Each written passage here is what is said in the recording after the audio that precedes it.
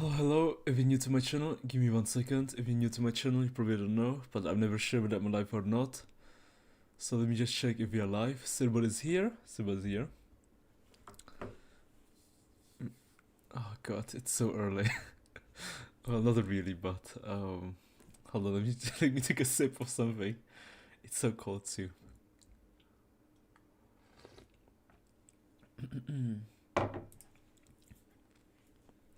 Okay, let me check. Okay, Silver is here. Hello, Orber. Hello, I guess we're live. Oh, we are live! Hello, guys! Today we're going to do Skirk story quest. Let's do it. Let's do it. Oh, wait, how do I start it again? Hold on. Here. Story quests. Available? Wait, is something new? Oh, no, it's this thing, never mind. Skirk story quest, the latest story quest released. We're so close. Only a few remaining.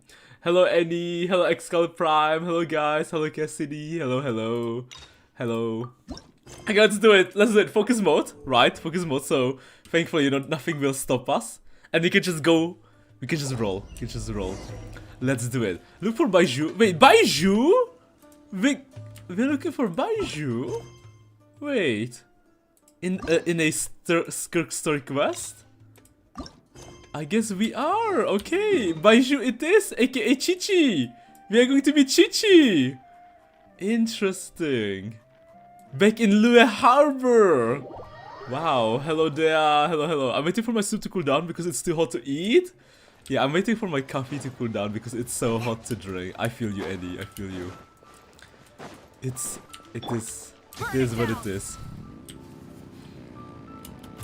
We are back in Lue. Back meeting Baiju and Chichi. And this is how the Skirk story quest starts. Interesting. Baiju wasn't in his shop. I honestly thought we would start in Natlan. Oh, you're looking for Dr. Baiju. Yes. He's resting today, but he said to send any patients to the back room. Wait, is she a patient? Ah, okay. Is that how we're going to meet her? Come through. Oh, thank you. Thank you. Thank you. There's just a random grandma. Wait, she's not even talkable NPC. Will she just disappear off screen? She doesn't even have a name. Let's go inside. Hello, Alish. Hello. Hello, lifeless damsel. Oh, she getting close to not cry? I am. We're getting closer, step by step, bit by bit. Looks like we have a special guest. Traveler, Paimon, welcome. What can I do for you? I swear she used to be voiced back in the past. During his story quest. I swear she was voiced.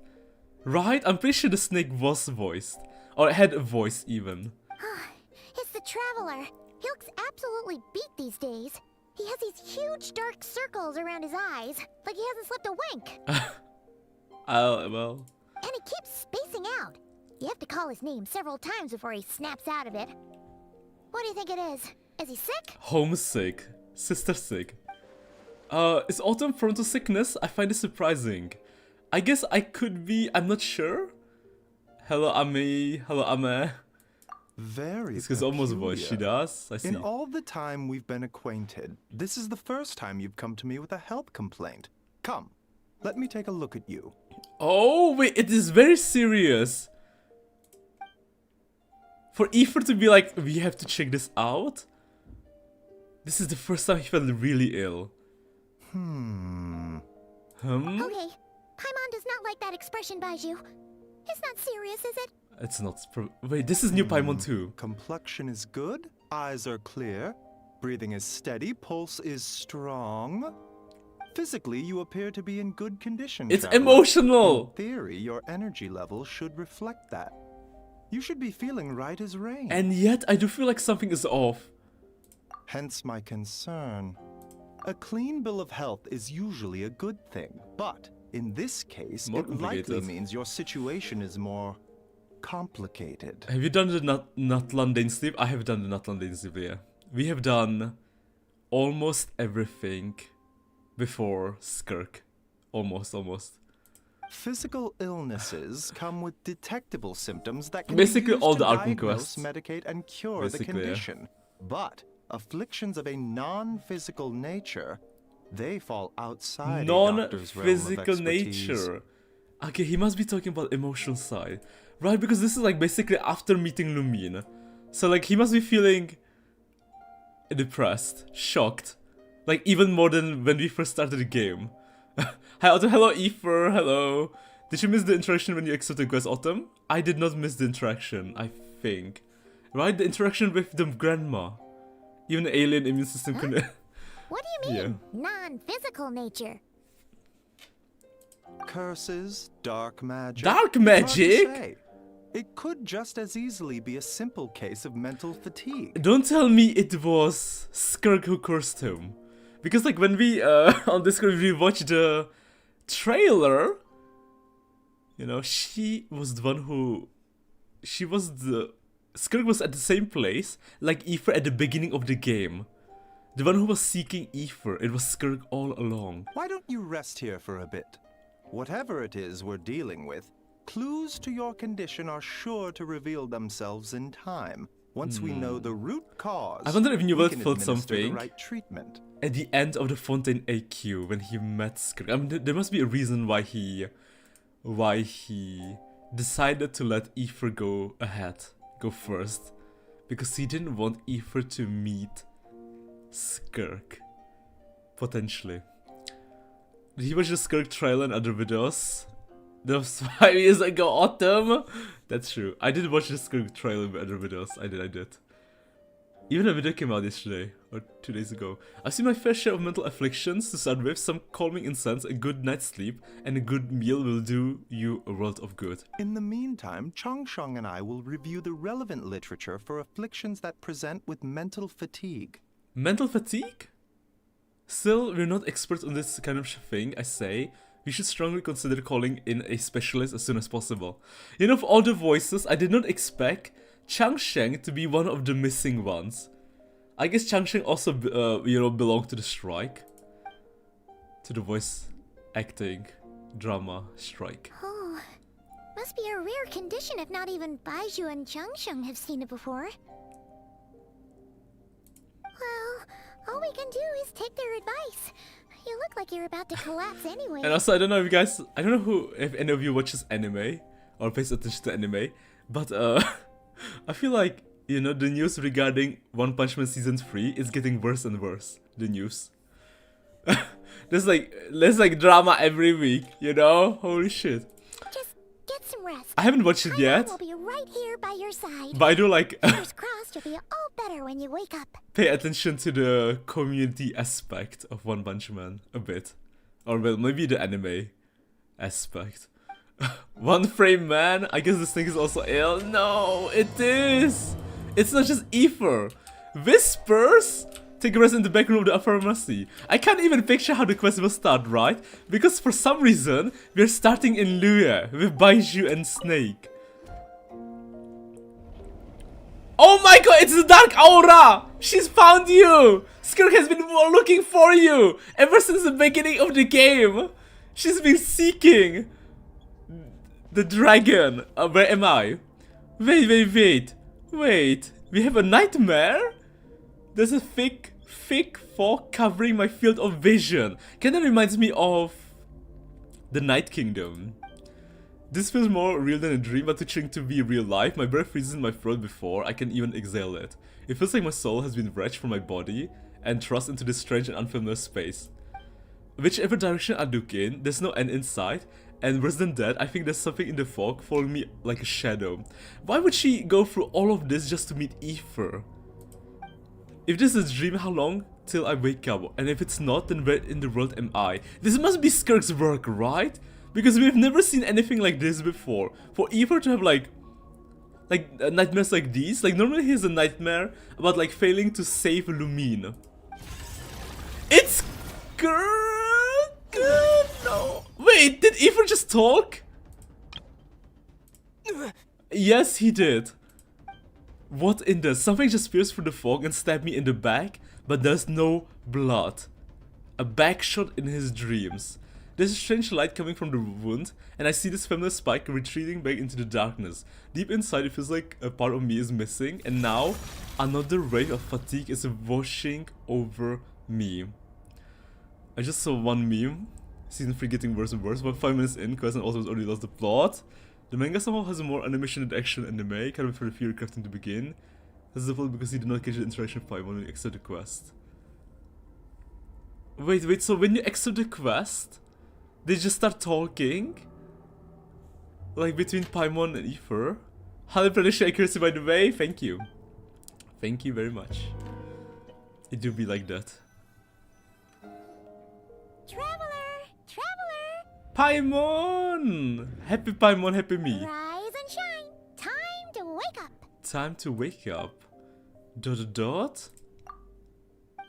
What did they say between each You're other? making Paimon look like an early riser. It's already afternoon. Hopefully all that sleep did you some good. Feeling any better? Paimon, I need you to check if there's a cut on my back. A cut? What? Did you scratch yourself in your sleep? Alright, let Paimon take a look. Paimon, take a look. Did you're sick basically? I see. Skirk's into pegging? She mentioned Aether? Wait, Well, did you have a nightmare? that is quite something. Okay, don't panic. Paimon heard that dreams tell us what we need by showing us the opposite. Opposite? So, if you had a nightmare, maybe all you need is something to cheer you up. Come on. Paimon will treat you to something yummy. We need to find Chi-Chi. Because Chi-Chi has the, you know, cocoa goat milk. The goat milk. Okay. I think we're getting food probably, right?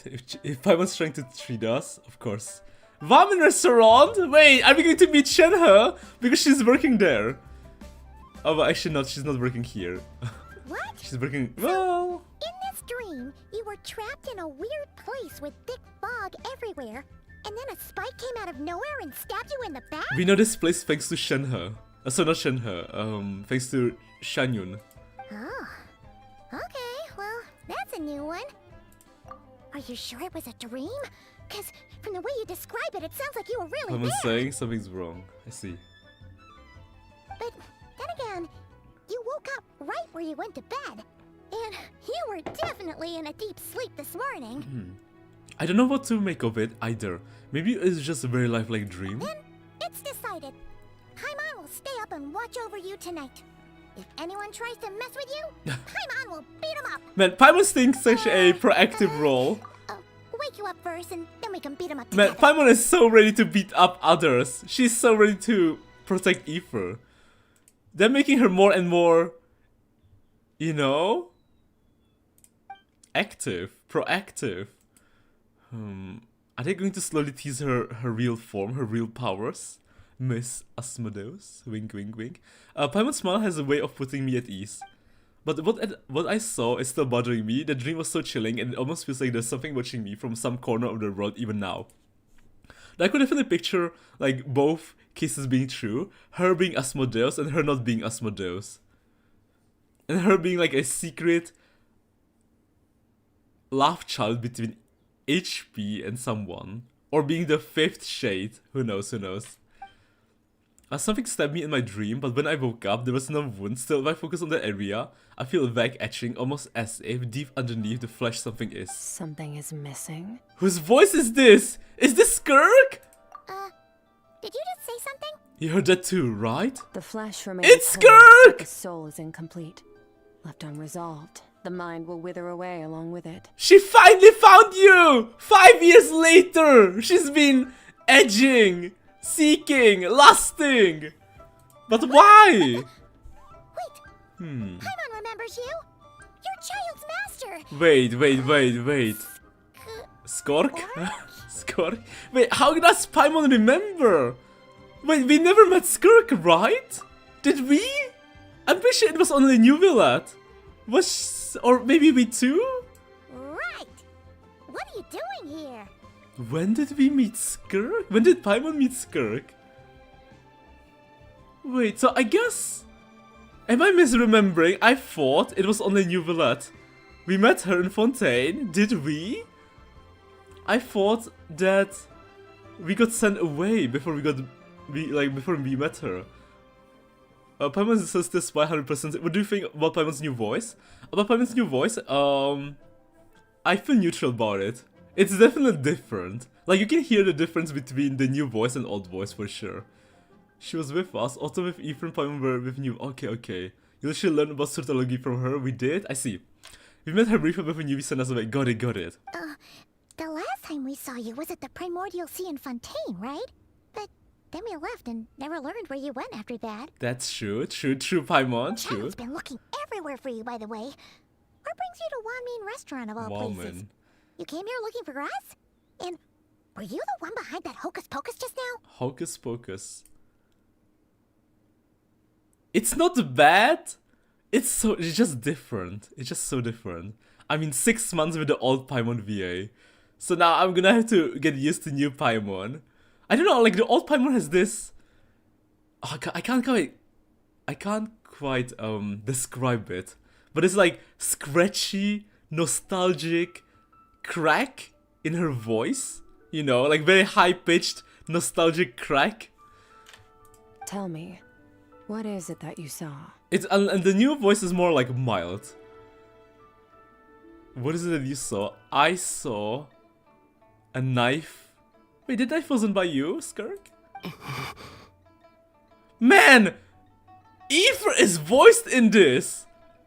And like, not just like some random words, but his like, you know, his moans and other like stuff like these when when you voice act for video games, like, you know, attack animations and random voices. Tight-lipped, huh? I Tight-lipped. suppose that's fair. You. I'll take a glass of wine. She drinks wine too? Of course. Oh, of course. Coming right up. Coming right up, Chef Mao. We make this one in-house. It's Strong. not too strong. Enjoy. She captured Narwhal and Master Ball before left. Yeah, it's her Pokemon. It's her pet. He was enjoying Fontaine's final eye only because next was my weak ass created child for a portable ball. I think with time she will be great like old one. Old Paimon is much better in my opinion. Munchal Paimon. Oh, Munchal Paimon is the goat. New Paimon is cute, even Graham not. Yeah. That is true. Hello, Long Lord. It was on the voice when it came out, by the way. Oh! So they revoiced this story quest. I probably feel it's the same if my Paimon went to change the VA. Chef Mao, I'll take a grilled tigerfish over here. I mean, you know, if they change the entire game with the new Paimon VA, then like new players will be fine. They will be absolutely fine. But you know, like people like us who already experienced the old Paimon, it does feel off. It feels a bit Coming off. right up. Ah, if I knew we'd be this busy, I wouldn't have approved Shenhe's vacation. I feel like just the At the new end of the Paimon day, needs what to happens put you is of in... little consequence to me. I'm not here to try and win you over. I feel like the Trust me or biggest not, the choice is yours. thing I need in the new Paimon VA is like different level of intonations. That's the only thing I'm missing in the new Paimon VA. If you want my help, Like she now's the sounds time to speak up. same-ish You everywhere. have until I finish my drink. What do you know about this situation? Why are you here? I was investigating an abyssal disturbance in the area and happened to notice you. Just happened to. I see. Is she lying or is she real? Part of your soul is damaged, and the wound bears traces of abyssal corrosion. Need I say more? Oh my god!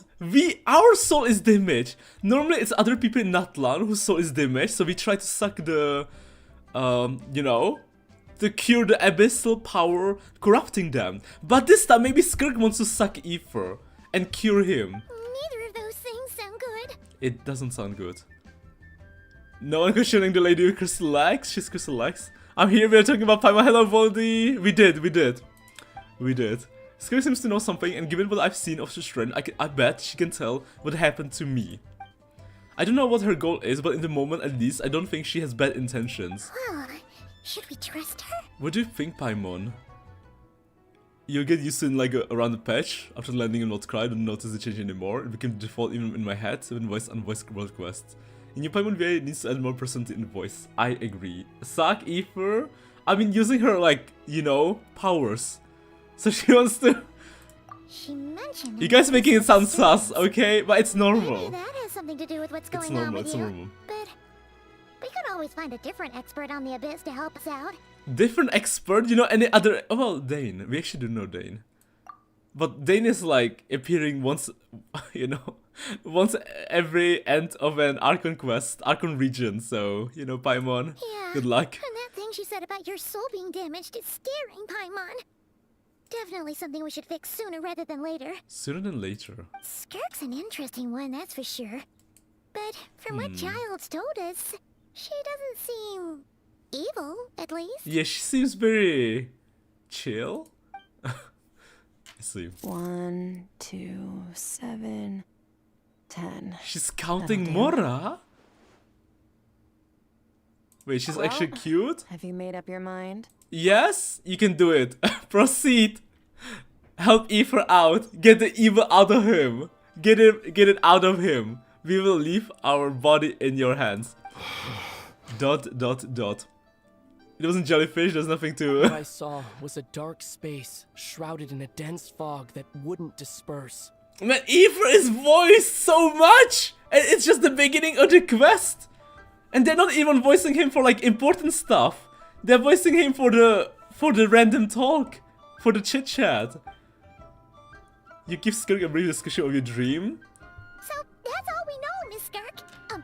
Ma'am, can you help us? Wait, is he going to be voiced for the entire story quest? So many voiced lines? So, you couldn't disperse. Not the even the fog. previous Archon quests were as voiced as this. Like, not even, you know, Time and Space 5.7 or 5.6. I understand. Come find me in the Gwali Plains when you're done here. Oh, and... Unless I this want was cash supposed for to the be the drink on highlight. table. Settle the bill for me, will you? Thank Oh, you. okay. Huh? Huh? Wait, She disappeared. just like that. You and Paimon quickly finish your meal and go to settle the bill. Wait, hold on. You overpaid. Here's your change. Wait, 10 Mora was enough? Oh, no. This includes the drink, so it should be the right amount. Oh, unless there was like high purity gold Mora or something like that. Or not just like normal Mora. Like huge banknotes. I didn't think you two ordered a drink. Order drink? We didn't. It was that lady who came and sat with us, remember? You brought it out to her yourself. You sure? I could have They sworn can't there were see only two of you her. at that table. They can't see her, they can't sense her. They can't remember her. What? Only Paimon and Aether. You know, it costs like 600,000 to level up your talent. Imagine how expensive that is. If you can pay, you know, a gigantic, massive meal with just 10 Mora. What'd you put in their dish, Chef Mao? Some kind of hallucinogenic mushroom? You got them seeing things. Seeing things. Seeing things? Wait, so neither of you noticed her? Young lady? About this tall? Wearing a purple dress? She ordered a glass of wine. Oh, now you mention it, that Open- vaguely rings a bell. And it looks like I did open the wine jar, so He's messing with it us. must have just slipped my mind. In any case, that settles your bill. Come again soon. Yeah, they're definitely thinking we are Delulu. Chef Mao, check please. Lan? Wait. Okay, Lan is not voiced. Coming! Coming. I don't even remember who Lan is. Okay, what was going on there? It's We're like they didn't adventure. remember Skirk being there at all. Yeah, they don't. Suspicious. Where's Memo Keeper? She paid with thousands X coins. Simone is more valuable and not everyone can lay lines to get more like us. Even Paimon was half convinced we hallucinated the whole thing. But that Mora she left for us was definitely real. It was definitely real. Oh, this whole situation is giving Paimon the creeps. But anyway, she told us to head to the Gwali Plains, right? Let's not keep her waiting. Gwili Plains? Is that in Lua too? Probably. Gwili Plains. Okay, let's go to Gwili Plains. Oh, it's been so long since we last were here. Gwili Plains. Wow, basically the beginning of the game. Rise with the sun! No, this is 1.0. This is the beginning. Oh, Abyss Dogs. Albedo's brothers and sisters. And Durins. Whoa, what are all these rift hounds doing here? They're Huh. seeking something. Looks like they're collecting something. They look like they're fighting something. Let's go check it out. Let's go.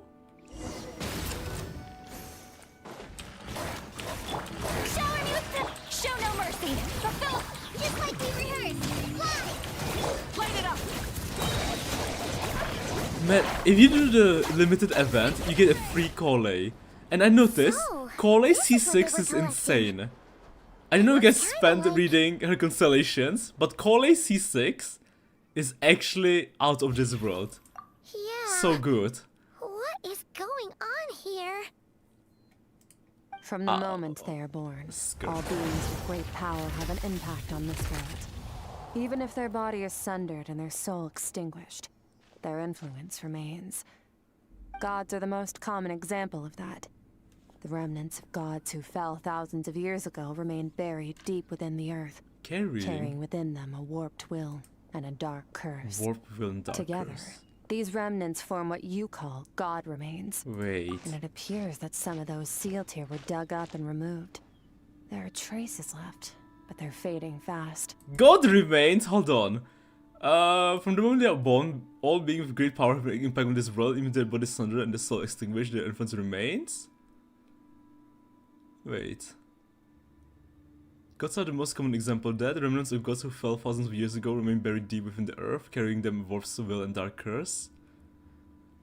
Together with these remnants, from the called God remains, it appears that some of the sealed here were dug up removed. What are you doing? Nothing. Just wanted to make sure you were, real? She's definitely not a ghost traveler. Paimon poked her, and she's solid. After you left the restaurant, the other diners acted like you were never there. Your life hangs in the balance, and that's what you're fixated on? Strange set of priorities. It was just a trick to avoid being perceived. If someone notices me, those memories are erased. Simple as that. Ooh, that's so strong. Unlike you, I have no desire to establish a connection with the world.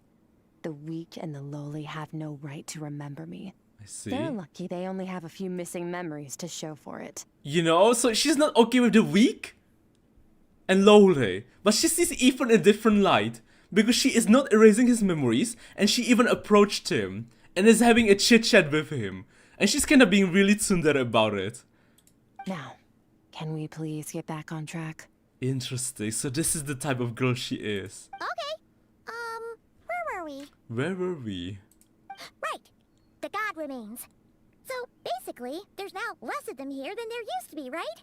Isn't that a good thing? And I wonder if she is considered part of Taviat. Probably she is, right? She's probably considered part of Taviat. But like, from the trailer, she apparently came, you know, from the cosmic places. From space. Traveling through space in her beautiful spaceship. I mean, but Lumin is also considered part of Taviat. I mean, to be a descender, you have to be able to change fate or defy fate. That's what makes you a descender. You can't just be an alien. You have to be a special alien. In our experience, god remains are 100% bad news. A lot of terrible things have happened because of them. So maybe she can defy fate, and that's why she's not considered a descender. Maybe it's a good thing by human standards, but power doesn't come from nothing, and it doesn't just disappear for no reason. Man, I hope they will tease us about the second descender. We need to find out about the second descender. That guy is the most mysterious. Like, we know stuff about the first and third. First is sleeping. Third is dead. Inside Gnosis. And fourth is chilling with the most suspicious demon in the whole world, Paimon.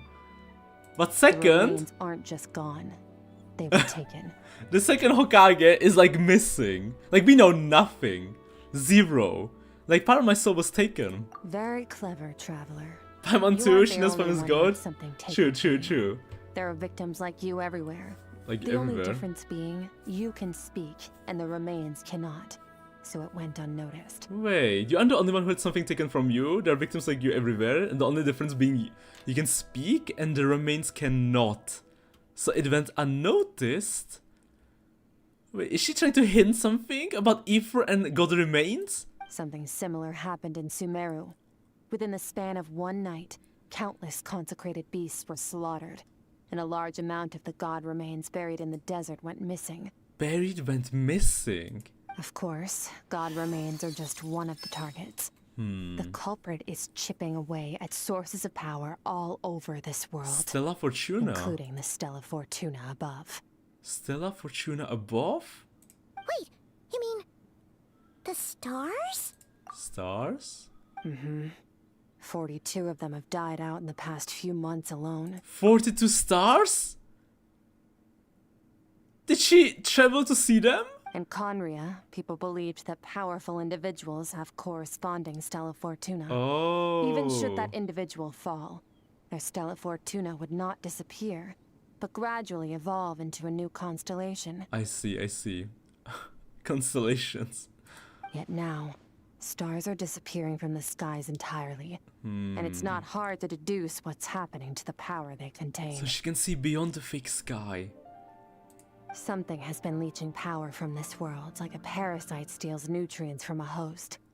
And now, it's no longer satisfied with the remains of the dead. It wants you. Ether? That's out of the candidate? But I thought it was like Abyss, right? Wasn't Abyss leeching power from this world? Or is she talking about even something else? But I feel like it must be the Abyss. It's probably the Abyss. Unless there's a new threat. A threat even beyond the Abyss. Or just another party. Another third party that crashed Taviat. This time, it only took a fragment of your soul. But next time, there's no telling how far it could go. But why me? No one knows. All I know for certain is this. Getting back what you lost will not be easy. It will not be easy. Considering how much power this entity has stolen. It must be a god-level being by now, at least. Ooh. But that's not the real concern. God level. Souls are fragile things. And yours could easily be crushed if you go up against it. Even Ether Soul? So, you're gonna help us, right? The frozen beast in the background.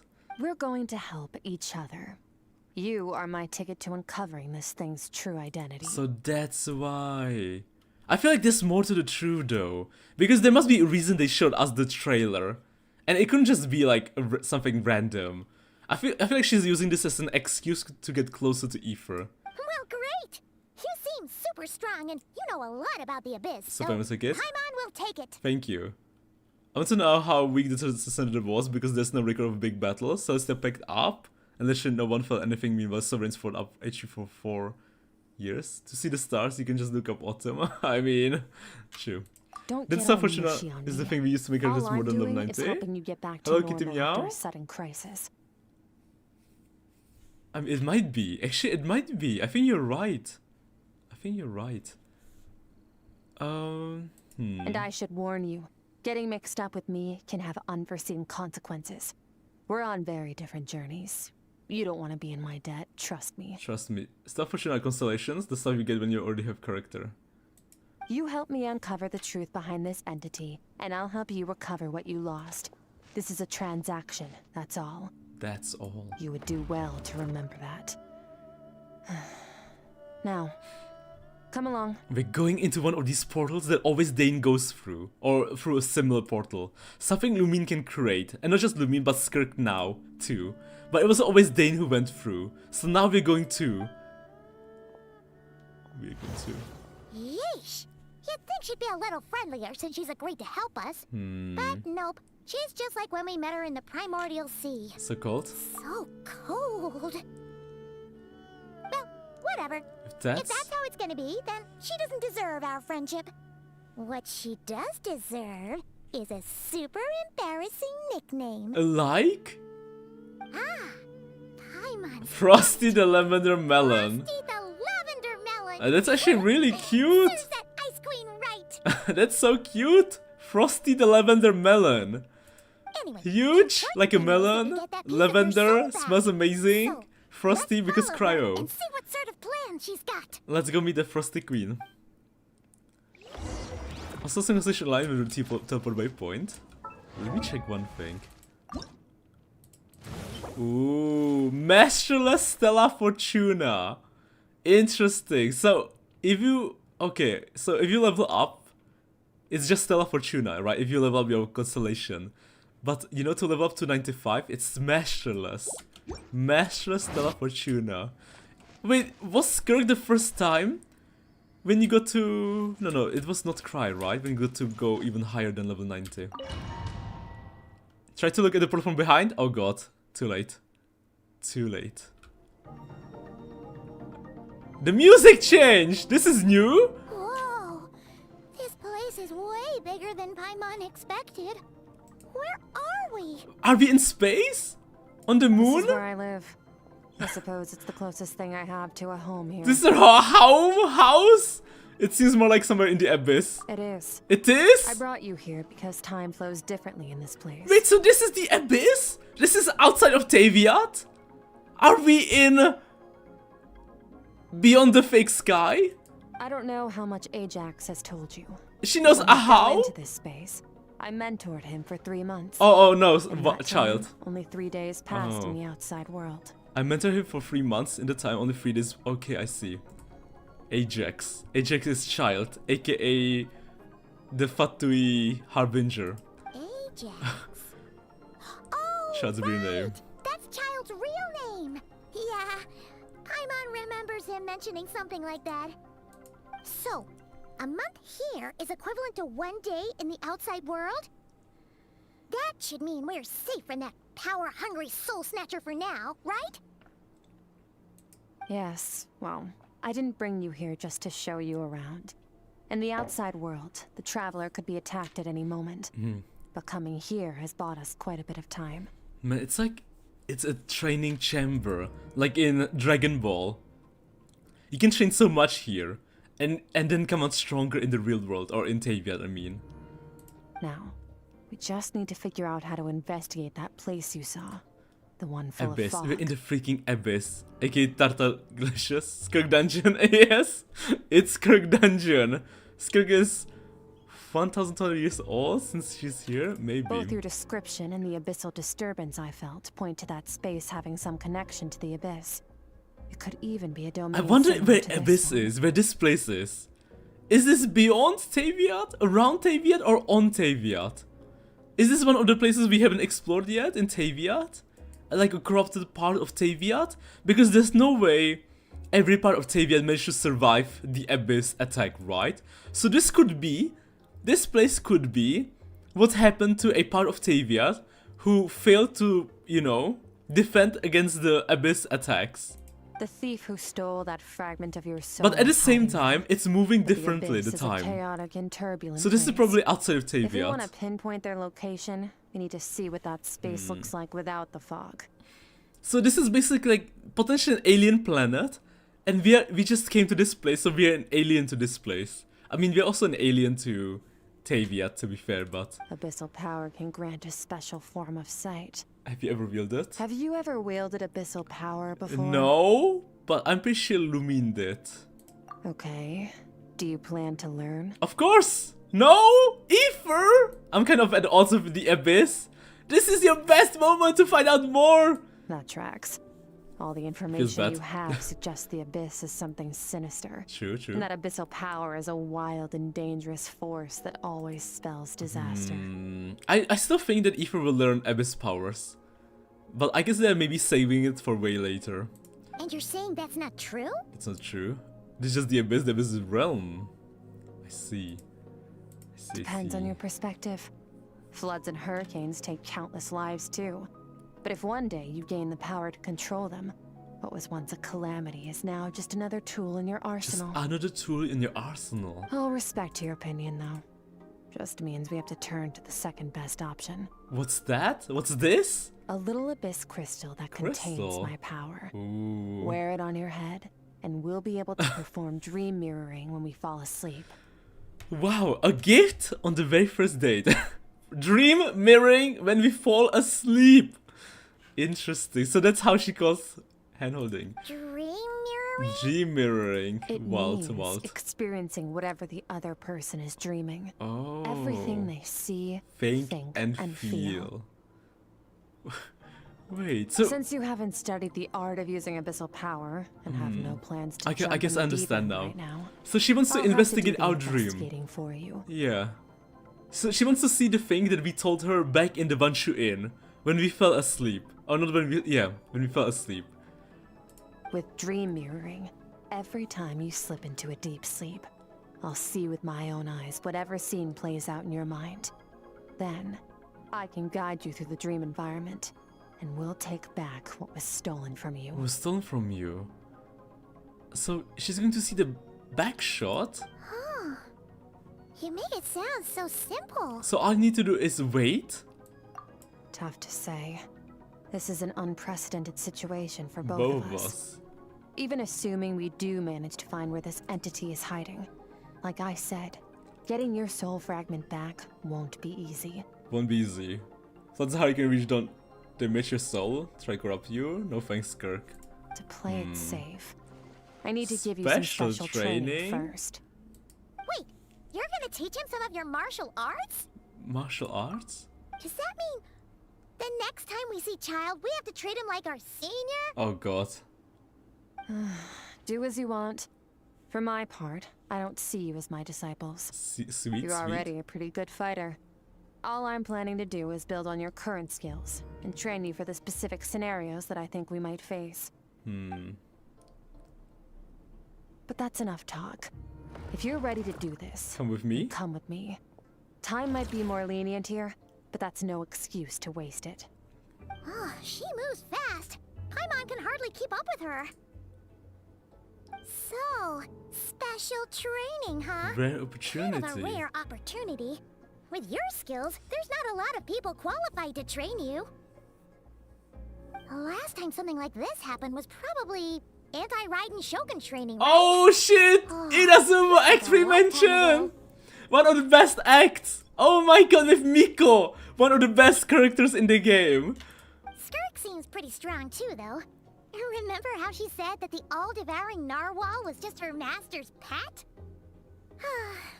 Maybe we really will learn something here. Probably. I guess now I can take a look behind the... Can I explore this place? Oh, well, it's invisible from behind. Wow! You can only look at it from one way. I see. Wait, if I move outside... Okay, there's a wall.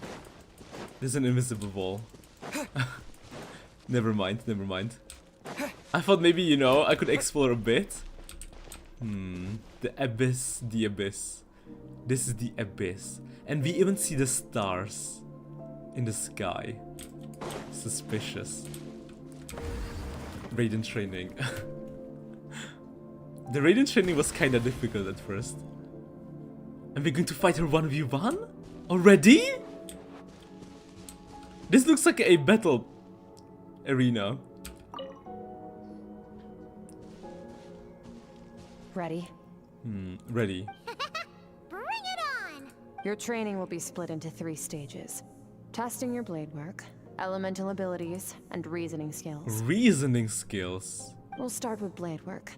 You're no rookie in this area, so I won't bore you with the basics. Hello Twinsies, hello, hello, hello Star, hello Nassau. Time in the abyss started slower since 1 day is equal to a month. That was nerfed version Autumn, the OG Raiden training was much harder. During your long journey, Easy you've no for me. doubt sparred with a lot of talented sword fighters. Consciously or not, you will have picked up all kinds of techniques from them. We did.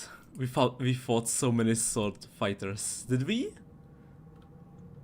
I guess Child is one of them. You bet. There's Kaya, Oh, and Raiden. Master True. Kuching. Oh, and Kazuha, Ayaka. Yeah, we've met sword masters like you in every nation we've been through. In every nation. Sparred with a bunch of them too, right? Nice to know it's all gonna come in handy now. Experience. Don't get too smug. In sword fighting, techniques alone are not enough. You need a cohesive system to bring it all together. A style or school of fighting. Of course. To use the human body as an analogy, your style is your skeleton, the foundation, the framework. Techniques are the muscles and other flesh attached to the bones. This is where your strength comes from. Ooh, cultivation stories. Here we come. Improving your sword fighting is like growing that body. If your frame got bigger and taller, but you didn't add any muscle mass, you'd be weak and flimsy. Then again, if you packed on pounds of flesh without a big enough frame to support it, you'd end up bloated and unwieldy. Understood. You need to do some introspection. Take a good, hard look at your past experiences and figure out which parts of what you've learned are just techniques, and which parts can be used to form your own system of blade work. Only then will you get the full utility out of all your thoughts and observations along the way. Only then will every strike you deliver make perfect sense. Perfect sense? Wait, is that it? Paimon thought you were gonna teach him some cool new moves. Like when you went swoosh and opened a tunnel to another place. The basics are always important. In every story.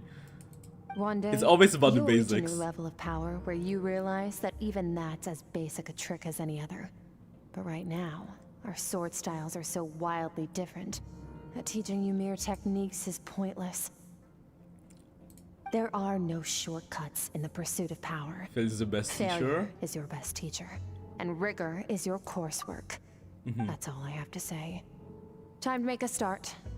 Train until you're satisfied with yourself. So we're just gonna Now focus. fight. Destroy the crystal columns as swiftly as you can. Destroy some crystal cones within 15 seconds.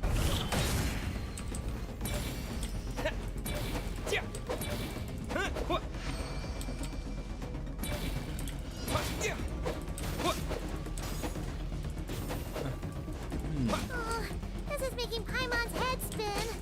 Hang in there, traveler! 900? Wait, like actually? Wait. Wait, like really? She wants us to defeat 900? Wait, are you serious? Hello? Well, we're going to be here for a while. Paimon never understands Paimon no bone, Paimon is just a balloon. I'm pulling for Durin. Oh, okay. Okay, thank god there was time skip. Oh, thank god! Oh, thankfully! I'm in the zone, limitless power surging through me. Affected by special abyss effect, charge attack has been increased?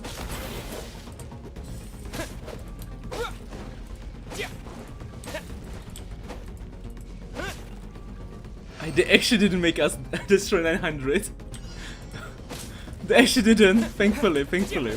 God, that would be quite something.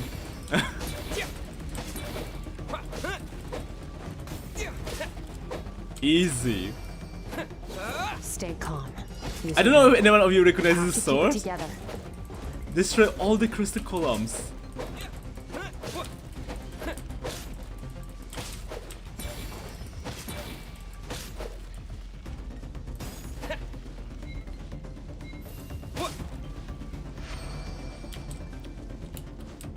More?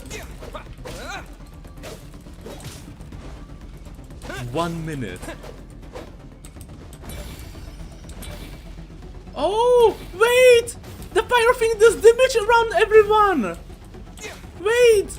It is damage! It's like an AoE damage circle! Wait, hold on.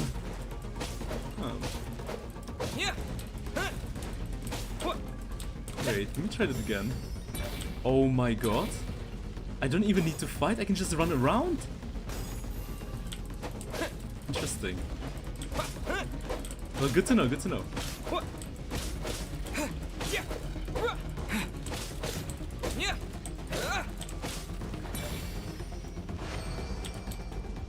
Even more? Done.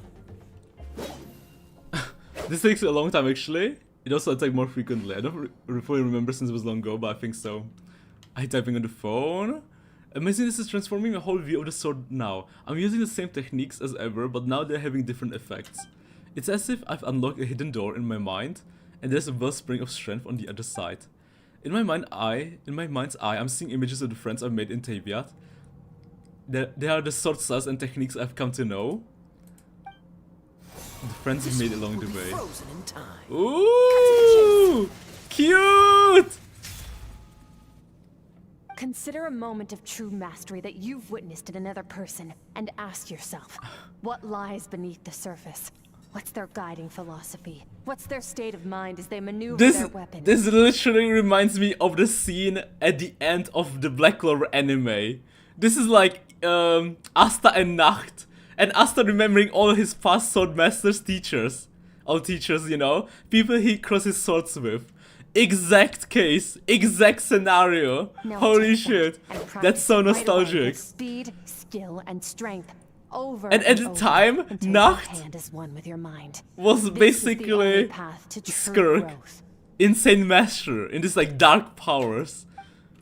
Step on up. Dance with the waves. Oh, that's cute. After so many years from a single leaf, I slice in the maple in the flesh and ask question of the ages. My sword style, my journey, Autumn's journey. Happy Paimon.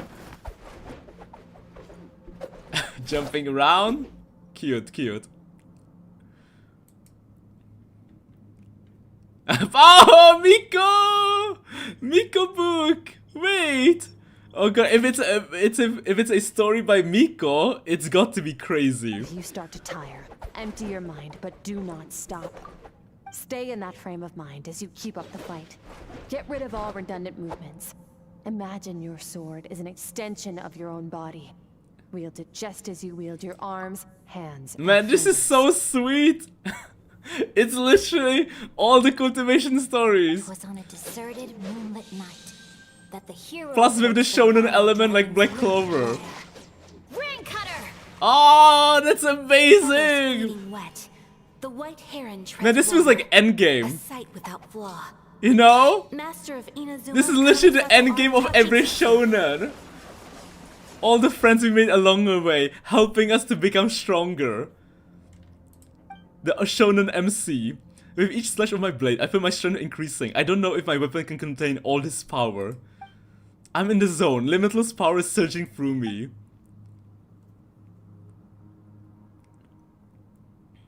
Even an endgame teacher.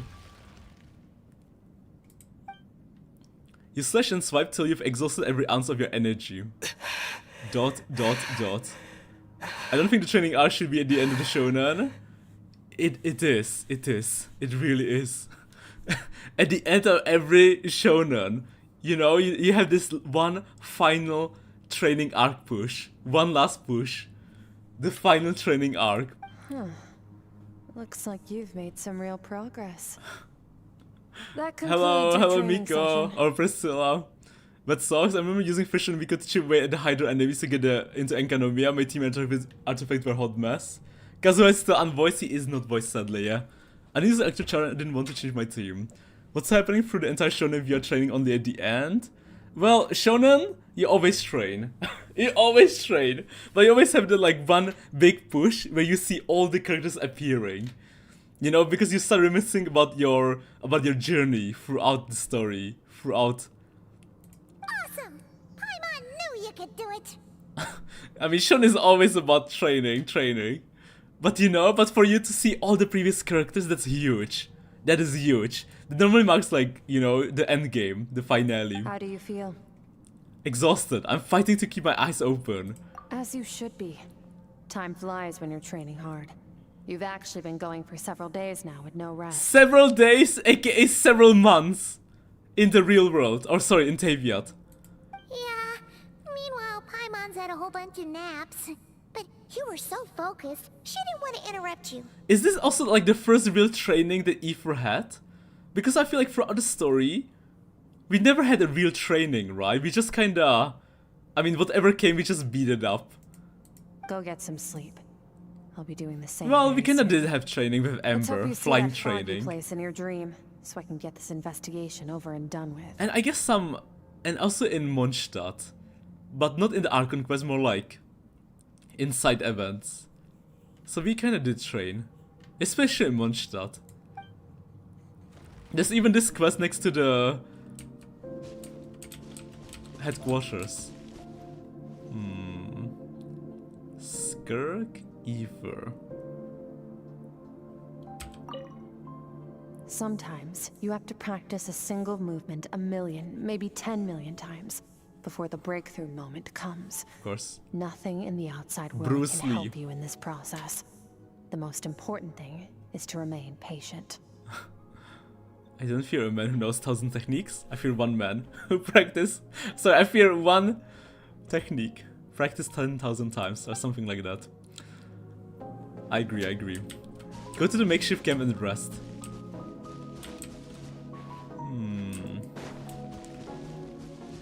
Can I take a quick look?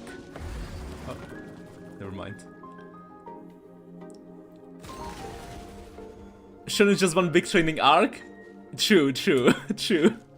Only if before the big showdown. The biggest power the MC puts off when he faces against a demon lord or god. The training will actually increase your travel stats. It will? Other way around, some days he has a few hours outside. Oh yeah, yeah, actually, you're right, you're right there. It was like 5 minutes in real world. Rofagrit's favorite Inazuma arc. Oh shit, true, I did. Okay, let's go to sleep. Does the knowledge capsule during summer count? Ether? I forgot about the Sumeru capsule. I totally forgot about that. It did increase the performance in 3 seconds and the travel does get attack boost. I think it kinda counts. No. The fight against Karanya.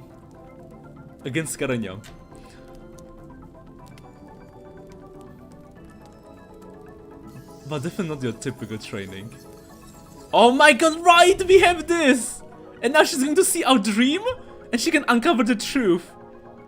But like, what will she realize? Because all that happens is a blade stabbing Ether from behind. Sorry, a blade flying. Unless it's a new dream. Silent Hill? Have I been pulled back into that place again? But Skirk said the dream mirroring would kick in when I fall asleep. So why am I back here? Well, this is a different dream. No, on a closer inspection, this isn't the same dream as last time. It's dark and gloomy, but there isn't that chilling fog that made my hair stand on end. Hold on, if dream mirroring is a two-way process, maybe I'm seeing inside her mind while she's exploring mine. If this is her inner world, it's pretty bleak. I can occasionally make out the sun flowing stream, but other than that, it's so empty. Wait, a Zeely? An angel? A strange creature? Maybe this is the Zeely of the Abyss. What's that? A strange looking creature. Where did it come from? I think it wants me to follow it, might as well see where it leads. A strange looking Zeely. Yeah, ooh, special one! Interesting world. Uh-oh.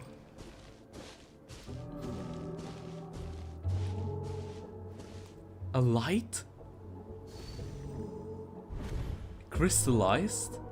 Skirk, why are you skipping classes again? We've talked about this. Strict female voice? Wait, is this the Swordmaster? A Dane's colleague?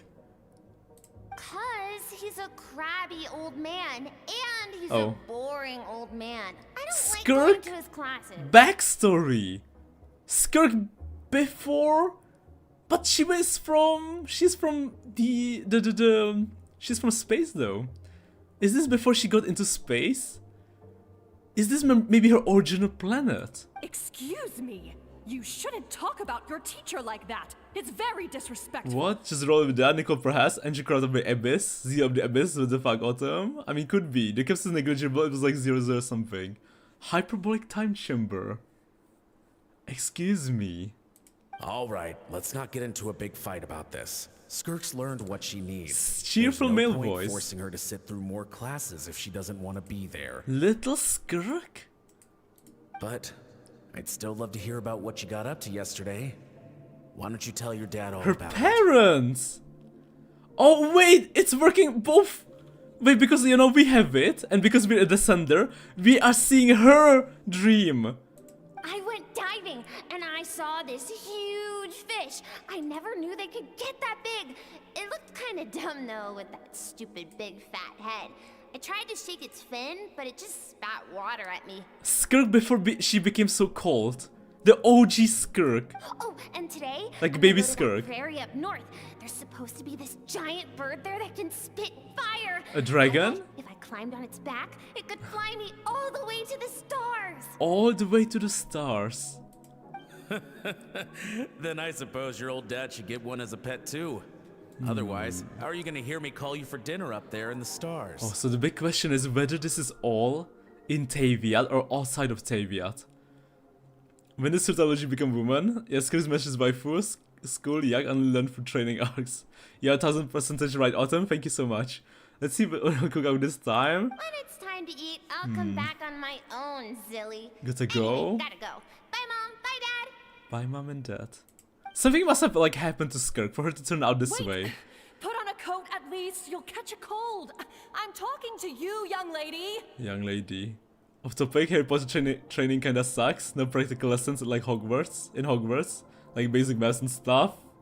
You spoil that You're right, child, Annie. you know. You're actually kinda right. Ever since that merchant ship arrived, she practically lives outside. You know, I never thought about Always it. Going on about exploring the beyond one But day, actually on whatever screen, that means. they never teach them basic stuff like that. Maybe off screen. Ah, let the kid do what makes her happy. Besides, we both know you're all bark and no bite. Come on, our little adventurer's gonna be hungry when she gets back. Let's get started on dinner. Her parents. We're seeing her memories. Like, I'm out? The weather's wonderful today. Something bad is about to happen. I mean, for her to end up in space, traveling through stars. The stars shimmer high above. And she always wanted to see the stars. But what lies beyond? She was the always stars? curious about the stars. And she's been trying to find out more. And eventually she succeeded. Super off topic, but Harry Potter makes no sense at all. Excuse me, Autumn, you literally saw her fall from the sky, fully grown into the Star Odyssey. Of course, it's out of Taviat. True, yeah. Harry Potter makes a lot of sense. He made all those shit buddies. I mean, Hogwarts is literally the worst school ever. Like, students die every year. You know what? Well, I guess you're right. Wait, even in the first movie? Mountains as Well, far until we as saw the teacher eye can dive. see, an endless snowy plain, or maybe buildings taller than the sky, like the people from the merchant ship said. I can't be the only one asking these questions. The universe is fascinating. The universe is fascinating. If only I could meet some other people like me. Set sail. We could set sail together and explore every corner of the world. Every corner of the world. I'm sick of being a kid. There's so many amazing things out there, and I'm ready to see them all. But for now, I'm starving. Better get back. Skirk when she was still emotional.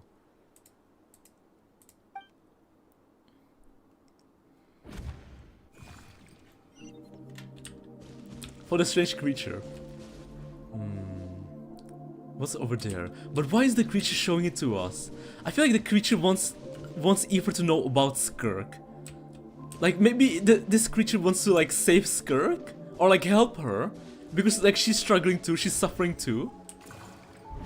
And you know Bajur said right?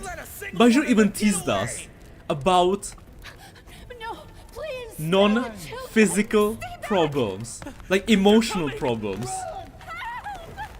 And I guess her village got destroyed, killed. Like something attacked and destroyed and killed Skirk's parents, Skirk's homeland. And Fire. There's fire everywhere. What happened? what's happened? And now she's in despair. I told you we shouldn't have trusted these outsiders. Outsiders. IPC attack? I don't know how true it is, but I heard there's some drama in Honkai Star Rail. What did we do to deserve And this? the next planet is changing too. Though I'm not sure how. The IPC? Oh shit, it's all connected to Honkai. Welcomed you with our finest food and drink. Showed you the best our home has to offer. Gifted you cloth dyed by our own hands. Is this how you treat us? And this is how you treat us? IPC the to Honkai Star Rail. I see. Run! Save yourselves.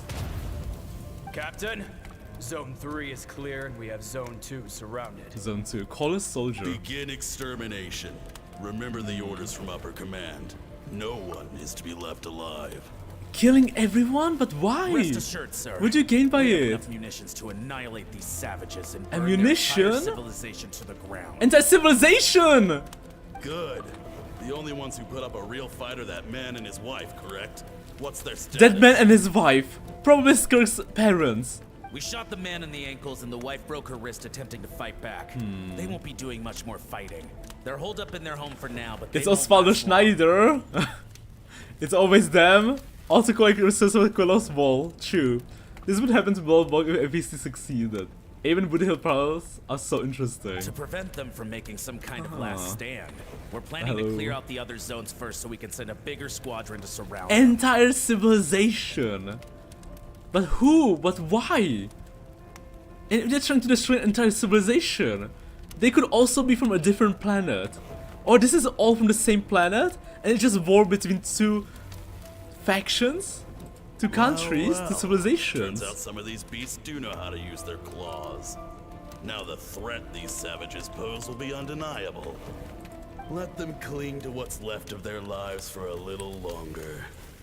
Once the other zones are cleared, I'll cut off their heads myself. But the fact that we understand the language either means that this is from Taviat, and she was actually originally from Taviat before she went to the stars, or this is from a planet that Ether originated from, or Ether visited, for him to understand the language.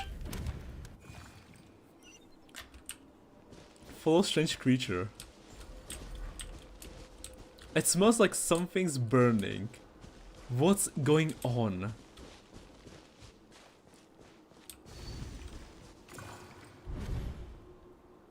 Dad? Mom? And they're all dead. Skirk, you're alright? Thank heavens. Heavens. Venture capitalist incoming. Hey, Fatu might be evil, but at least they're not capitalist. You understand language because it's a dream. Well, I see. Excel, yeah, but players most of the time blame the Fatu NPC until they're proven innocent particular bad thing. Really know from the real world by some of the stress group people. I don't think so. Usually universal language autumn. Comments of basic knowledge. You know what? True, true. You guys are right. Girl, but you need to go. It isn't safe here. They'll be back in a second. Any second. What happened? You're bleeding a lot. Dad?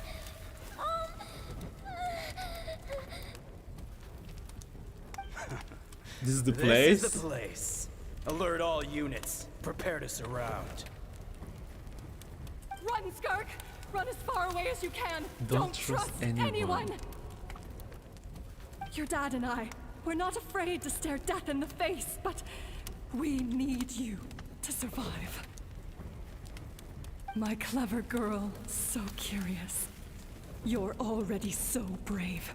I know you're going to grow up to be such a positive light in this world. Whenever you miss us, just play this song. Just play this song. Remember, life is a gift. Don't let darkness. The same song like in one of the trailers.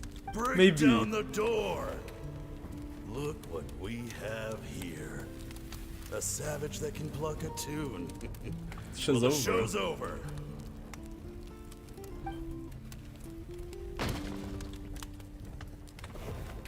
You! Stop singing! Shut it! I said shut it or I'll make you! Fine. Have it your way!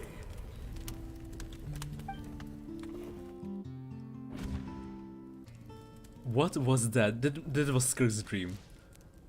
It works both ways. Ooh, she can sing. Wait, she's a beautiful voice.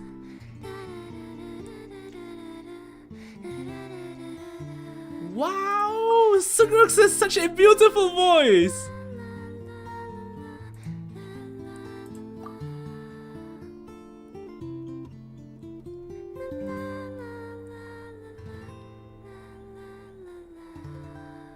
Reminiscing about the past.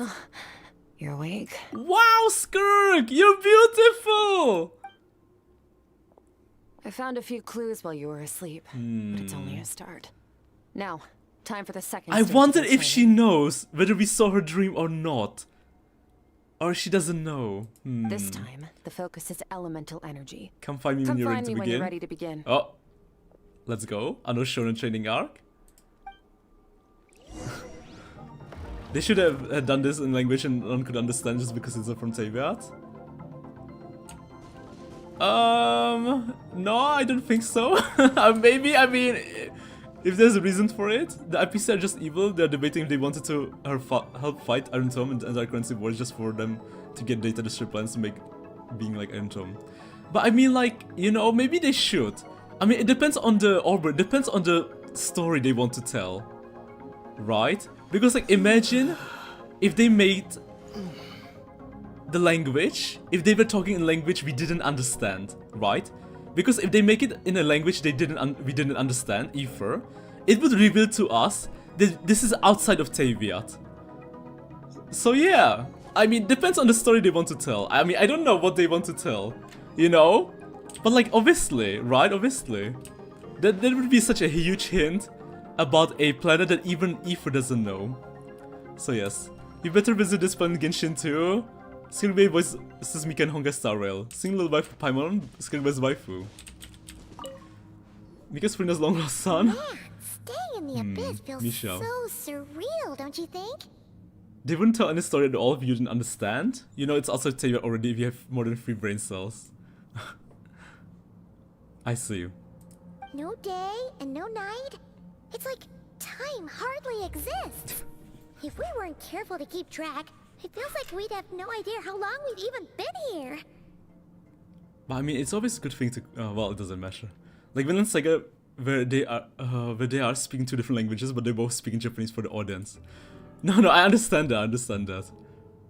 Well, except for the fact that Paimon still gets hungry like clockwork. You go do your training. Paimon's gonna grab a bite. But like, because we know it's outside, right? I mean, it makes you question, right? Because like, we know that, for example, Aether is also from outside of Taviat. Like, he came through a spaceship. So it makes you question stuff like this. Whether it is really outside of Taviat or not. Because like, before this, we never had like characters interact so much from outside of Taviat. I'm ready to start. Like, this is massive. I don't think you guys realize how big this is.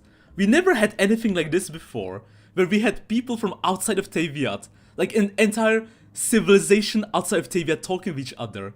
Like, you guys take it so like for granted, but this is so new. This is so freaking new. The way I see it, the did we have? Is divided into 3 stages. I don't think we ever had this. Maybe you guys had it in a limited event, but I'm seeing this for the first time. The first is mastering the use of standard weapons. Next is learning how to harness natural energy. And after that, you're free to challenge even higher dimensions. Even higher dimensions. Since it's Skirk memory, maybe that's why we understand language. Maybe. Autumn, did you know Skirk is the 100th playable character in Genshin? I did not. You wanted them to speak different language and give you subtitles instead, knowing very well Magic Genshin Press can't read. Yeah, I guess so. We did this just new for you, old news for us. The natural energy of Teyvat is, of course, elemental energy. But that's not my area of expertise. I draw from a different source of power. But I think you're right, Voldy. I guess that's what I expected. Or thought. Because that's how they do it elsewhere normally. Is when they really want to emphasize that this is like a totally different planet. Different civilization. They just give you subtitles. I mean, I'm fine with either way. A different source of power. Abyssal power, yes.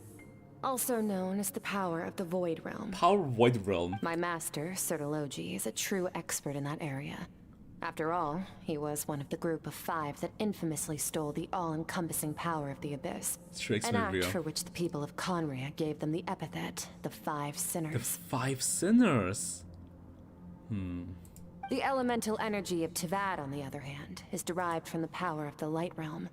These 2 forms of energy exist in direct opposition to each other. Suffice to say, there's not much I can teach you this time. It almost seems related to Cryo in some way, but there's something familiar about the power you use? A keen observation, traveler. Hongastar has the synesthesia beacon, some Hongastar, so many planets, and they still speak the same language. Xander predates most Aeon, yet Legis still speaks in English. That's true, that's true. Call it respecting local norms. I guess I was looking too The deep Abyss into it. stands in direct you know? conflict with the will of this world. But it doesn't So, matter. to make my life easier, Because I like, disguise I my always feel power to like, make it you know, appear cryolite in Genshin nature. or Hoyo, you know, puts a lot of things, like details into like the story aspect.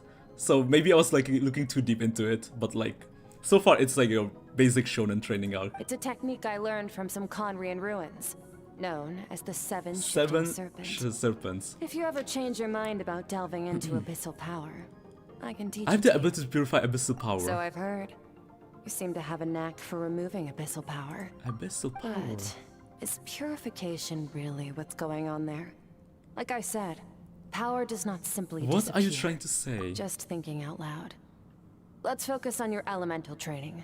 That's what's gonna help us if the situation gets tricky. Tricky? True growth comes from adversity, but only if you make the choice to pick yourself up again every time you fall. So, it's time to push yourself to the limit. Keep pushing. And then keep pushing.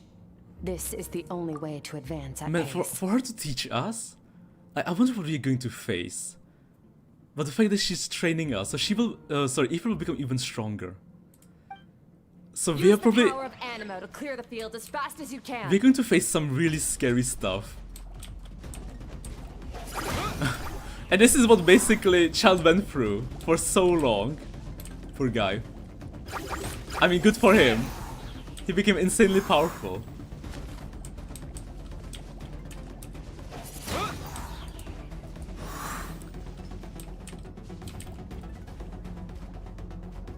She just explained why she's crying, you know, the best one and you have it.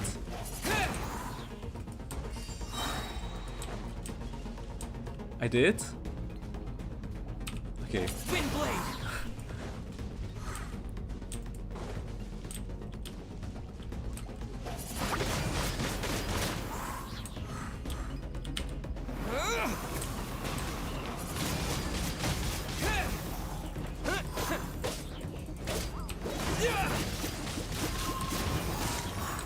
One more. Swirl? Windblade! Disappear!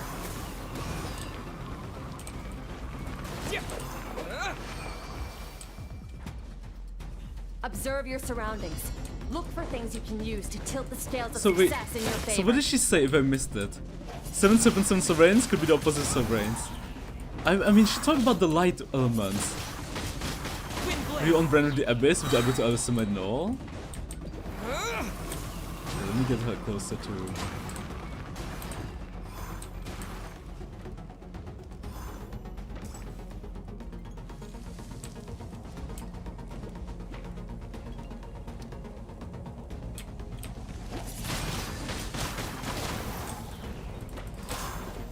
That's fine. You can just use swirl. I wanted him to get closer to the fire. Sweet. Two more. You can just use the ultimate attack. Disappear!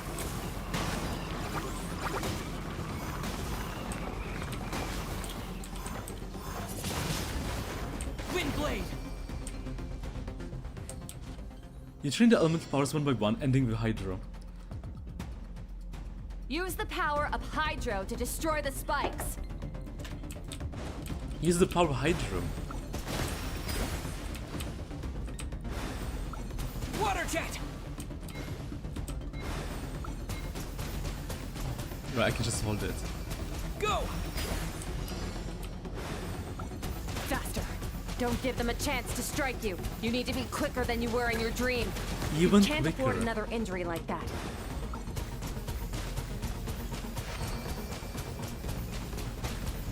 Go! It's even shooting back at us.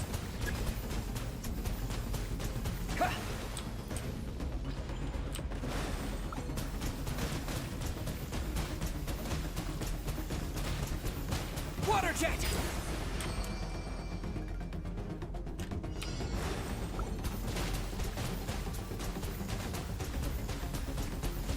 Water jet!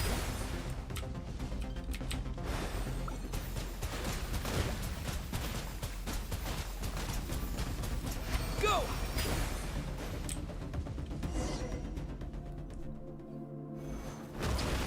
Along my journey, I've gained different elemental abilities in different lands, but I've never trained them all at once like this.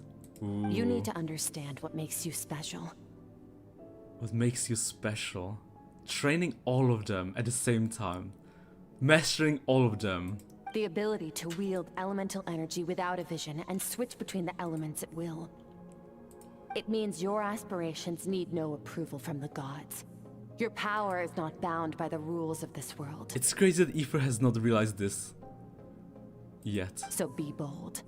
Do not be afraid to chart your own path. Chart your own path. Become the Avatar? Yes. Basically, she learned from some Kandria tricks to make her abyss power looks like cryo so she doesn't stand out. Oh, okay. I guess you'll learn more about it when you read her story in voice lines. Autumn not using the surroundings. Currently, Aether is weaker than Archon. The enemy she told us about has been absorbing stars, so yeah. Dude, how strong is the enemy for it to be able to absorb stars? Is the enemy even stronger than Skirk herself? Probably not. Or well, maybe. Because absorbing stars is massive. Graceful as the wind, tough as stone, nimble as lightning, flourishing like a foliage. I can feel the power of the elements flowing through me, sometimes as peaceful as a flowing stream, other times surging like a raging river. If I close my eyes, I can almost hear their voices, but it's not like some wild beast battling me for dominion. It's more like saying hello to an old friend. Sudden Aether, scream, even more enemies.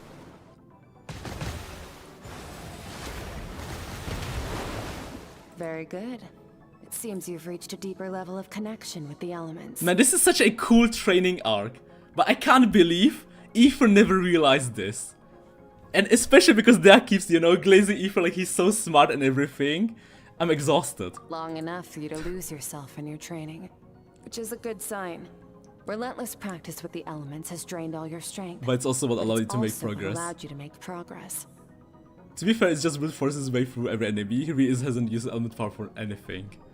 Yeah, I guess that he never like met a challenge, so that's true. He always managed to defeat everything. Get some rest. When you wake up, we'll proceed to the final stage of your How training. the travel C7 be like? Go to the makeshift camp and rest.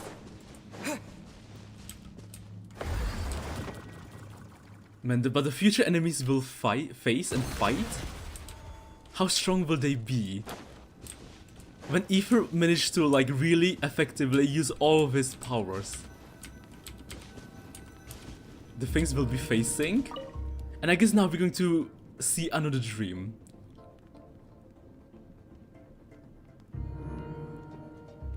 The real change is ahead, Autumn? I see Salif. Hello, Salif. The time he used the element was against Raiden with and Maurika during the boss fight. Wow, so everything we fought so far was so easy for Aether. But like now we are reaching like higher levels. Next level. I mean, even the power scaling went way up higher. So we might even soon fight, I mean, Archon level enemies, even beyond. I mean, we eventually will have to face a Sinner. And even Shades. Did you bring me here? Who are you? And the things that even scares HP, the Abyss. And we keep seeing her dream. Coincidence? I don't think so. Got to go, catch you later. Goodbye, Orber. Don't let... See ya. I'm waiting for an enemy that makes Aether use multiple elements. I feel like they're definitely teasing us an enemy where Aether will use multiple elements. At least in the cutscene. For us to get all this training by Skirk herself? Who is that thing? What is it doing in Skirk's inner world? And where is it taking me this time? The power skin got thrown off the moment we found out something was stronger than Archon. Aether is going to eat gods for breakfast. And by gods I'm talking about gods weaker than gods below Archons. Surtology. Surtology? The foul. What is the secret to power? The fact that Surtology, who is part of Taviat, part of Kandria, found Skirk on another planet? That means Surtology also traveled through the stars. But how did he do that? I guess he also made a spaceship. He made a spaceship and traveled through other stars. and found Skirk all alone. Longing. Hatred. Self-preservation. It is fear. No. It is fear. The guy who was with Dane, a fellow sword master or colleague, probably sword master, a definite sword master, taught his skills to Skirk, but the question is, where is he right now? The fear of losing those you love. The fear of watching your home burn. Surtology might be a good guy. Fear of loneliness. Even though he... Fear of death. Even though he got branded as a sinner, he might not actually be bad. He might have gotten the Abyss powers to do good things. To fight the Abyss. Fear is the source of evolution. It forces humanity to adapt to their environment and overcome hardship. It is in the process of prevailing over our fears that we surpassed first ourselves and then the rest of the world. The rest of the world. This is post-Kanyanya already. It's because somehow young and Gi from started super strong as Archon. Also from the weapons scale, we know that Surtology's bow is made from every source of flow system. It's just a secret to power is fear and for you to call him good guy. I mean, relatively speaking. Yangqing's like very good, he just happens to always find that 1% of the people who can actually beat him. So this is good. That fear is now part of you. It calls on you to evolve.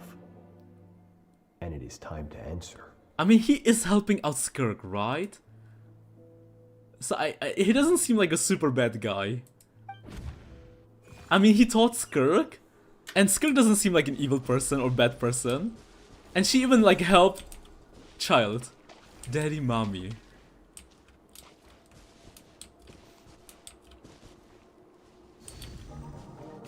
I mean, he doesn't seem bad from what we have seen so far. Is a minute wasted. Practice your sword work instead. Do not make me tell you twice. Okay, well, maybe he's more on the striker side. But, Master, I can barely lift this sword anymore.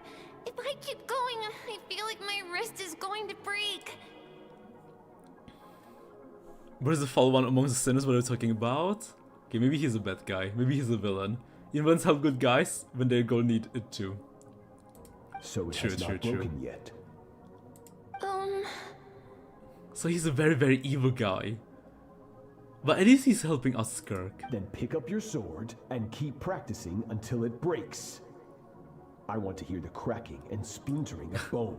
Maybe because I've read so many stories.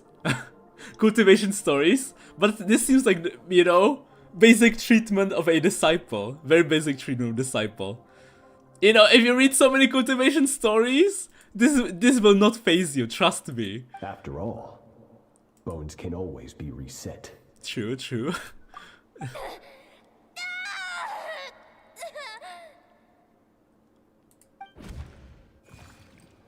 But I guess in terms of like Taviat or like Genshin, this is like rough, very rough. I can't breathe. Everything's gone black. The price to pay for power, for sure. I guess no one, yeah. Good Skirk. Good Skirk. You survived. Ooh. How do you feel? So I guess, they both have their own different ambitions, right? Surtology wants to do one thing, and Skirk wants another thing. But there must be a reason for him to train her. Cold. In pain. In pain. He's telling a child to train under the bones of breaking. Yeah, she's a good guy, because Frog is showing power install and forcing her to train normally. Now, you know, when you guys mention like that, I guess it's very, very bad. Cause I guess my view is really skewed because of the cultivation stories. Because in cultivation stories, this is like the basic norm. This happens to every character. They're told to break their bones. But yeah, this is real rough. I guess this is really, really rough. These are signs that you are adapting to the abyss. Adapting to the abyss. Next thing to say, Mandra's means of achieving world peace were actually good. Madras. No way. Each time the flesh is torn and the spirit crushed, each time you claw back from the brink of death, you become stronger. I can't unsee it. I can't unsee it. It's all the stories I read. I now understand. So I don't see it as bad, but it is bad. Your potential goes beyond even what I could have anticipated. But man, is this actually like the people who destroyed her homeland? Were they actually the IPC?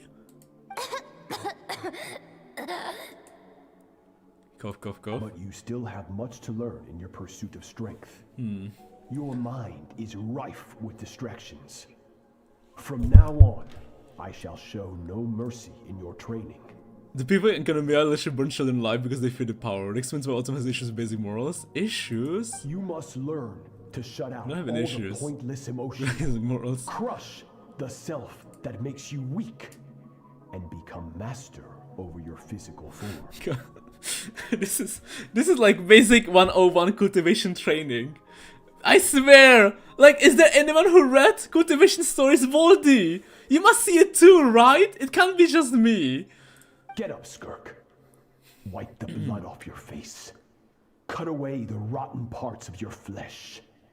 And mend what is broken. Mend what is then broken. Take up your sword. Take up your sword? Let's measure. Yes, master.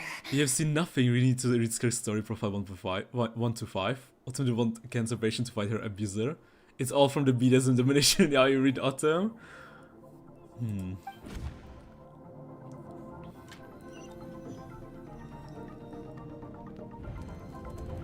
The dream is over, but I can't get that suffocating, oppressive feeling out of my head. I have so many questions about Skirk's past. Where does she come from? What has she been through? You're up! Hopefully you got some good rest. Skirk said to tell you that she's ready to start the final stage of your training whenever. So, Take over wanna head over now? Do you wanna wait a little? I really want answers, but right now it's vital that I complete my training. Once that's done, I find a chance to talk to her. Skirk could have an easier time. All she had to do was absorb abyssal power. The time training could have been 99% easier. Well, no, why? Because the basics are so freaking important in all cultivation stories. That's the one thing they always like mention. They always do. Okay, whatever you do, it's not about the expensive techniques. It's about the basics. Like, especially the past 2 years. The past 2 years, all I did was read cultivation stories. They're so much fun. I read 3 cultivation stories at least. Only one of them was this brutal. Ooh, Annie, that's why. You're still a newbie to cultivation stories. Just you wait, Annie. Just you wait. Trust me, the cultivation stories, the training arcs are always so brutal. Especially when it comes to the revenge stories, okay? When it comes to revenge stories, oh boy. From your training so far, you have gained better command of the sword. And more control over your elemental It's all thanks to your abilities. guidance. That's only part of it. Experience is the real teacher. Your journey, the friends you have made, the dangers you have faced. These have taught you more than I ever could. Now, it's time to focus on how you react under pressure. Under pressure? You must be able to think rationally, even in unpredictable combat situations. To simulate this, I'm going to attack, and you're going to block. Wow. Wait, she's going to attack us? Ready? Ready. Yes. Trainer was a psycho and did one exception, so I wouldn't say it's the norm. Scalia is like the ascension part of because of cytology. Usually cultivation is the MCB and nobody who gets cucked, then he gets saves a girl from Noble, and the strong uncle, grandpa, and entire generation go after him while he collects the harem. I mean, those I read different, but I mean those exist too, true Ephraim. I prefer like the less harem ones. I mean, I enjoy the harem ones too, but they get boring over time because it's like always the same thing. So I prefer the spicier, like non-harem ones. I can't believe I'm agreeing with Autumn with this Lamau, right? Not bad. That defensive stance looks near unbreakable. Unbreakable. Just what do you like mean your sister. agreeing with Autumn on this one? That reminds me. You still don't know what happened to her, do you? To her? Wait, Lumin mentioned? Hi Autumn, hello Wolf, hello Wolf. Trilla did ditch the dull blade starting Natlan? Did he? Oh my god, she knows about Lumin. Oh, because he let his guard down. And now she took the moment and of course. Hey, no fair! That's cheating! Oh shit, this is literally like all the cultivation stories. It's always like this. Oh, you let your guard down. Mistake. You think every opponent has the same moral code as you? Exactly. You can denounce their deplorable methods all you want, but only if you live to tell the tale. The dead don't get to complain. Yeah, you guys wouldn't survive in a cultivation story. Right? You have two normal morals. Right? Unlike me, I read so much. I am so ready. Strong emotions will always arise in combat. Anxiety. You have to use it for anger, to your advantage. fear. But a true warrior is never at their whim. Only when you are free from the influence of emotion can you make the right choice, no matter the situation. Are you describing yourself? Man, I guess Skirk must be even stronger than the Fatui Harbingers. I mean, we don't know how strong are the... Well, we know how strong is Capitano. I wonder... Like, Skirk, is she stronger than an Archon? Or than, like, Capitano? Like, power-wise. Is she beyond or on the same level? How amusing. Almost sounds like you think you know me. Well, actually I do, because I read cultivation stories. So I feel like I do. But you don't. I don't? You can choose your own path. We are not the same. We are not the same. Remind us Sutology was taught like that, then talk... That is true, that is true. That is actually right. I have to agree for that for once, but yeah. Dane teacher, we know what kind of a teacher Dane's teacher was. So yeah, Dane's teacher taught Sutology, now Sutology is teaching Skirk, Skirk is teaching it to Child. I wonder, but I don't think Child is going to inherit the training style or training methods. Because I feel like Child understands. But to be fair, Child is a happy-go-lucky one. Maybe he will grow, you know, older, more depressed, more darker, and he will become like Skirk. Let's begin. A grumpy old man. Try to use reason over emotion. Make the most rational and advantageous decision in any given Because in the backstory we saw Skirk in, she wasn't like always like this. So maybe one day when he will find his teacher and his teacher will keep training him. Who knows, who knows. But at the same time, like, Child doesn't have such a fucked up backstory like Skirk and Sutology. Well, fuck up backstory. Like, something that fucked up didn't happen to him. Right? Because Skirk lost everything. Sutology lost everything, kinda due to him. But Child still has his brother. I hope they're not like foreshadowing a dark Child story arc where he loses his brother, his little brother, and his siblings. Because we do know his sibling. I'll be a non-cultivated NPC cultivation story. Harbinger maybe Archon, depends. Autumn is Skirk. Skirk is next level power. Skirk should turn it well into Pokeball. Well, we need the help of all powered new blood to beat it. That is true, that is true. This is your final training session. Look alive. Look alive. Man, so if Skirk is this strong already, then the Sinners are way stronger. Way stronger. So Archons are like babies compared to them, right? Like even compared to Dane.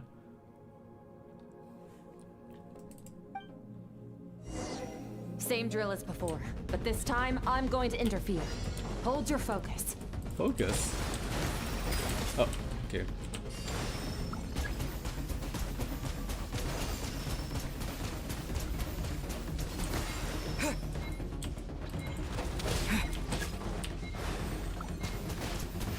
Go!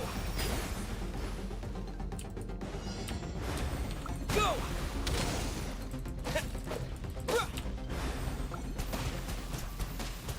Go!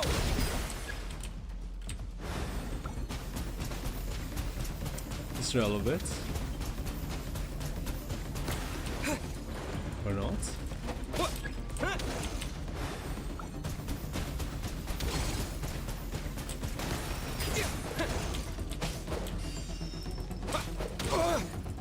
Great.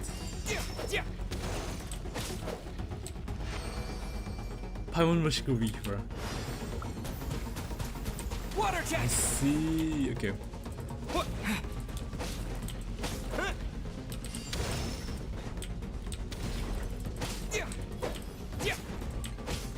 Smash it all? Sweet.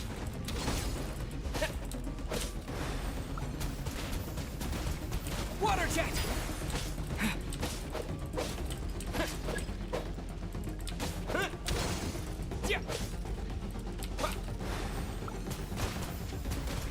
Go. 2 more to go. Not bad. Better than I expected.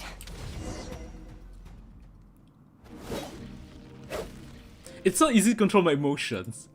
The battle is overwhelming, but if I can just focus all my attention on what my opponent is doing and how I should respond, it's almost like my emotions take a backseat. You're getting the hang of it.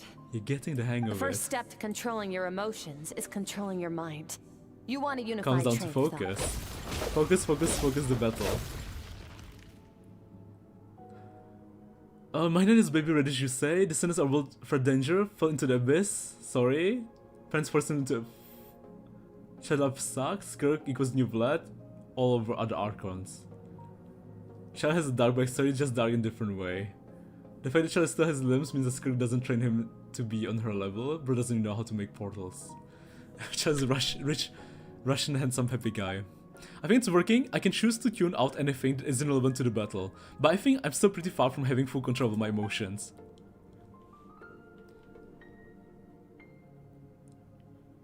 Your mind is rife with distractions. From now on, I shall show no mercy in your training. No mercy. You must learn to shut out all the pointless emotion. Crush the self that makes you weak, and become master over your physical form. Skirk went through this kind of training too, didn't she? How merciless does the training have to be to make someone substitute all emotion for pure reason? Stop. Let's pause here. One look, and I can tell your mind has wandered. Your mind has wandered? That's to be expected. There's a limit to how long a human being can concentrate on one thing. Staying calm and focused sounds simple in theory, but in practice, it's more demanding than sword work or elemental abilities. Skirk is right. Now that I've stopped, all the emotions I was suppressing are rushing back to the surface. Pain, exhaustion, frustration, doubt, but exhaustion is the main one. I feel like I could fall asleep on the spot. Get some rest. No point training further if you're already dead on your feet. Like I said at the beginning, the only goal of this training is for you to reach a point that you're satisfied with. Satisfied with. You managed to push past your limits, which is a good start. You can be proud of that and sleep well knowing that you've earned it.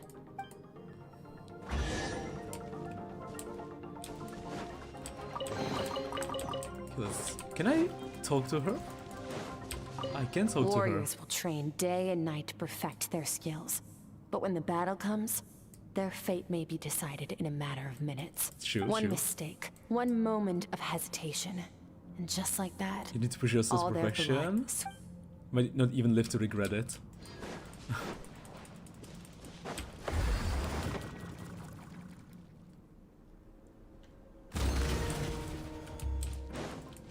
Go to makeshift camp and rest. Wish playable Hydra MC was this powerful as they were in the cutscenes. So does you really be like, you should kill yourself now?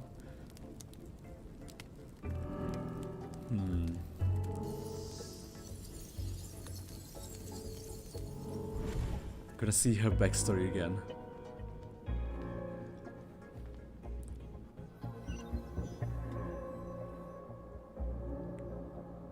Looks like I'm back in Skirk's inner world.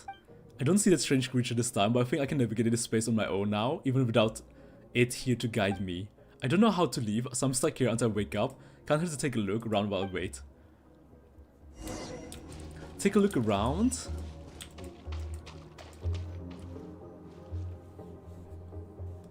Skirk is amazing. She faced down that terrifying giant and cut its head clean off. Cut its head clean off. Oh, she got hurt though, didn't she? I heard it was pretty bad. I heard it was pretty bad. Yeah, well, that's a given. But the moment she was on the mend, she got got right back to practicing her sword work.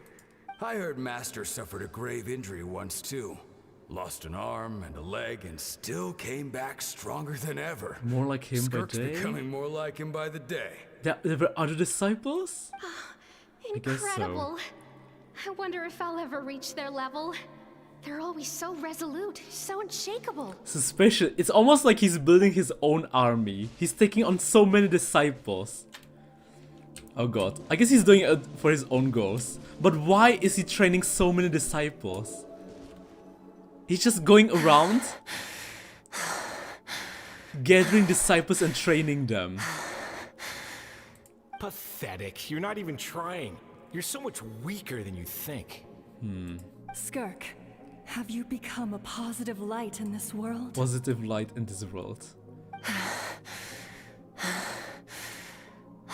Do you even remember how many of us perished in that fire? Perish in the How many fire. bodies were left to rot on the scorched earth?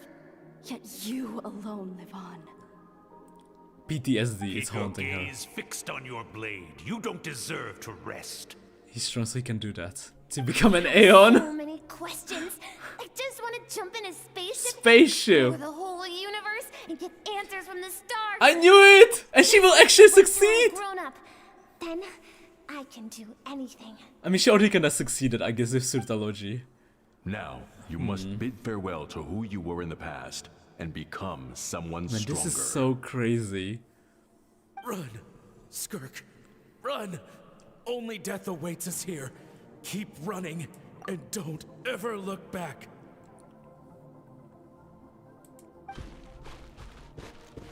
That begs you the question, like, how many planets did Surtology experience? How many planets did he visit? How many disciples did he get? How much power did he get? Right, because every time he explores a new civilization, a new planet, every time he trailblazes, he will gain like more knowledge, more power. I wonder if this is what Alice did too, before she decided to settle on Taviat, or in Taviat. Or maybe she, yeah. Or maybe she was originally from Taviat and then she went to explore outside. Let's see here. First things first. Speaking of the devil! Hello? Alice, we're just talking about you! Alice? Going around telling people you're from somewhere beyond the stars won't do, now will it? How about saying you hail from beneath the earth instead? Hail from beneath the earth? Surtology the Trailblazer? I mean, it does feel like that, right? He is trailblazing. It's been 500 years, so who knows? That is true. Surtology is Nanook? But, you know what? I didn't even realize. It was 500 years. So there must have been so many planets he explored. I wonder if one day they're going to try and connect, you know, the pom-pom trailblazing train, the spaceship, to Genshin's story. Like, you know, like there may be, I don't know, couple of thousand years or million years like apart, maybe. But like, who knows, maybe, you know, there's some kind of connection. As the Conrian saying goes, venturing out into the universe and down into the abyss are the same in that both are braving the dark Braving unknown. the dark unknown. Maybe in Genshin too, maybe. Earth mentioned she's met Kiana confirmed. Maybe she has. Well, I'm a visitor on this planet. God. So I'll follow the rules. It might even turn out true that the Cryo Archon might be Cyrene. Oh boy. Splendid. Or one of Saves me quite Cyrene's. a bit of trouble. Let me offer you a piece of advice in return. Like, because in Honkai Although Star that Rail, won't we be what you know, want to right? hear. We know Aha and his many suspicious looking children or emanators like, ooh, like March and Cyrene, you know? We're gonna see if the Cryo Archon has pink hair. Oh boy, oh boy. Because we know there's so many of them, split across the universe, split across space. If you love Iron Top actualizers, I know the pursuit of strength is important to you, but taking a moment for yourself every once in a while is never a bad idea. do we have any pink character in Genshin so far? Do we have any pink-haired character? Don't worry, since like 1.0 I realized that Alice in Genshin version and that Alice is Genshin version of Elysia's. Just say these names and tell me they're not similar enough. Alice is Genshin version of Elysia.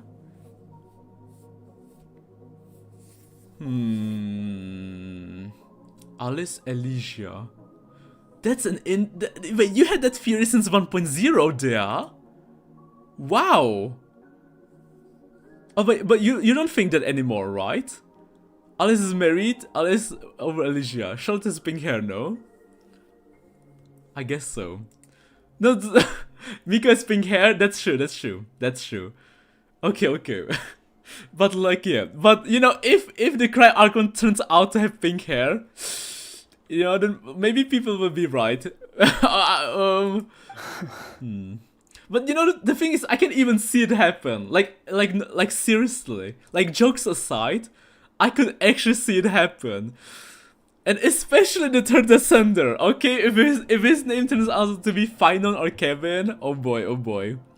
Ignore her existence for too long, and there will come a day. But honestly, when I you can't can no picture longer hear her picture Alice to be Elysia or Cyrene is because she's married or she has a daughter. And like, I feel like Elysia, right? They're trying to sell it as a girlfriend character, right? So I feel like if Alice was to be Elysia, I feel like there would be like a huge uproar in the Chinese community. Or maybe also even in the global community. But like, that's selling her as the girlfriend material, right? Girlfriend character. And if a girlfriend character is married or has a boyfriend, wouldn't there be like a drama in the gacha community?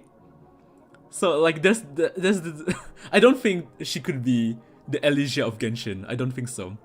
I do even more now. Oh, even more now! Holy shit! Shout is pure child Anastarova confirmed. Sidla is pink. Cry Archon's name in beta, it's Bronya. It's too chaotic to be Elysia. Yeah, the only reason why I think she can't be Elysia is because she's married. And she has a kid. I don't know if she's married. And we don't know if her kid was like made using love or through like some crazy shenanigans like Rina Dottir. I mean, if it was through crazy shenanigans like Rina Dottir, then I could see it. But I feel like Alice is your typical girl, you know, just a normal woman, you know, finds a boy, husband, makes love, and is living her good life. I just said after Luna free trial, I'm 90% sure she's Elysia of Genshin. Wow, that is crazy. For there to be so so sure, because that is wow. Okay, you know, later after the stream, you have to tell me, spoiler free, in 1.0, what made you think that she'll be like Elysia? Because I don't see it. Like, I don't see it at all. You're gonna end up being clone, and her husband would be dead if she was Elysia X4. HP name is Fanes. Then do 9%. Or you can even say it now. Like, just purely in 1.0, without the Luna part. Like, what made you think that she's Elysia, or like Elysia inspired? Because I don't see it. I don't see it at all. Oh, the dream's over. I can hear the crackling of fire in the distance, and there's a fragrant aroma in the air. Grilled meat. You're awake! Her voice is similar in JP? As the normal girl should not be the same sentence without negative before the no girl. In 1.0 lore importance, name similarity and having elf ears. Oh, I see. You must be starving, right? Ta-da! A barbecue feast just for you. Aw, I'm starving. I was menaced to the world. That's why Skirk and Paimon got this all ready for you. Alice is really interesting, but still, I'm the most hyped for Nicole. Nicole is my most hyped, not cry character. She's just perfect. Everything about her is perfect, her design-wise. Because I love, you know, blonde elves. Give me more of them. You're best friends now. Ah, well, if you're around someone long enough, so hot. it's bound to happen. Plus, Skirk can cook. She can cook? Paimon decided she can forget the whole Ice Queen thing. Yeah. Paimon's not one to hold a grudge. Now that's true. Ice Queen is, you know, reserved for the Cry Archon. She's going to be the Ice Queen. Okay, Skirk is not someone who needs saving. Okay, Skirk went through an entire cultivation, story, training arc. No, not just training arc, for an entire cultivation story. Okay, Skirk doesn't need no saving. Now, Cryo Archon on the other hand, that's a whole different story. Here's an idea. Let's save the chit-chat until after the meal. Yeah, Skirk is our teacher. Isekai teacher. Sorry, not cultivation Isekai teacher. You'll all dig in and make quick work of the food. So full. Okay, it's Paimon's turn to sleep now. Wake her up when it's time to go. Yes, sir, we like them blondies, right? Elysia, Chinese. I'm sorry, I don't know how to read Chinese. Alicia, Alice. Okay, I see. Oh my god! I see it now. Thank you, Dong Lord. Alicia, Alice. You are so right. The names are similar. Wow. Man, if she turns out to be an expo of Alicia, then you guys were cooking since 1.0. Oh my god. I have good news. Because like through the 6 months or 7 months now of Genshin, never in my wildest dreams or ever would I think that they're even close to each other. Man, you guys were cooking insane stuff. It's just Genshin versions are not so blatant as Honkai Star Rail ones, except Raiden Ye, of course. Me too, Marcus is also blonde, right? Believe me, if owners of Cryo Visions have fucked up past, the Cryo Archons have won too, for sure. How tough does like open to the max? Training is complete. How do? You have what it takes to wield immense power. Now it's just a matter of putting it into practice. Continue to learn. Continue to learn from your journey and hone your skills against formidable opponents. But are their personalities similar? Like Alice and Elysia? I mean, I don't know Elysia, I know only Cyrene. You know, now that I think about it, Alice and Cyrene kinda do have a very similar personality, if not the same, right? Second, I need to see more of Alice, to be fair. I haven't seen enough of her.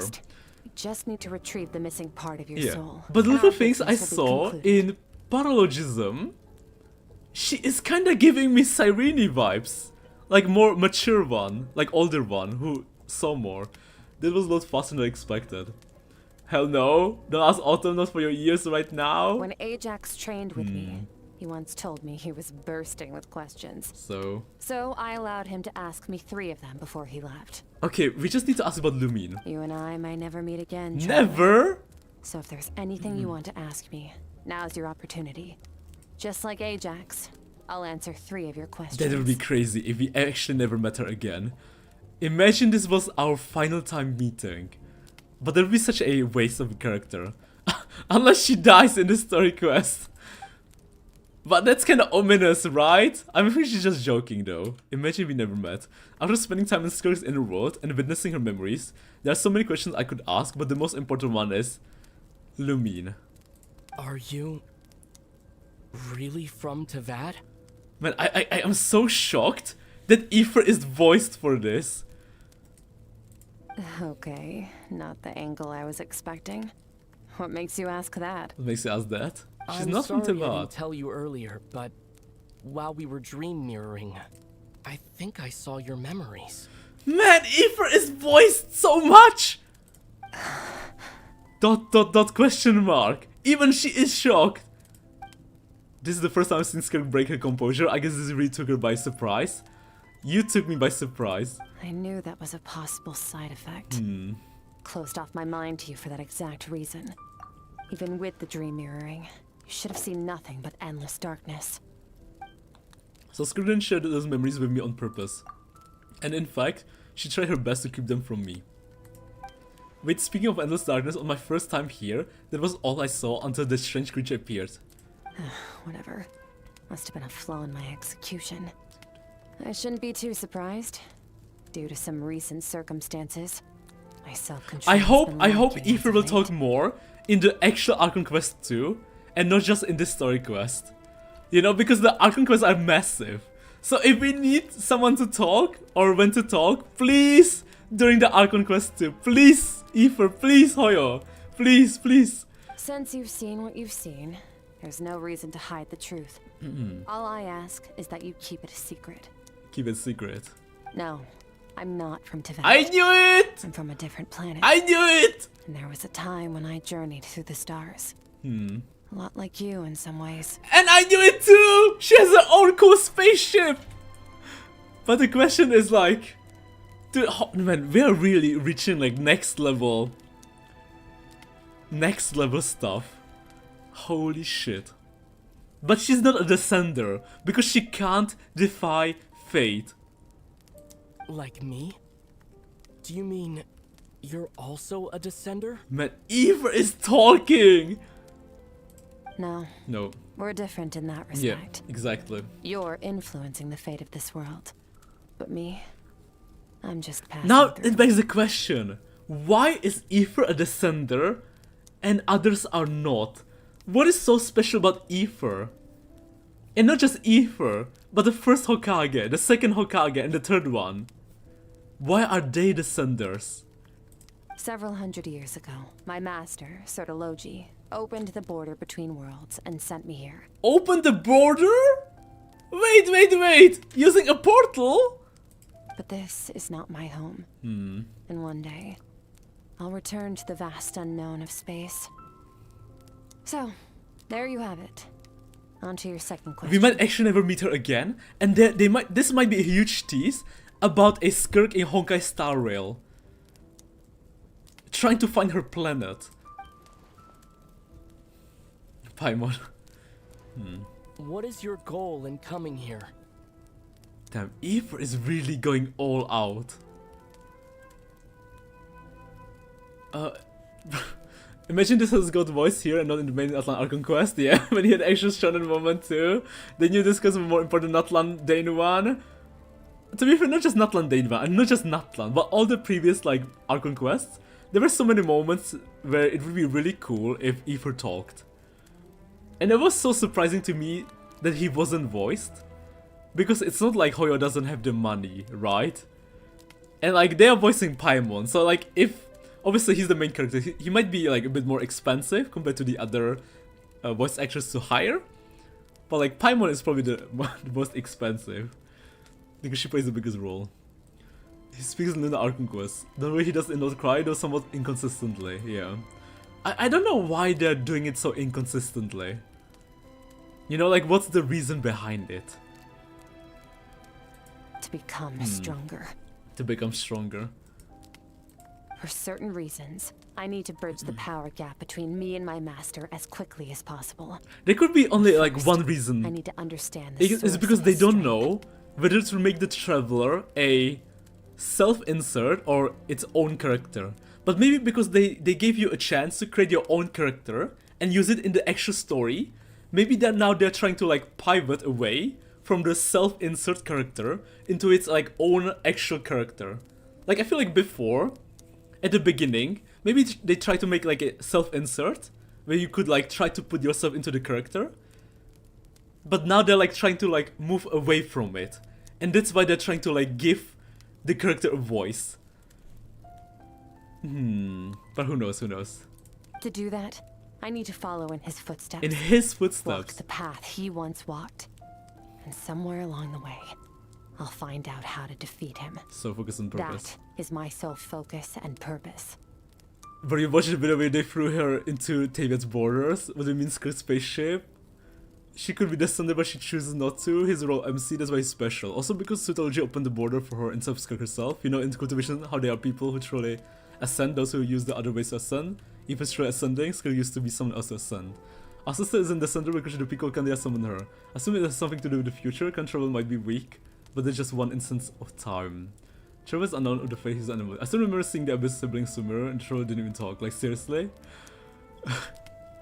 I don't remember that part any, but yeah, I mean there are so many parts where he wasn't voiced, so it was a definite bit shame. Especially for those huge moments, like you just mentioned, Annie. Okay. You have one question remaining. One question remaining. Lumine!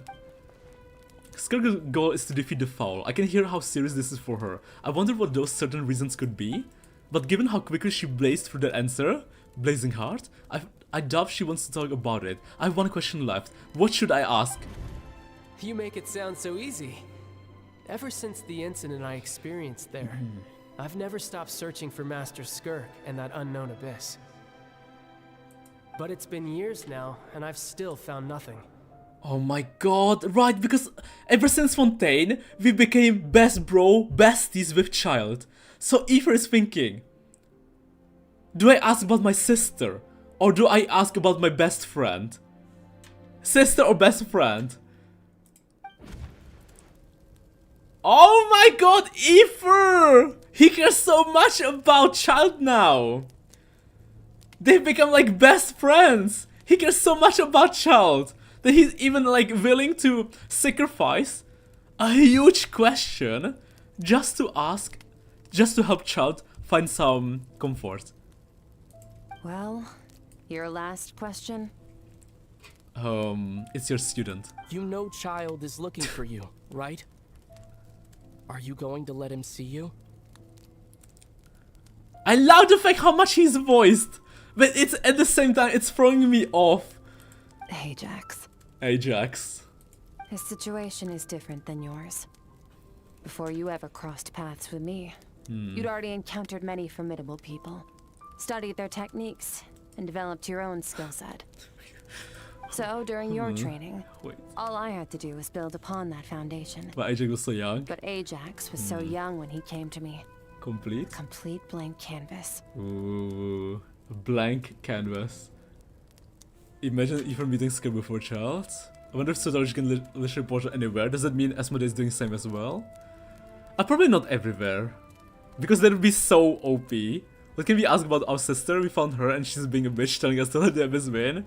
Aether, you're right. You're definitely right. What is there to even ask about our sister? Nothing.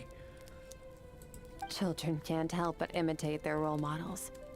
In the long run, that would only hinder his growth. I guess there's no more reason to ask anything about his sister, right? Like, we know everything there is to ask others about. So I guess it's just time to get all the elements and find whatever there is at the end.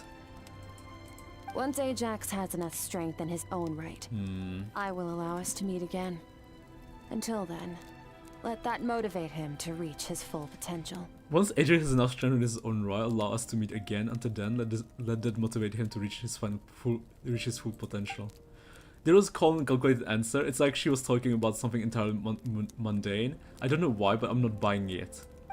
She makes it sound like the decision has everything to do with child and nothing to do with her, but what does she actually feel about it? The abyss is completely silent. This domain must get lonely after a while, not to mention she said it's been hundreds of years since she arrived in Taviat, and even longer than if you count for how slowly time passes in here. Unlike you, I have no desire to establish a connection with the world. The weak and the lowly have no right to remember me. They're lucky they only have a few missing memories to show for it. Man, if Sotoji can create just, you know, a portal, can just anyone easily get into Tavia and get outside? Obviously, if you're powerful enough. And are they like building Sotoji up slowly to be a massive, gigantic villain? If he's just like creating portals, going through to different planets, and how is he going to different planets first? Is he like using his own spaceship to go to a different planet? Then he will like obviously like build a portal there, or like, you know, make the option to create a portal there. Dude, how strong are the sinners? Holy shit. Every day, every stream, the further we go into the story, the Archons feel so weak. So weak, so weak. Okay, not weak, but like not as threatening. Not as threatening. Well, to be fair, they never kind of felt threatening. Raiden was the first time we ever felt threatened. Raiden was like the huge deal. Massive deal. Because she almost killed us. Was it really just because she looked down on the weak? I doubt she would give me a straight answer if I asked. Besides, I already used all my free questions. She was happy to give me cold, hard facts. But I still feel like I haven't heard her true voice. Wake up your companion. It's time to go. Ooh. Oh, and everything I just told you, best keep it a secret from her as well. Oh my god! We should have asked about Paimon! We fucked up! Well, no, we shouldn't have asked about Paimon. Because like, Aether already knows about Paimon. Most likely. It's just we, as the viewer, don't know. we as the player. But the fact that she's asking us to keep a secret from Paimon means she knows something about Paimon. Finally. But why would she ask us to keep a secret from Paimon? Where are we headed? What, like, what was the crucial information I'll open an that she abyssal doesn't rift close want to the culprit's Paimon to location. know? It will take us to where he's hiding. Is it about different planets? About Surtology? About the portals? I don't see, like, what would be so shocking or so dangerous or so crazy if Paimon knew. Or maybe she just doesn't like the fact that Paimon was sleeping. I don't know. Suspicious, very suspicious. Surtology is a sinner, he can rip out the firmament, he just doesn't give flying fuck. Assume that's what you can do with the offering of space. Don't underestimate the power of Reddish. Why Paimon just Paimon? Paimon just Asmon, Paimon, right? Paimon is HP. Paimon is Asmon Gold. Wow, wow.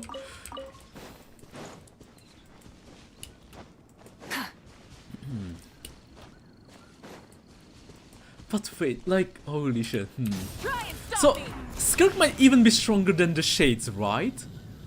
If she took, like, Narvel, dealt with Narvel, I mean, it's her pet.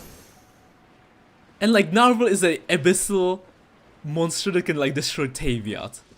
And, like, the Shades and HP have been doing everything in their power to fight the Abyss. Burn it down! Rev the engines! Like, could the Sinners even stand above, or sorry, not Sinners, Surtology? Could Surtology stand even above the Shades? And potentially even above the above HP? If it took, like, full powered primordial sovereign dragon New Villet to deal with Narvel. Could Surtology stand even above the primordial dragons? Sovereign dragons. How fucking strong is he? Holy shit! I don't think she's shade power. Paimon. Oh, wait, I can just teleport. Okay, let me just teleport. Chasm. Paimon over Sinners, HP Archon Hexen. I'm going to go that far. I mean, you haven't seen Run of Erasing Whole Corrupted World of Existence. Shades maybe, but HP, hell no. Now she would at least control over authority that's on the same level as life, death, space, and time. She would at least need control. Burn it down! Try and stop me! Yeah. But maybe Surtology. Yeah, Surtology, right? Like, I guess Skirk isn't stronger than the Shades. Or at least not stronger as HP. But like, Surtology might be way stronger than the Shades. And might even rival HP. Because I feel like, from what we know from HP, Surtology might be doing a similar thing. Or be on a similar journey like HP. On a different planet. This is near the chasm, right? Suspicious. And that's just one of the Sinners. Because we still don't know the rest of the Sinners. How strong are they? Like, we know nothing about Reindeer and Hrothir. Yes. If we enter from here, we'll be able to reach that place from your dream. And like, the fact that he's just, you know, outside, just trailblazing. What the heck are the others doing? Are they in Taviat? Or are they also trailblazing? So many questions. And like, we know the Shades are not sleeping and they're paying close attention. What is their goal? Like, we potentially know about wink wink wink Venti, wink wink wink Istarov, and potentially about wink wink wink Asmodee. You know, we know potentially about them, potentially. You have some experience with abyssal domains by now, but still, this is someone else's territory. And I guess we know about Rina Dottir too. She's just doing her own thing, crazy stuff. She's just crazy and potentially trying to, you know, conduct another experiment. Who knows? Who knows? Don't worry, Paimon's an expert at hiding behind other people for safety. Safety. Like, eventually, Ifrit's going to have to face them. Will the powers be enough? Or the combined powers? Reindeer, the Sinners only have a portion of their base, so the HP is definitely stronger. But a deer, Surtology's feat is so OP that the fandom call him Freud Luigi for not defeating Celestia. Well, you know that what's Serenator doing at least? She's a Shade Lamau. Yeah, I do. I think he meant Rarier by Reindeer. I put Surtology above HP. After this quest, you'll know exactly how Surtology is. I put 0 Archon, 0 Shade, not HP during the time, so HP was weak, Surtology is fraud. Oh, but, Stay safe. that means you need to stay safe, traveler. I know I don't take automasis in anything. I will. I mean, I'm just giving them nicknames. Like, I mean, you know, like in Tavian, right? Every character has nicknames, so I give them nicknames too. Rina.tier is both Sinner and Shade, and Hexen. I don't know about the other Sinners though. Alright. Remember your Rina.tier training. is everything. Time to put it to use. But even though she's everything, I don't even think she's the strongest about among them. I feel like she's definitely the craziest among them. Like the craziest for sure. The most unhinged one, but not the strongest. Not the strongest. Okay. Wait, let me take a look behind. Ooh. Ooh. One-way mirror. We are playing a Skirk? So this is the OP broken character. And she has like double-edged sword. Double-bladed. Like a spear.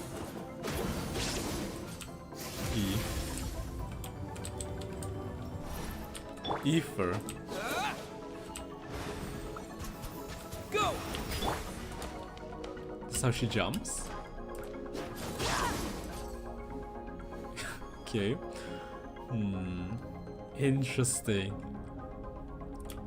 Ripped pants? Abyss pants?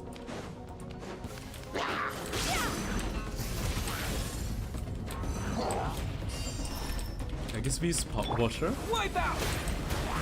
Ultimate attack. Huge! Beautiful ultimate attack. E? Okay, I see now. You press E and then you just auto attack. And she even changes her form. So if it runs out... Ooh! She throws away her dress! Wait, let me try that again. So right now this is Skirk with her dress. And then you E, it changes into a battle form with 2 swords.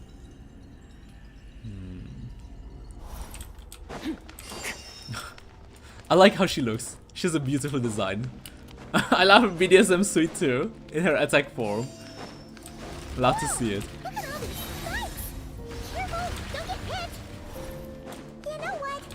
Paimon's just gonna float behind you. Come on. Water? You got this. Ultimate attack. Huge! Good, she's so strong. And she attacks so fast.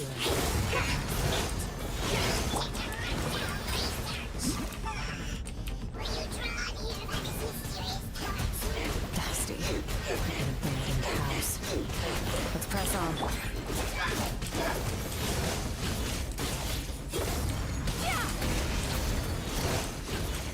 God, she's so strong. Her attack speed? She does so much damage! Look how fast it is! Wait, how is E first? It's actually kinda fast too.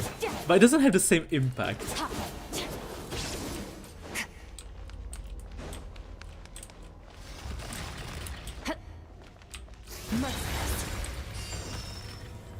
Ryan kisses, yes. Check your character screen, Autumn. Character screen? Oh! I see. Weapon? Azure Light. Artifacts? Fully maxed out? Constellation? 3? Talents? 11? Profile. Oh, I can't. A visitor who once appeared in an abyssal rift at the Primordial Sea, the solitary warrior mentored Tartaglia in the martial arts. By the way, her remodel is a bit different from when we met her in Fontaine. I do know that, yeah. She was like just as strong as Mavika, just more restrictive. Just as strong? It feels like she's stronger. This is a dead end. Did we make it to his hiding Because like place? with Mavika, her main damage comes from her ultimate attack. Like, it feels like Skirk is dealing insane damage with also not only ultimate attack but also with her basic attacks. She's a mix of polyarm and sword style. Ugh, this fog is making it impossible to see anything. see anything. This should be the place where you were attacked, traveler. Attacked. Look at her back? Okay, let me take a look at her back. Ooh. The missing part of your soul should be nearby. Can you sense where it is? Can you sense where it is? I can't. She's a mix of polyarmor and sword style. The only reason I have Skirk is because I kept trying to get a copy of Dahlia. What do you mean, Dong? That was your only reason? Look at how beautiful she is! And her combat looks so much fun to play. You know, like, using her, I mean, fighting with two swords is always cool in fantasy games, right? I mean, I'm personally a huge fan of sword masters, or sword users, or polyarm users. It's like, Skirk has such a, like, her combat, like, resonates with me so much. Like, playing with her must be so much fun. Playing as her, but I know it's nearby. Our opponent must have covered his tracks just in case. Otherwise, you should have sensed it much more strongly. Like, of all the characters in the game, Skirk's combat feels so much fun to play. Like, maybe even the most. Just pulling out her double swords and just going ham. But maybe the most appealing combat for me, combat character. Ignored Sash, look at her back, that's not back. I will look at her back. Both Mavic and Skirk normal attacks are very strong. Isn't Skirk E or ult making her normal or charge attack stronger? She's so fun on the overworld, just press Q, destroy everything. Stay calm. Let's hold back a little. Give our enemy some wiggle room so Wiggle. we can see what we're dealing with. If you're too reckless, we might be playing right into his hands. And if we take a look close at her eyes, it looks like Jupiter or a black hole. Our enemy took part of your soul for a reason. It's likely he integrated it into his attack somehow. If we're smart about this, we can track it down. But you know, we should remember this. What if we meet someone who will have the same eyes like her? Maybe another survivor from her planet. Okay, let's like take a look at her back. Oh, okay, well. Evade the spikes. Nice.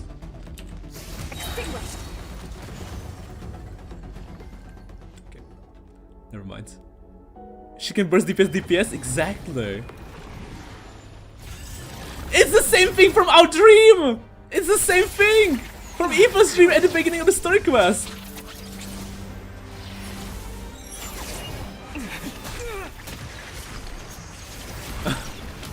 She's so cool, man! She's so fucking cool! Just blazing through the screen! The attacks have been focused on me. Through the space, I mean. Trying to break through my defenses? I see. Flying.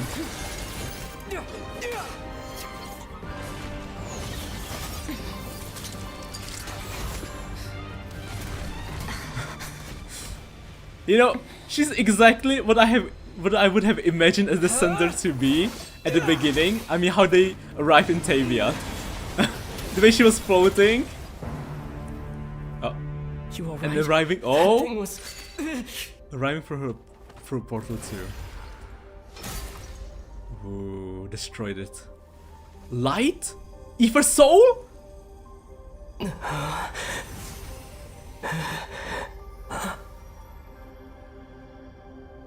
There. I got it back. Thank you. Thank you. Traveler! Skirk! What happened? It looked like Skirk just got... She did get pierced. Is that bad? Is her soul hurt? Dot? In the Guili Plains, you asked me why this enemy chose you as his target. Yes. And this Skirk with Dahlia is very fun. He makes her attacks even faster. The more we go down the story, the more Dragon Ball fights we get. True. Now, the answer is clear. It's not just the fact that your strength is impressive. It's also because of your ability to, as you put it, purify abyssal power. Purify. Whatever that actually means. The fact is, that ability allowed him to do something that should have been completely impossible. Impossible? Namely, break through my defenses and steal my power. Steal her power? She was his real target all along. No. No? He couldn't have known I'd come to his domain. He only stole your soul fragment because he knew the value of its power. I doubt he expected it to come in handy so soon. Call it fate if you want. I believe that's the term they use in this world for arbitrary coincidences like this. Coincidences. In any case, it works to our advantage. Once I realized what he was using that power for, it gave me the chance to get back what you lost. I'll cope. I'll cope? Well, done gorging? Good. Time to answer some questions. Well, okay. She will cope with it. How did you get the power of the all-devouring narwhal? Of her pet? The all-devouring narwhal? Of the whale? Oh, of course! Paimon knew that spike thing looked familiar. It looks just like that narwhal's horn. Oh, that's true. It is. I highly doubt you acquired that power through your own strength. Tell me I'm wrong. Wait, and you're desperate enough to scour the land for god remains and whatever vestiges of power you can find. That alone proves you wouldn't be able to defeat a creature like that. Creature like that. Which leaves one possibility. You know my master, the Foul, Sertology. A fellow disciple, maybe? Because we saw, like, she wasn't the only disciple. He's a big fan? No, is he a potential disciple? I don't think he's happy. What's wrong? Bit off more power than you can chew? You're struggling to hold a basic conversation. Basic conversation. Just a little longer. I'm still... I'm still? Look, it's back! It's back. Those obsessed with power will let it devour them before abandoning their pursuit. What should we do now? Keep calm and use reason to decide the best course of action. She's putting us to another training? Skirk was stabbed by one of the spikes while retrieving the fragments of my soul, and in the process some of her powers were stolen. The culprit is hiding somewhere beyond the fog. I have a good understanding of his attack pattern from the fight just now. If we pursue him, our chances of winning are high. Skirk's briefing is weaker than usual. If we attack now, I can't guarantee her or Paimon's safety. It's a hard decision to make, but I think we should get out of here. Wise decision. Final victory doesn't always come after a single battle. You've got your soul fragment back, so we both got what we came for. Let the enemy draw breath while he can. It won't be for long. Get us out of here, The stress behind her back? This time. I see, so this is what they are meant. Kinky, very kinky. Okay, let's go. Let's run. Skirk, is your shoulder gonna be okay? Shoulder? The wound is minor. It'll heal in no time. You should focus on getting out of here alive instead. Hilichurros? Oh, poor Hilichurros! Hello? Wow, poor guy. Oh, holy shit! Well, poor guys. Holy shit. I feel... Oh god. I feel bad for them! Oh no, not these two! They might be Archon brothers and sisters! Oh boy. Not like that. Oh, let me make sure I don't fall. Easy. Wow. Oh god. Looks like this place is about to collapse! Let's run. Okay, easy. Oh no, oh shit, wait. Not me! Oh my god, poor guys. Had something to do with the all-devouring narwhal. Did you know that all along? At least one survived. Suspicions. That's why I decided to investigate in the first place. But suspicions only get you so far. I needed to verify it for myself. I missed every single shot. That was so cool! That was such a cool sequence. Oh my god. Don't let the Hilichurros know. Not like that. Poor guys. Oh my god, we made it! Oh, we should be safe here, right? Safe here. The more I don't know why I was. Wait. Can't have followed us out of that abyssal domain. Like, I wonder if the Shades know about Skirk. And if they can see what is like Skirk and the Abyss and the others up to. I mean, they must know something. I don't know why, but Skirk wasn't a child I like gameplay wise. I really don't know why. Interesting. I personally find her gameplay like really appealing. Like insanely appealing. Albert's glazing Sertology doing backflips on his... Now her hair is blocking the view. Ignore the enemies. Weaklings like him will find that my power is not so easily controlled. He won't be leaving that place until he's managed to digest it. With its power, he even managed to steal from me of all You people. seem surprised. I suppose that's fair. You've seen but a fraction of what that whale is capable of. That gaping maw could swallow a planet whole. It could? But it's... It's called the all-devouring narwhal for a reason. Devouring is what it does best. It can extract power from anything, dead or alive, as long as it manages to make physical contact. So it's growing stronger and stronger. Like every day it grows stronger. Yeah.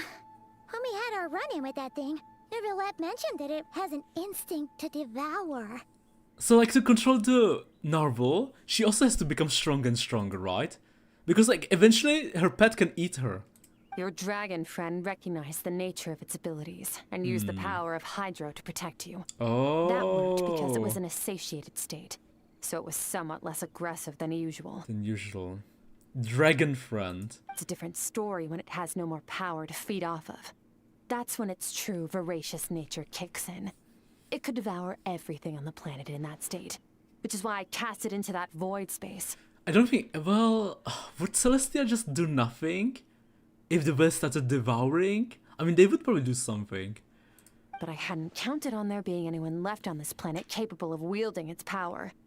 To me, that says he must have encountered the whale a long time ago. Meaning, he must have known my master. Yeah, hearing you say the foul, definitely got a reaction out of him. Exactly. It told me everything I needed to know. Hence why I said we both got what we came for. We both got what we came for. And I believe that brings our transaction to an end. Now that you're whole again, you can get back to your own journey. I'll handle the rest of the situation myself. I'll handle the rest of this situation myself. Destined to Bax, like Sweden is from Autumn, not Judea. Who cares, they're just Kanyanyans. Talk to her. I will. No way! We can't leave now! Something was stolen from you because of us! We have to help you get it back! Get it back? This isn't my first taste of failure or losing power. When you fall, you get back up again and become stronger. That's how it is. That's how it is. But what if that monster finds you before you're all better? Plus, how are you gonna get home? It's not like you can just go swoosh and open a door to the abyss again. Not without your full strength. So, sticking with us for the time being doesn't sound so bad, does it? It's not out of pity. You said I don't want to be in your debt. Well, I still am. Fair enough. Then take this. Take this? What is it? A bag of Mora. Money. Nothing in this world is free. I know that much. I'll leave the planning to you. Hurry up and decide where to go. We shouldn't linger. I guess to the nearest inn. We should take Skirk somewhere she can rest. Wow. Where? She's kinda... She's smaller than I thought. Skirk wouldn't like being around a lot of people. Oh wait! Baiju said we could rest in the back room of the pharmacy, didn't he? Let's head there! Sitlali size. Furina size. Kole size. Well, taller than Kole. Okay, let's take a look at her back, because this is what they want.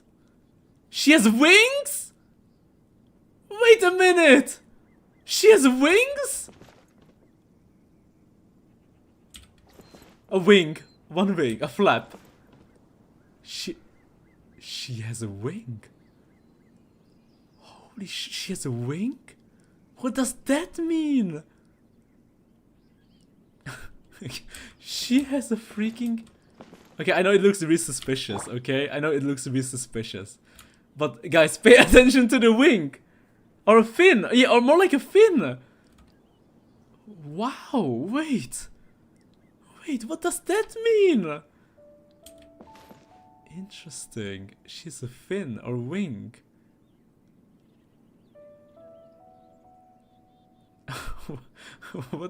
What a view. God damn. God.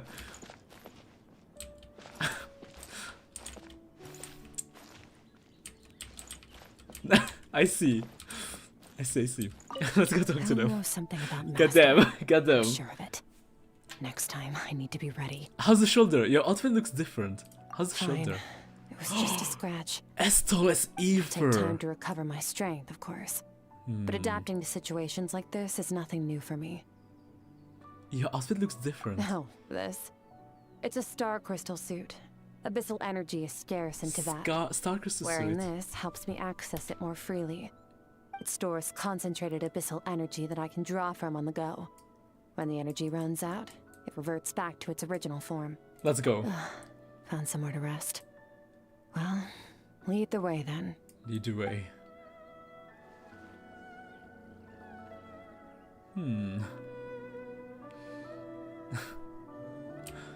Let's go. Let's go to the... let's continue the story. Alright, Baiju can help her. The close in the camera. That means she's not from this world and different breed, yeah. Rev the engines! I mean, she could still be from... I mean, we know she's not from here. But I mean, there's so many kind of species in Taviat, you know.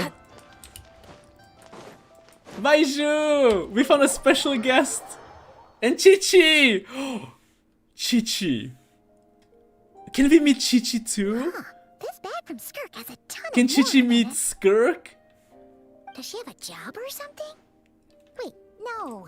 After what we saw at Wamin Restaurant, that seems impossible. The strongest cryo Can you character imagine? of today It would go something like... versus the strongest cryo character of the past. I'll be collecting my paycheck now, boss. Paycheck now, boss. Oh, sure thing.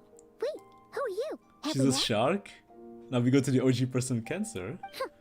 Can't hold a job if you make everyone forget about you. So, what did you do to get all this Mora? Claimed some buried treasure, took care of a few monsters that were causing trouble. Nothing untoward. It's safe to use. You heard all that? A sonorous voice like yours is hard to miss. I wouldn't be surprised if the sound of it traveled to the nearest mountaintop. Then, did you by chance happen to hear Paimon's little, joke earlier? You mean when you called me Frosty the Lavender Melon? That's cute. No, sorry. Paimon totally misspoke just now. She didn't say that at all. It was, a Paimon lookalike. Yeah, she's a piece of work, that one. Always impersonating Paimon and giving people weird nicknames. And she sounds different than Okay, Paimon too. fine. The truth is, Paimon didn't like you all that much at the start. But things are different now. You helped the Traveler in a big way, so... What do you say? Friends? Friends? I noticed there was only one bed. Go ahead and get some rest. One bed? One big bed? Isn't this perfect? Aoife to one side, Skirk on the other, and Paimon in the middle. Wait, what about you? I don't get tired, and I don't need rest. I'm going to practice my sword work. That should help me regain some strength. Get some strength. But your shoulder... Hey, don't just leave! Don't just leave? Whatever. Let her tire herself out. She'll come She'll back come back eventually. eventually. Let's get some sleep, Traveler. The comfy bed? Comfy bed is calling, Paimon. Good night, Paimon. She trades with Dory. Slide of scores. Two best cryo swords. Skirk is stubborn. Even if I try to convince her to take it easy, I doubt she would listen. Paimon is right. Skirk will stop and take a break when she gets tired. I hope I should just get some sleep.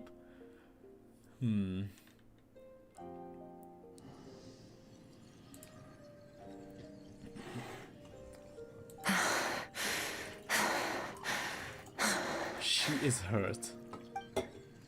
Taking damage. Skirk notices. Sorry, Aoife notices it. Of course she's acting like she didn't just get stabbed in the shoulder. Something seems off with her though. She's just trying to act strong. She's trying to act tough. But she's in big trouble. Like massively in trouble. Quiet. Who is she talking to? There's no one around, unless...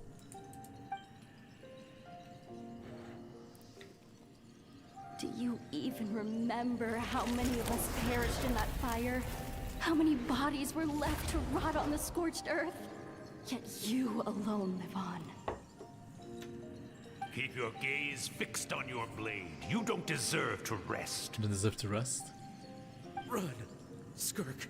Run! Only death awaits us here. Keep running, and don't ever look back. Right, in that dream I witnessed, Skirk was training alone, but there were disembodied voices talking to her.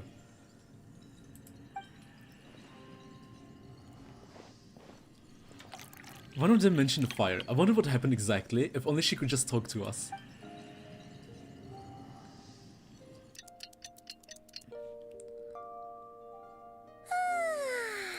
Getting an early night's sleep is the best. That bit was so comfy. That was so comfy. Wait, Skirk? Have you been sitting out here the whole night? The bed's all yours if you want it. Recovered your strength yet? About 60%. Maybe 70. 70. Whoa! Paimon thought it would take at least a couple of days. That was fast. Skirk's choice of novel sounds quite something. She talks about suitology, Alice, Nicole Dane, Yuvan Dori. No. Not fast enough. Skirk Shitso. That's Schizo, 20% Mimi. less than last time. Schizo. Same training regimen, same intensity. Nothing felt different. But somehow, the outcome fell short. Maybe it's because of the spike that stabbed you. No. I think the problem's with me. The problem within her. I need to meditate for the next 2 days. Deep introspection should help me find the issue. Ooh, sounds intense. We'll watch over you in the meantime then. We will. Thanks. See you in 2 days. See you in 2 days.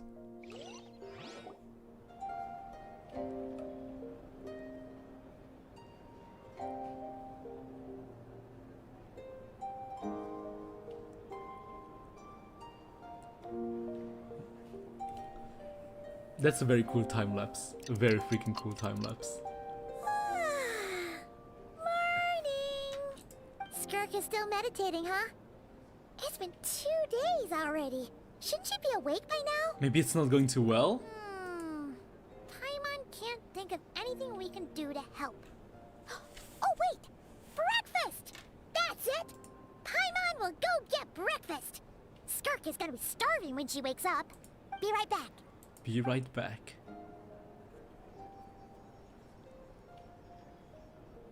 Skirk looks so serene, almost like she really is asleep.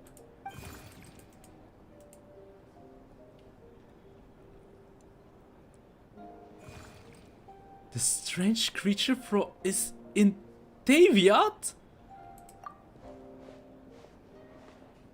Is it maybe her inner self? The thing she's been hiding deep inside? Her childhood? And it's helping us see Skirk's backstory. Wait! Where am I? There are towering cliffs, withered trees, and a strange river flowing from the horizon all the way here. But it's broken up several times along the way, with a waterfall at each breakpoint. On closer inspection, color of the water is changing. The closer I get to a lower portion, the darker it becomes, almost as if. You really need to read Skirk's story profile 1 to 5. There's a lot of lore. Got it. Strange creature. Did you bring me here? Then that must mean this is... This is Skirk's inner world. It's talking to Think us. of it as the threshold between the soul and dreams.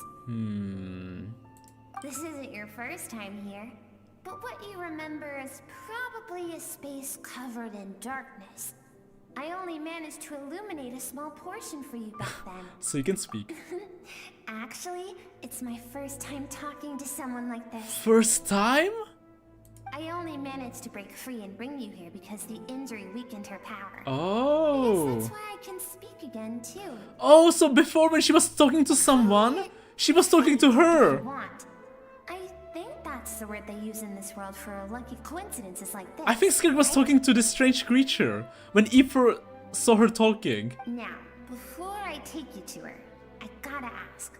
You're the first outside visitor to ever come here. First outside visitor. So, what's your impression of this place? Why are there so many cliffs and waterfalls? Oh, you noticed.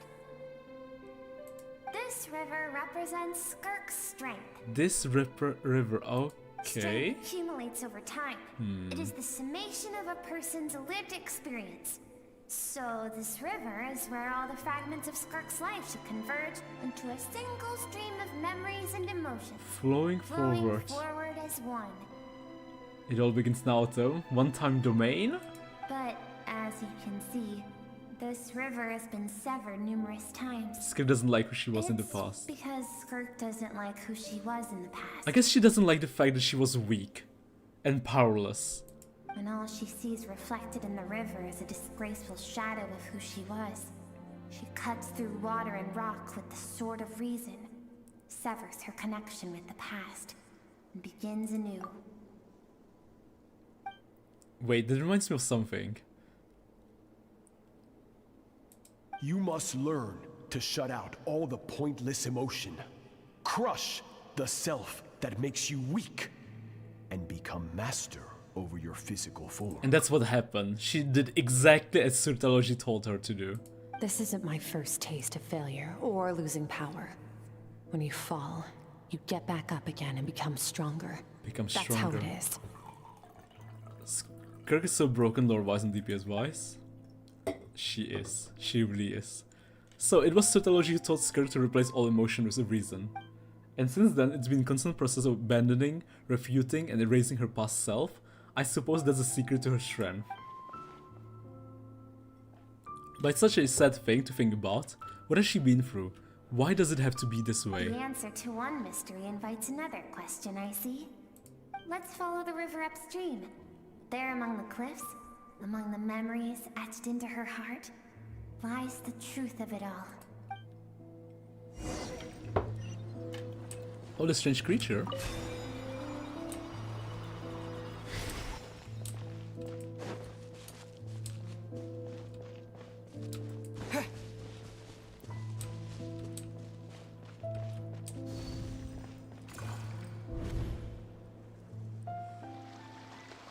The same thing like we saw in the trailer. This looks like a coastline. I recognize the drawing on the sand. The same drawing that Aoife drew at the beginning of the game. Wait, isn't that the picture I drew for Paimon? Why is it showing up in Skirk's memories? Because she was there! I've always thought that, even when falling leaves don't come from the same tree, they can still form bonds of kinship when they meet, like meteors. You both made a journey through the stars. Both travelers who have landed on a planet. A very that's similar not your story. home. Yet, when she first noticed your presence, although she hesitated for a moment, she still chose to walk away, indifferent as ever. She hesitated. She wanted to talk to Aoife? If I think about it, it's not surprising at all. After what happened at the Vitamin restaurant, it's obvious she prefers to disappear from other people's lives.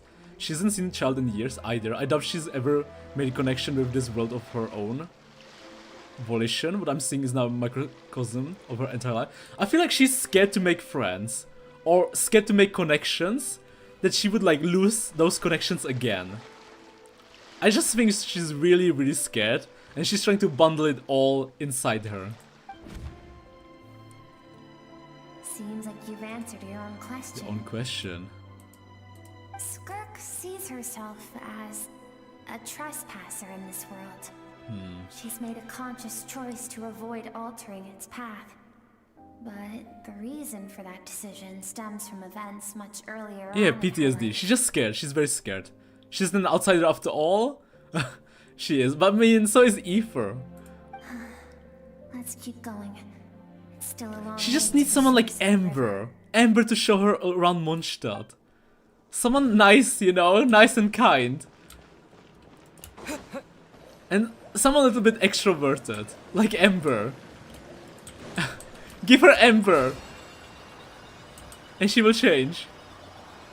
She's way too introverted.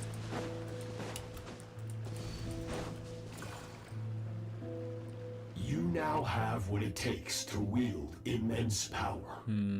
From this day forth, I shall teach you no more. You know, when you meet introverted people, you need to just grab them by the hand. You know, and help them. Open up, talk to them. You know, take them to some parties, discos. Or not any of that, that's too much. To some just like community games. You now have what it takes to wield immense power. From this day forth, I shall teach you no more. I mean, that's what happened to me. I was insanely introverted, and my friends just helped me. And they just took me to all kinds of stuff. And you just eventually open up. Local tour guide showing alien how the earth works. Exactly! She needs Paimon? She does need Paimon. Maybe she could ask Dane. He was Sutalji's friend after all. You know what? I think, yeah, she could. She definitely could. No one can become Anyone. a worthy warrior through imitation alone. Huh. I have given you fangs and claws. Now you must learn to hunt. Now, you must learn to hunt. Learn to hunt. You wish me to travel the world beyond on my own, Master? You wish me to travel the world beyond on my own. Indeed. Make new friends. Oh my god, make new friends! Embark on your own journey. And piece together a new future from the shattered remnants of your past. But why does Surtalji want that for her? Did he maybe, you know, grow to really like her? And not just as a tool? But maybe he wants to, like, he sees her as a adopted daughter. We will still have contact through the abyss. But know this. Oh. One day, I will take the life you worked That's so hard Surtalogy? to rebuild and reduce it to ashes. Just like the fire that haunts your mind. Is this Surtalogy? Holy shit! Is he an Aeon? He's huge! He's massive! And there's even a black hole, and you see the black hole horizon. And I guess he wants to destroy everything she will build to make her even stronger. You know what? Maybe he's not a good guy. Maybe he's on the more, let's say, on the more evil side. But like, we know every character in Genshin is like, you know, gray, right? maybe. Rusted friends? She could have been friends with HP. He definitely would have sized her up and given us more noses. Remember this guy, Autumn? Of course I do. Actually, I don't. But he does look similar to the teacher. Like Dane thought. I mean, just looks similar, but isn't him. Oh my god, that's why she's scared? One day I'll take the life you worked so hard to rebuild and reduce it to ashes. But why would he do that? And this is why she's hesitating. Because she really wanted to make friends with Aether. I think she wanted to become besties with Aether. But every time she wants to make friends, she remembers what her master told her. That she will take everything and destroy everything. Destroy Aether. Where you met this guy before? I did? Fruitology threatening someone's stolen power? Why do you do that? Like we met Surtalogy before in the story? I have told you before. Fear is the catalyst for human evolution. Okay, so he wants her to be stronger. Loss. You have known fear so deep it can be felt in the bones. But as living beings, we all have an instinct to detach from that which harms us. And thus, pain dampens over time. And the acrid taste of fear becomes but a distant memory. Surtalogy has the same philosophy like like the demon clans from Cultivation Stories. Yet now, I have bestowed upon you the gift of fear eternal. Fear eternal. It will drown you in the nightmare of your childhood. Or it shall drive you to defeat me, whatever the cost. What is Surtalogy's goal? Does he want to get defeated? Is he too strong and no one can defeat him? And he's been trying to create a being who can take him down? Because he can't die, he's immortal. So he's trying to groom someone so strong that can, like, kill him. So he can be free from the curse. That figure next to Skirk looks like familiar, right. Now I saw the same figure during the battle. Oh my god, wait! Wait! It's that freaking thing! During the normal fight! Wait! That's Surtalogy? We have been fighting Surtalogy all this time? That is what Skirk's master, the foul Surtalogy, looked like at one point in time. We fought Surtalogy? I mean, a part of him? Back in Fontaine! That was Surtalogy? What the fuck? So that's why we fought that creature! Holy shit, I thought it was just a, like, you know, like a, human form of the narwhal. Of course. As a higher being, Physical form is a triviality to him. This, you know what? This is what I think too. When I was making predictions with New Villette and him being able to transform freely. But there were so many people who were like, no way. He could appear as a beast, a human, You mushroom. even a monster that defies description. The form you see him in here, clad in abyssal armor, is the one he usually wears when traveling through the stars. When traveling through the stars? I wonder... I guess, you know, I would think that... Oh god. Is it a space suit? Or is the suit his spaceship? I used to think Suitology and Skirk were just mesh and disciple, like Skirk and Child. Now I see why Skirk chose to distance herself from humanity. Suitology told her to put down roots here, while at the same time threatening to destroy whatever life she managed to create. Autumn doesn't remember after this quest you need to go to the boss, but quest explains it, yeah. Wow. I can't believe it. But doesn't it also mean that the Narwhal ate a part of Suitology's power? For the Narwhal? Because like, for him to appear, we first have to get eaten by the Narwhal, which means we were inside Narwhal. So whatever the Narwhal ate. So Narwhal must have eaten a part of Suitology's power for us to fight him. For certain reasons, I need to bridge the power gap between me and my master as quickly as possible. But first, I need to understand the source of his strength. So Skirk is so similar to Acheron. She is trying to defeat her master. And this is what Suitology wants to. So I feel like he is trying to find a way to maybe defeat himself, kill himself, because he's so strong that no one can kill him or get rid of his curse. So maybe he sees something inside Skirk, because it's been so cultivation based. Maybe he wants Skirk to find, to really become one with the sword. And once you become one with the sword, you can cut anything. To do that, I need to follow in his footsteps. The dubstep boss! The path he once walked. The dubstep boss, yeah. Somewhere along the way. Yeah, true. I'll find out how to defeat the him. freaking dubstep boss. Dubstep music. Focus and purpose. Mercury Legend fought HP to die. The HP was awake when he got the power. That's why I told you way back then that the whale fight had something big, but you wouldn't get it yet. I finally get it. It did feel a bit random when we fought him. It finally makes sense. It was so random when we fought the abyssal guy. I just thought it was just a, just abyssal manifestation of the Narwhal. So that's what she meant, but I still don't understand why Suitology would do that. From what he said, I didn't pick up on the conflict between them. I'll let you in on a little secret. Secret? The real Suitology is terrifying. Of course he is, of course. The scope of his power is impossible to understand until you experience it firsthand. Oh, don't worry. It is absolute. The power to crush all things. I read so many cultivation stories, Strange Creature. Okay, he's following the demonic way. Shall we keep going? We're about halfway there. Let's I know everything about Suitology. I'm a specialist in this field.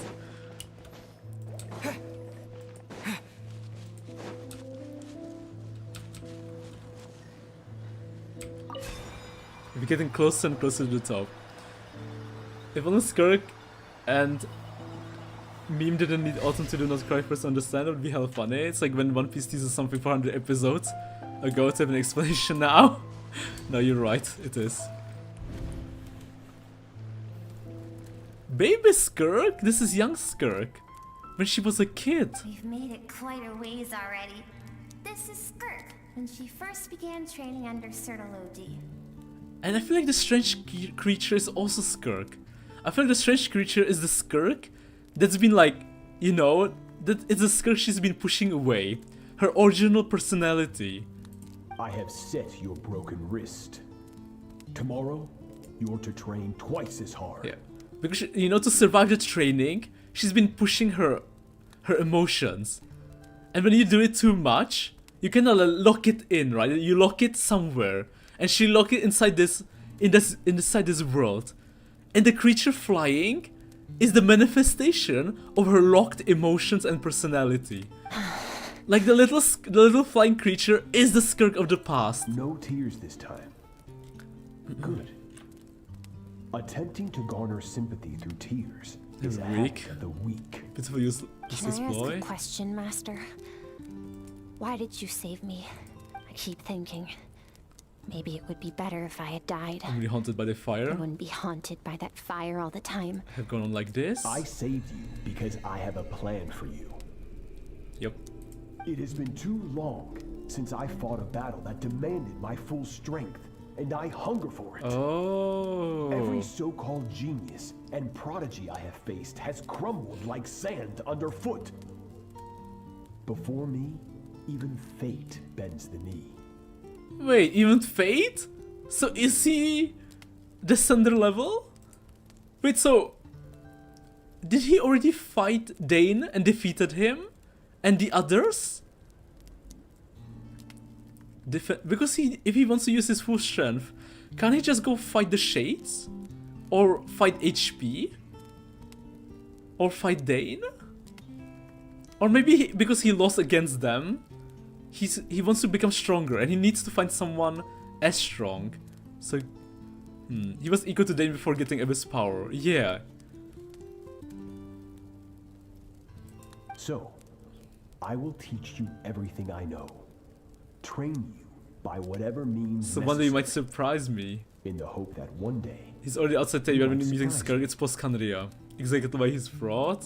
But I don't want to draw my sword against you, Master. I wonder if he's stronger than HP and the Shades.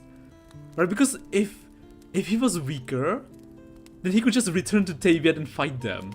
But the fact that he doesn't care about Taviat, he might have actually surpassed them. Holy shit. Right? If he's so strong, why don't he just fight the Shades HP? Right? Yeah, yeah.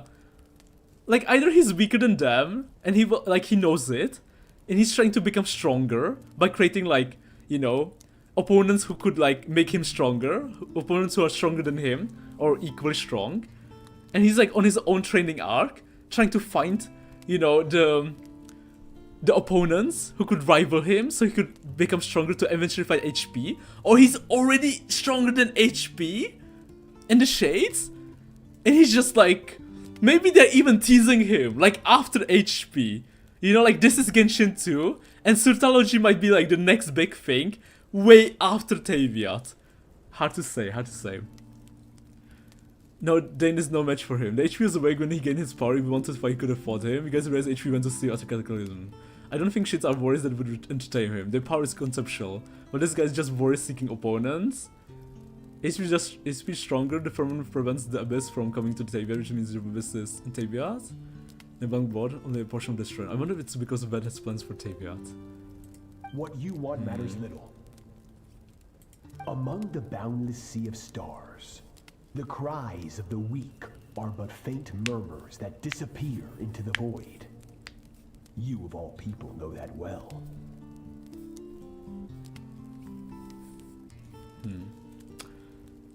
Or maybe the reason why he hasn't fought HP is because HP is sleeping. So he's waiting for HP to wake up, and then he will challenge him. Yes, Master. From that day forward, all she knew was grueling training, emptiness, and fatigue. Fatigue. After some time, her talent bloomed, and she gained control over her emotions, like her master. How should I put it? How should I put it? It was not that human emotion disappeared from her heart, but that reason came to dictate all she was allowed to feel. It was at this point? I suppose it was at this point that she became the Skirk you know today. So Sutology saved Skirk from disaster when she was a child and never even tried to hide his ulterior motive. I suppose that leaves one final mystery. What really happened with the disaster back then? Sutology's final words to Skirk were cold and cruel, but Skirk's reaction made it seem like it was the truth. She knew all too well. I have a feeling it all comes back to what happened back then. We're nearly there. We're nearly there. Could it be because of Ropatir? since he should have similar powers to HP, so maybe her body wants super HP. Also, just said that he's stronger than other sinners in Skirk profile. I almost don't want to reach the end. Well, Ooh. shall we? Shall we? The strongest one.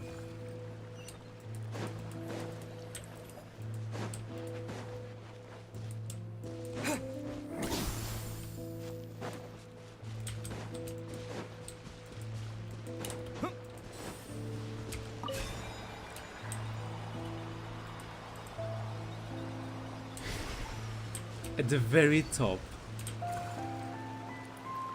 And what do we see? Oh. These are Skirk's happiest memories. Happiest memories. What a simple and carefree time it was. Wisps of clouds dotted the sky. The sun bathed everything in golden light. And when song filled the air, not even the shyest of flowers could resist swaying along. Swaying along. This is Skirk's homeland. She was so curious about everything as a child. Always skipping school to go exploring instead. There was so much to discover. The treasures at the bottom of the sea. The secrets beyond the stars. And that merchant ship packed with adults wearing those strange clothes. Yes, the ship. That was the beginning of the end. The beginning of the end. It was a spaceship.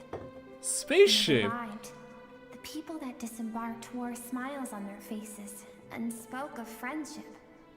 They claimed to be merchants from a neighboring planet, looking to establish trade. Man, you know what? At the beginning, I thought you guys were joking about the IPC. But I guess you guys really weren't joking. And it was actually the IPC. Holy shit. Skirk's parents, her relatives, her neighbors, everyone welcomed the newcomers with open arms and allowed them to explore the planet.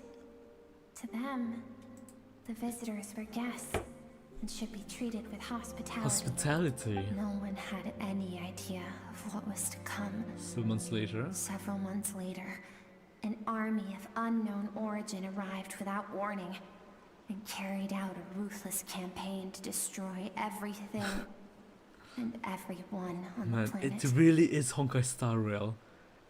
And hearing about what happened to the previous or other planets. Holy shit. Kind of reminds me of the gambler's backstory. God, what was his name? The one in Honkai Star Rail in Penacony. The blonde guy who met Acheron and talked with her. Oh god, I don't know his name right now. Interstellar Peace Corporation? Yes, Romar, yes. You thought IPC was a joke? Yeah, I thought it was a joke. It's not a joke. It's actually... Yeah, Kakavasha? Thank you, yeah, Kakavasha. No, I think it's real. It's definitely them. It's definitely them. Holy shit. Like so many times before. So she was not caught in the immediate wave of destruction. But when she came home that day, only fire and ruin awaited her. Damn, it's actually... Buddha's story is very similar to... No, you're right.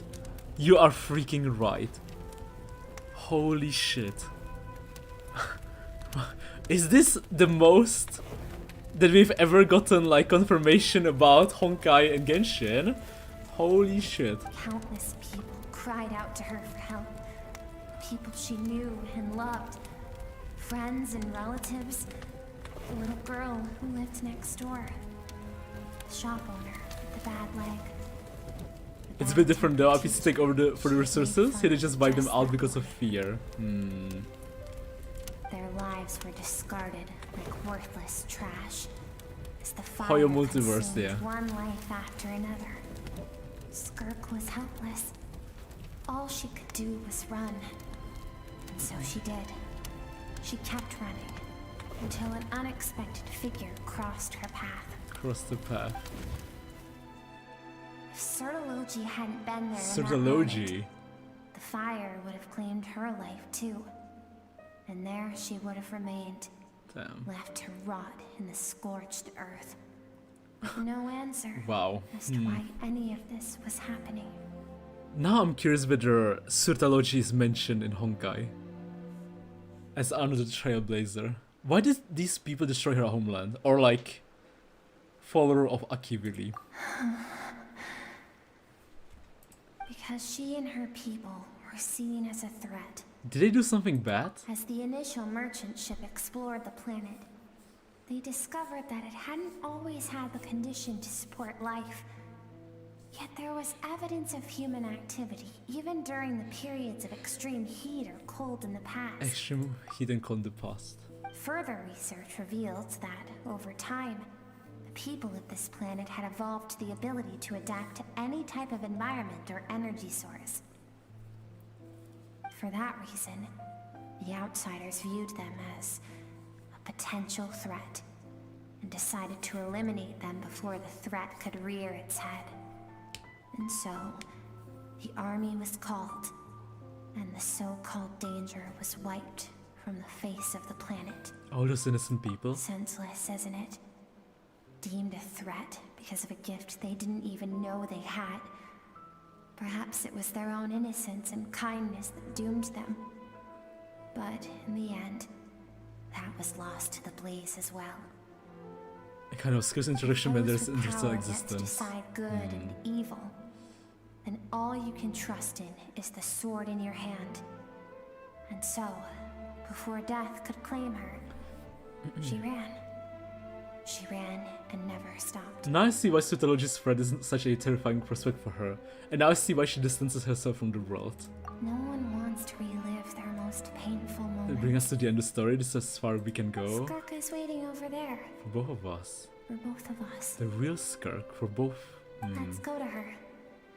It's time to fulfill my purpose. And my greatest wish? My greatest wish over all these years. For her to be happy now?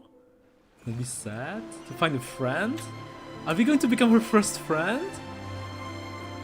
Like Citlali's first friend? What pet would he be? Set a seas ablaze? He would be Akivili's pet. Skirk waiting. So that should definitely be Doomsday's victim.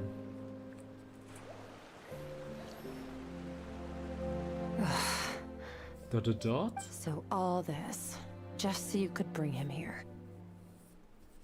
I have things to say to you. Well, to me. I knew it! I knew it! I told you this! I knew it! It was her! Her past self! That she's been looking inside. Reconciliation, even if it takes an argument to get there. And he is the best choice. He is the best choice.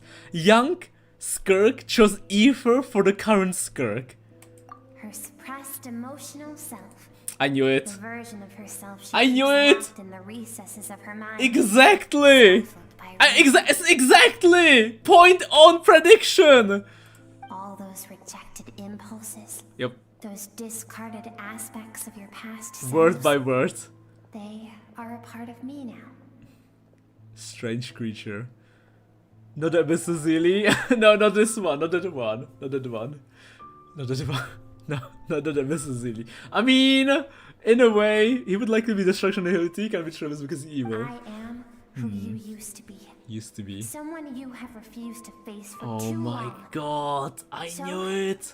I came to face you instead. It was her. Then he always sounds so happy when he's correct about something obvious. Was it obvious? I faced you all along. And that's exactly why I keep you locked I mean, here. Aether didn't know that. Aether was shocked. Your existence makes me weak. Moments of joy and longing are when we are most vulnerable. Most vulnerable. Don't forget, it was a penchant for goodness over reason that doomed our homeland in the first place. The vastness of the universe renders everything insignificant. Our feelings most of all. Even so, learning from the mistakes of the past doesn't have to mean erasing everything. Strip yourself of your so-called weaknesses, emotions like kindness and empathy, and what makes you any different from the ruthless soldiers who slaughtered our people? The difference is that I'm doing what is right. what is necessary. I allow you to exist, but with limited freedom. That is the greatest kindness I can offer. I have shouldered everything you couldn't carry.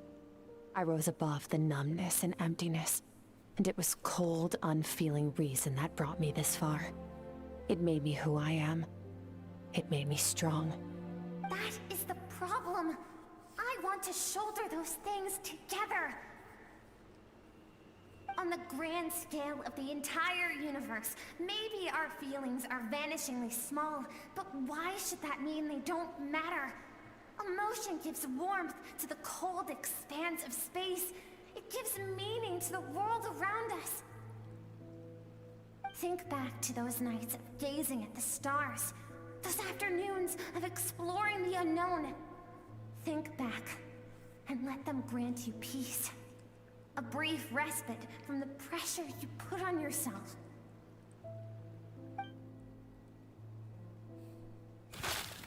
That isn't what we need. It's exactly what we need. Aren't you curious about why recovering your strength has taken longer than normal this time? Finally, you get to the important part. That is the only answer I came here to find. Then look around. Look at your inner world. You cast aside your dreams and curiosity, and in doing so, you lost your original motivation. You severed all connection to who you used to be, so you can no longer draw strength from your past. Now, the only things driving you forward are fear and survivor's guilt. But these cannot take you far enough. And so, this river, the source of your strength, grows more polluted by the day. And you think that means I should seek help from a weak little thing like you? Your emotional self isn't weak.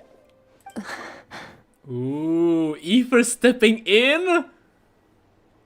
Meanwhile, Aoife, yeah, just chilling and watching by. The fact that she transcended time and broke free from her constraints to come and face you. That proves it. That proves it. Damn Aoife, damn. Thank you for saying that.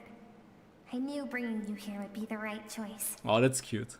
To be honest, I'm not here to argue with you. This isn't about who's right or wrong.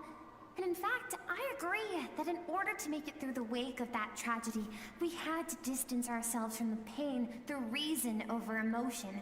But what is right at one point in time isn't always right forever. I know you will never forget that fire.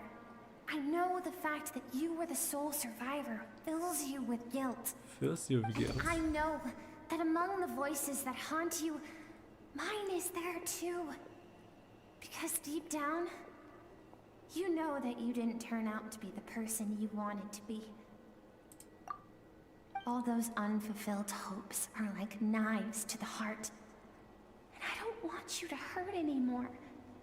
So even if you can't accept me, I hope, at least, that you can let go. Ah, oh my god, it's the younger Skirk who wants the current Skirk to be free. That is so cute!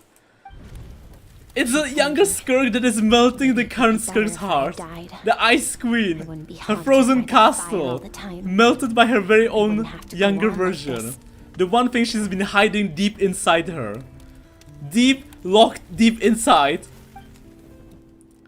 In a prison, and it's shattering, breaking her free. Afraid to stare death in the face, but we need you to survive. She's finally breaking out from that shell.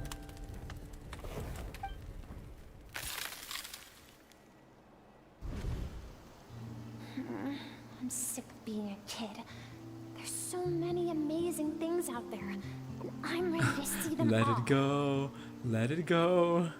A young version is a Paimon. Oh, cute! She did it!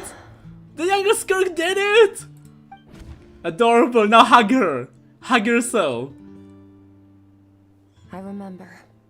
Oh. There was a song Mom and Dad always sang when we went out to fetch water. Dancing water. Sand along your path is begging for your song and movement. Will you carry this burden with you on your journey? On your journey? I am not the dancing water, and you are not the burdensome sand. But if this is your wish, then I will carry you with me until the end. Aww. She's learning to accept herself. Thank you. Thank you. I should be thanking you.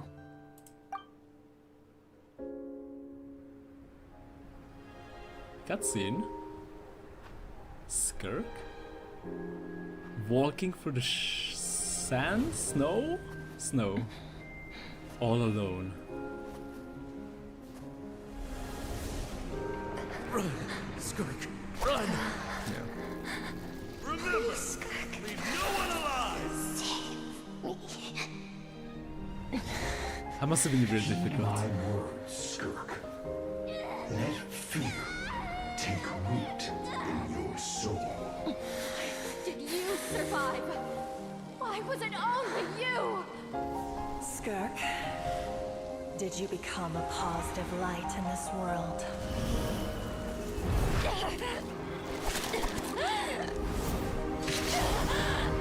Breaking free from the darkness that's been holding her back. Hey, this doesn't have to be the end. Ah, now she sees her younger self. Oh, it's so sweet. You know, always in shonen, you always have this character who needs this.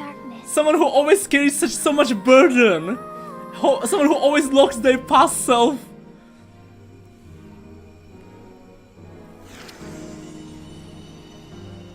You can be free, Skirk. You can be free.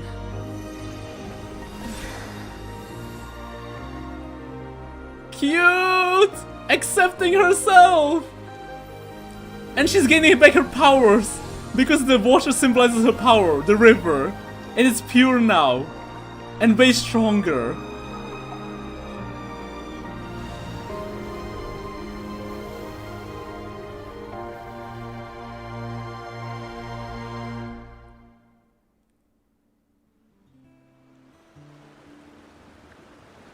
Oh, the scenery, the massive water, the river. My memories then. I once asked my master if survival of the strongest was the law of the universe. He said no. But in a world without order, those with no moral boundaries tend to be the ones who survive. That isn't true strength. Power is not a substitute for doing what is right. That's why, after hearing his answer, an idea came to mind. An idea that, one day, I would create a new world order. New world One order? in which there would never be another tragedy like that fire. Aww. One in which power was not the law of the land. Aw, cute. That means I must defeat him. Because my master, Sir Logi, is, at the core, a defier of all rules and order. Sounds like you have your work cut out for you. Best Starkers in the game? You should watch the anime shot of the quest. Yes. Haven't I already watched it? And not just because of the gap in our abilities, but also because I have no reason to see him as an enemy. Although his decision to train me was not made out of kindness, he did everything a master should. He saved my life, taught me the sword and the principles of strength. And for that, I respect him. But he intends to face you in battle one day. I know. And it's not something I want. But Master never goes back on his word. I have to treat everything he says as a promise. He's no longer into that. But he sends me messages through the abyss every now and then. Most of them are simple greetings, or an answer to one of my questions. Oh, wait, they have kind of a cute relationship, really cute. Every time I hear from him, my heart skips a beat. Skips a And I beat. wonder if this is the moment where he'll finally appear before me and tear down everything I've built. They have such a cute relationship. Man, he looks crazy. I can't believe this is Sirtology.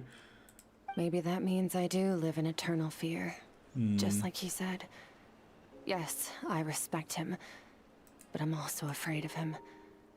And for that reason, the pursuit of strength consumes every moment of my life. I don't know what Master has planned, but I have to be ready. If he does attack you one day, I'll help you. Help me? Why? This isn't your fight. Because if we want to build the world we both want to see, everyone has to be willing to fight for Man, it. it's catching me so off guard when Aoife talks. If we all do our part, we can make the entire universe a kinder place.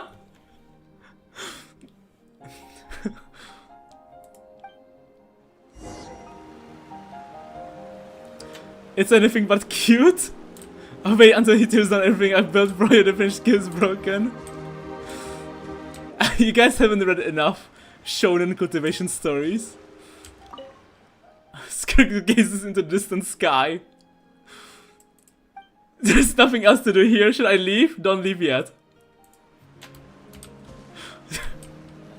This is such a beautiful story quest. This is 101 how to write a cultivation shonen story. Isn't that right, Aoife? What a beautiful ending. What a beautiful ending. Live together. Oh, I love the song in the background. There's nothing else to do here. Should I leave? Leave. Leave. Like the relationship? Like use different, not the word? That's what we call Stockholm Syndrome? 5-1, we're back. I went to test down. You're finally awake. This is borderline, if not abusive relationship. Yes, it is. It is. Honestly, Paimon was gone for like 2 It is seconds and definitely. she goes No, you back guys are right. unconscious? It's definitely abusive in Stockholm. You're both okay, right? You're both okay, right? What does it look like?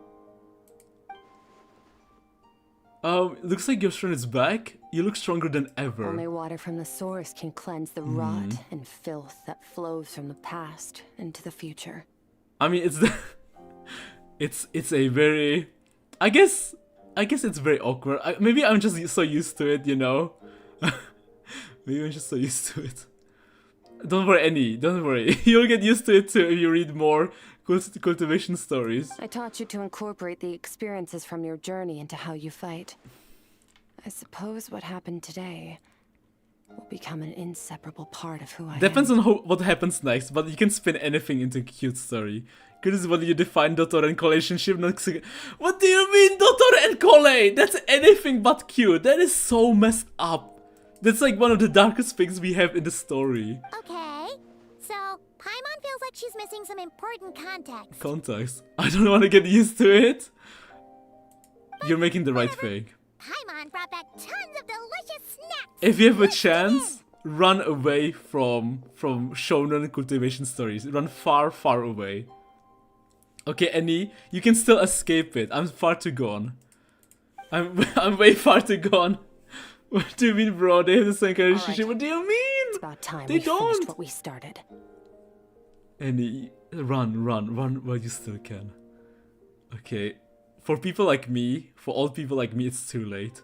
For me and Voldy, it's way too late. Cole and Dottor are pretty much the same, except Dottor did not plan to kill her. We're gonna deal with this thief for good, right? Finally, let's show him what we've made of. Wait, but I mean,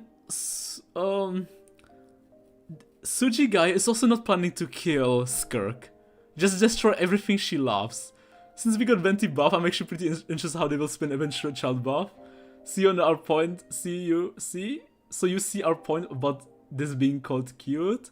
Let's show him what we were made of. This time, I'm not going to tell you to hold back. I guess I see it now, yeah. I Having guess I see digested it. even more power in the meantime. Yeah, I do. He's going to be tougher than before. Maybe because of the like, of the context surrounding the both stories, it's so different. The good news is, we have no Or to reason me to pull our different. punches this time. So, let's go. Same place? Same place as last time. Graduation fight. Graduation wrestling. Deja vu. Let's do it. At least she still respects her master. Return to the place near the chasm. Reminded Dottor also saved Cole's life. What? Rise with the sun. Dottor saved Cole's life? Are you sure? Are you sure about that? I don't know, man. I don't know. I don't know. Rev the engines! That also made Collei stronger. That's worse to live after everything I love is destroyed. I suspicion Autumn thinks Cyrtology is being turned to Skirk. I don't know. Well, hold on. I need to visit the toilet. I'll be right back. I'll be right back.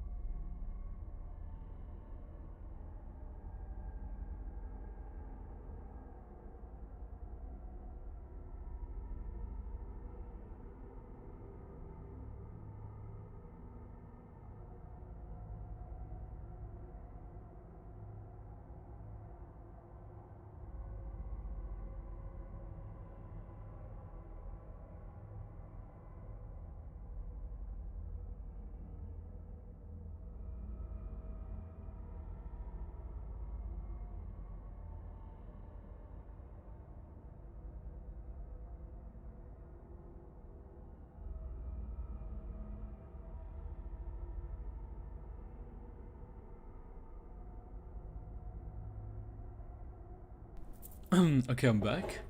Hold on a minute. Okay, but honestly, I kinda do think that Cyrtology was very tsundere towards Skirk. I feel like, you know, once we find out more about Cyrtology, I think my theory will come true. I think he really cares about Skirk. Like, really, really cares a lot about Skirk. It might not look like it right now. Wait, Cyrtology? Wait, isn't that the form the all-devouring narwhal changed into? How come he knows that, too? That's Skirk's master. That's what the fowl used to look like. Really? So, you're telling Paimon that giant whale and this guy can both turn into the fowl? How does that work? It's a subconscious instinct. Any intelligent being who longs for his level of strength is bound to mimic his appearance. It's a natural response after encountering someone as powerful as Master. Cyrtology. To them, he represents ultimate power. We know the person before us has encountered Master, and we know he stole a portion of my power. So it's not surprising that he would assume this form. Assume this form. He's there to help people. Compared to Rene, yes, that is very kind and cute. I like that theory, Autumn, good theory. Thank you, thank you. Thank you. Okay. Oh, the closer Paimon looks, the more intimidating it gets. Kind of reminds me also of what we saw in the Acheron story. The difference is that the Torah doesn't care about Collei other than she being its subject, but Cyrtology still contacts Skirk from time to time. Exactly! Exactly! Yeah, like Cyrtology cares about Skirk. Exactly, like why else would he contact her? I feel like there's a deeper, like, you know, there's more to the relationship that just meets the eye. If I told you get stronger because I will someday kill everything you love, is that a tsuna? I mean, in anime, definitely. Definitely. You know what tsunderes do in anime, right? Especially old school tsunderes. They always beat up the person they love. Always. Okay? And you know what? You know what's also a tsundere relationship? A fucked up relationship. An abusive relationship. Okay, not cool in real life, but goddamn, man. Goddamn. If it didn't shape my point of view as a kid in anime, Nervalette isn't here. I'm gonna go see Z. Good night, Cassidy. Good night. He won't have the nerve to steal again after we're done with him. But definitely soon. Definitely soon. I mean, the biggest criticism of Tsunderes or Tsun is always the abusive stuff. It's always like that. They always beat you up. Okay, act horrible towards you. Tsunderes are not cute in real life. But in fiction, hell yeah. In fiction, it's like, it should have been me! Oh, should we fight him? Okay, watch her.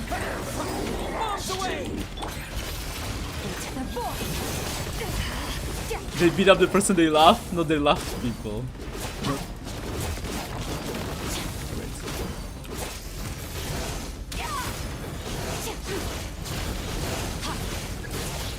Use the enhanced charge attack?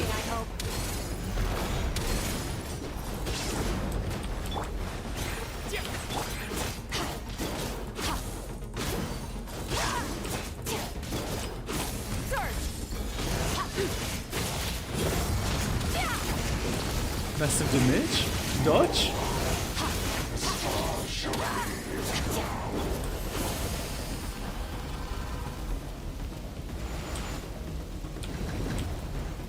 Easy.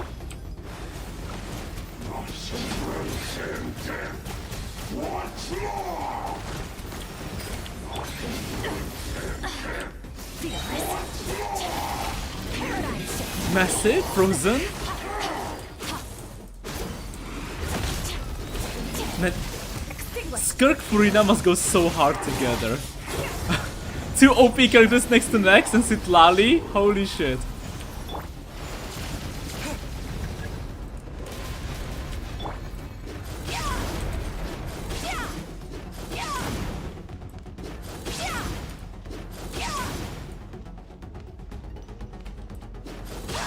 Sweet.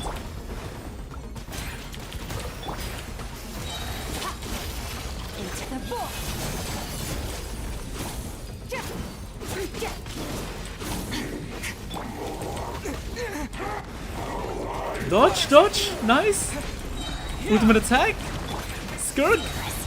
Easy.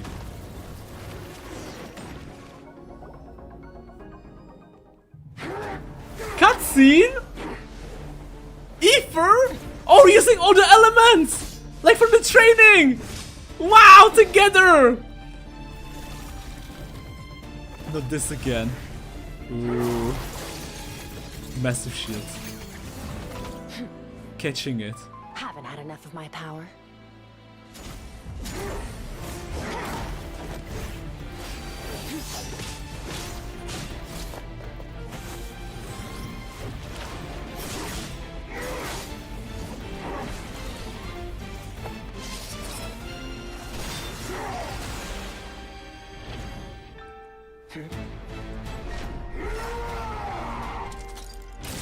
It's breaking apart.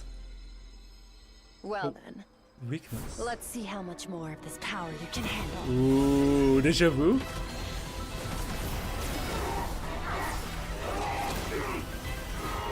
Overloading him.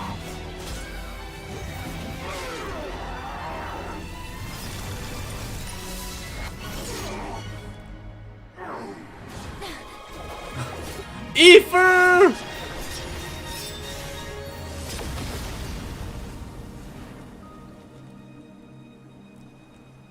The background is so beautiful here.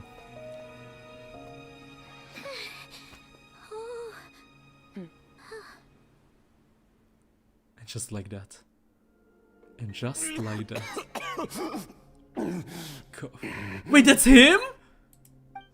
Wait, he's from Kanyanya? Well, have you come to your senses? Wait, he's giving me Kanyanya vibes. Let me see his eyes. Oh my god, he's from Kanyanya. Kandria. So, look at his drip. You deliberately channeled your power into me. It's definitely him. That it would destroy my shell from You even see the symbol that every Kandrian has. Especially if you're part of the Abyss Order. Such power. Such keen battle So instincts. he must be. So you I knew it! Those eyes, they always tell you everything. Skirk, Sertologi's disciple. How long has it been? How long has he been away from Tevat? Tevat. And Escoffier, she's the core of the team. Wait. They beat up the person they love, that's possessive toxic relationship they have. Everybody wants yandere till they get one in real life. Exactly. If you want to make it platonic or romantic, or want to make it? Oh no, platonic, obviously, it's platonic. The way Cytology said it, it's kind of like a gift. Fear can be one of the greatest motivation. Motivation is scary to pursue higher power. Yeah. My Skirk does 70k per burst slashes without Escoffier. I use Skirk, Furina, Escoffier, New Violet, and all in one team. Even just unvoiced in this pre-rendered cutscene. The prototype sword. Yeah. Well, hopefully one day he'll get a cooler sword. But at least it's not the basic one. There's the I knew it. Look at the saying. Every sentence here is on lore. Hundreds of years. Hundreds of years. 500. Hundreds. Sorry. It's a lot to take in. I should introduce myself. I am Skofnjunger. A friend of your master and one of his followers. Followers? This is the first time I've heard your name, Skirk. But hundreds of years ago, I knew you existed. I knew you existed. And I knew you would come here. What? Maybe because of the other sinner. The one who can predict stuff. The one who predicted Furina crying. Even though, like, before she was born. So did he also predict Skirk coming here? Before she was born? Hundreds of years ago? Dane's brother! Dane's brother! Sounds like you and Master have quite the history. Care to tell us about it? Dane's brother. Vedderfolnir. Of course. Might as well take advantage of a clear head. The story starts a long time ago. The story starts a long time ago. Did we free him? By defeating him? What happened to him? Why is he so Maybe the power was like corrupting him, overwhelming him. I was born into a noble family. Conria. As the eldest son, I was set to inherit our title. But I contracted everyone gave up on me. Illness as a child, and everyone gave up on me. Genshin, they got them names. Why couldn't they just name him Jeff? My name is Jeff. I love that movie. I trained the sword harder than anyone else. Defeated Jump Street. All of my peers. But it was all in vain. When other people looked at me, all I saw in their eyes was pity or a strange glee in my misfortune. Even my parents were just waiting for me to die. Waiting for me to die? Over time, my heart hardened, and I became aimless. That was the point where I met your master, Cytology. Is he just going around helping everyone? We were similar in age, but different in background. He was born in prison, the son of criminals who had been sentenced to death. He spent his childhood wandering the streets, facing more criticism than the literary works. I swear, Cytology is an MC of shonen cultivation stories. Everything about him is screaming cultivation MC. Yet, he always wore a smile on his face, as if kindness and malice were one and the same, and he could not see the difference.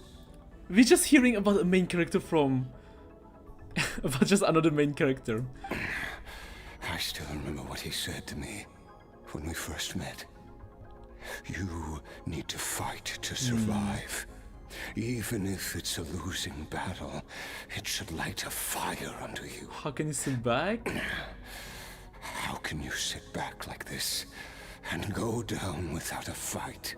Damn, Cytology look like that? Probably she came from the lowest of the low? Yeah, exactly. That does sound like something he would say.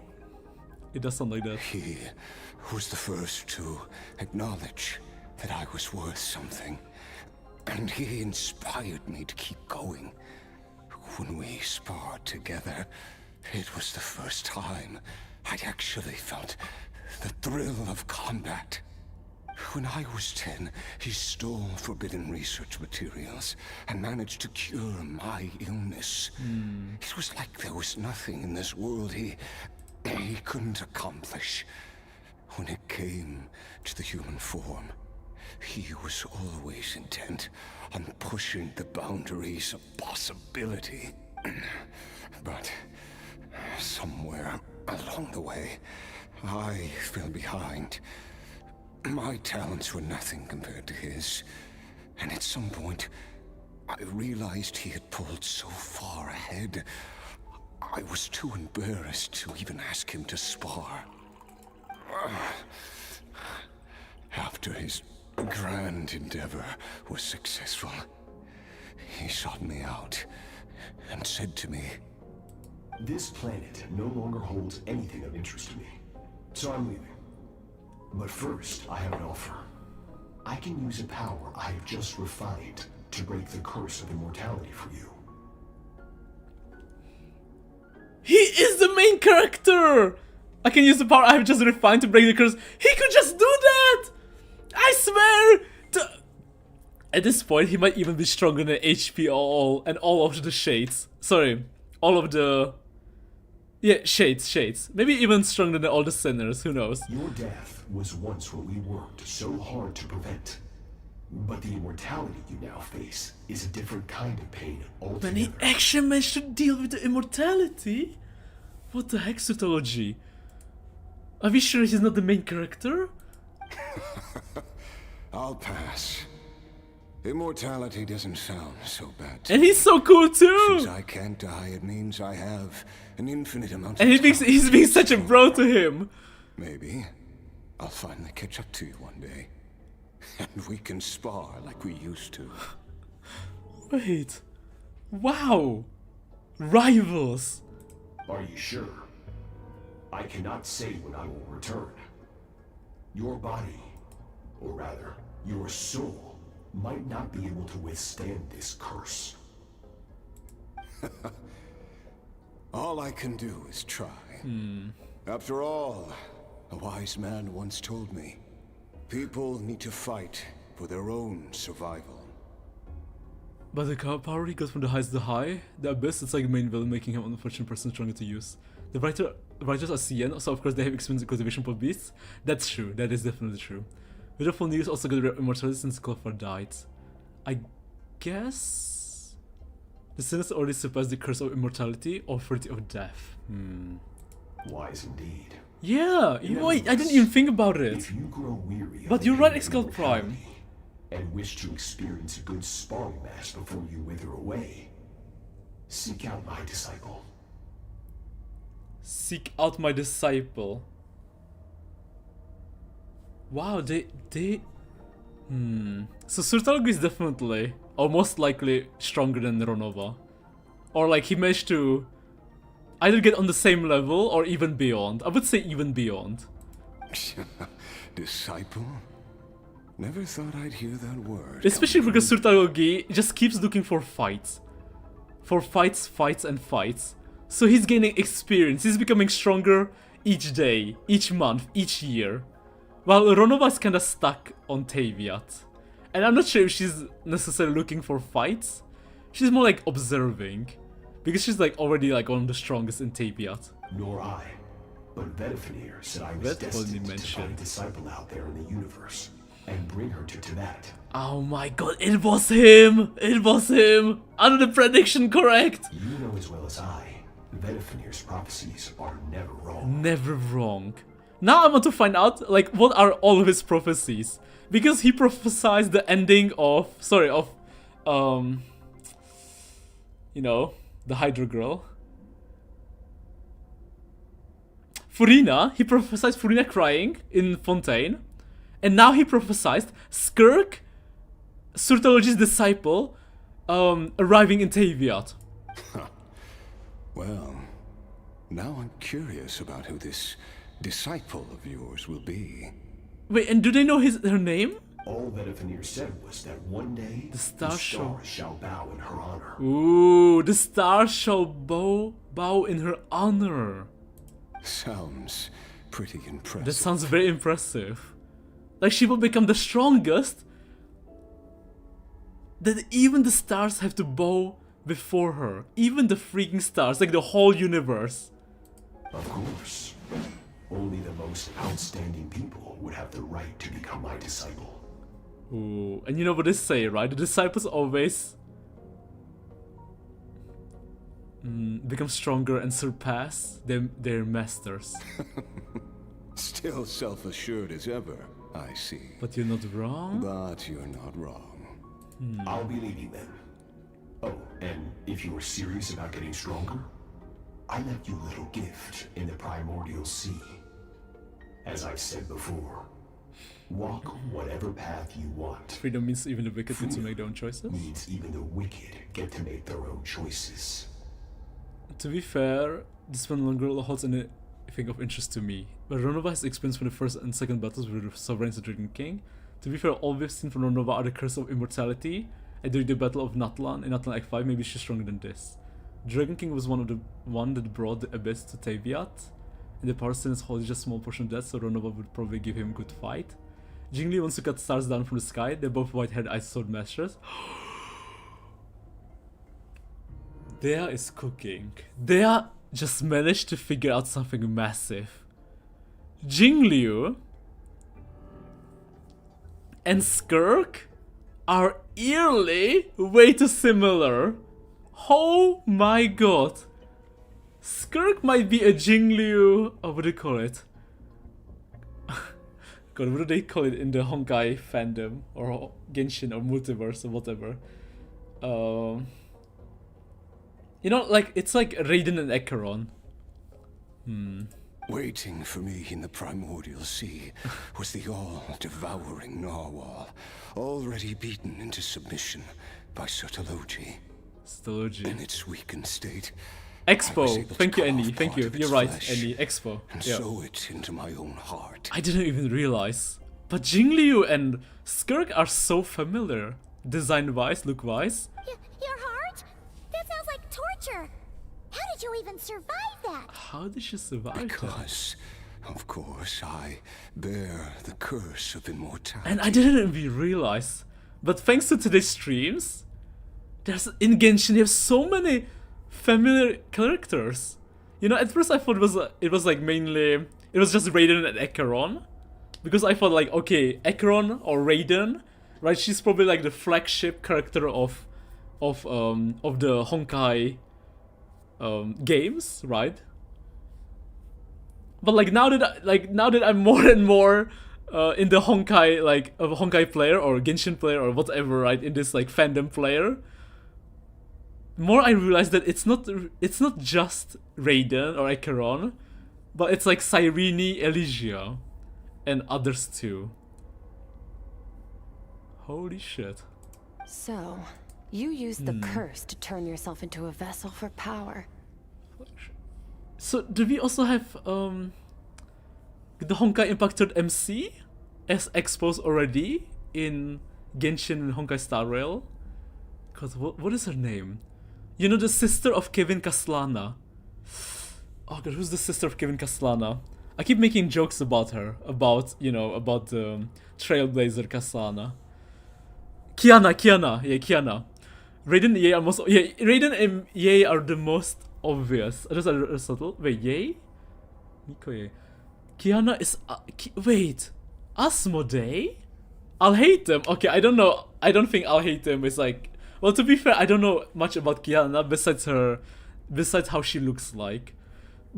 But is I'll hate him like Kiana? Even Oh no, with that whale's ability, devouring power Asmodee. like that is not something the human body can withstand. With your body and soul constantly at the breaking point, it was the curse of immortality that sustained you. Wait. Okay, I have one question. To all the people who know Kiana. Is Kiana's personality similar to Paimon's personality? You know? Is Paimon and Kiana similar? Because, you know, if potentially Asmodee is Kiana, and Paimon is similar to Kiana, maybe the theory about Paimon and Asmodee, you know, maybe there's some truth to it. We were bought in so constantly at the breaking point, it was the curse of to sustain you. I'll hit him as SU from HI3. Who's SU? Sue? But that is not the path to strength. You have to pour your heart into it, work for it, dream of it. Instead, you stole something that didn't belong to you, and it backfired. They just reused the same character design from other of the games, which is kind of genius. You're right. I should have known better, but I had already pushed myself to my limits, and he was still miles ahead of me. Take a leap of faith? So I had to take a leap of faith. No. I miss your master. I miss the days when we were all together. Troublemakers without a home. I don't regret the choice I made. But if you'll allow it, I do want to apologize. To both of you. Both of us. After the beating we just gave you, I think we can call it even. Just one as well.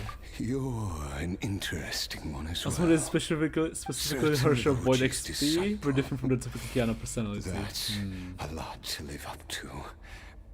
It can't have been an easy experience. I don't know much about Honkai Impact Third. I only know, like, you know, you have Kiana there, you have Raiden there, you have Bronya, you have Kevin.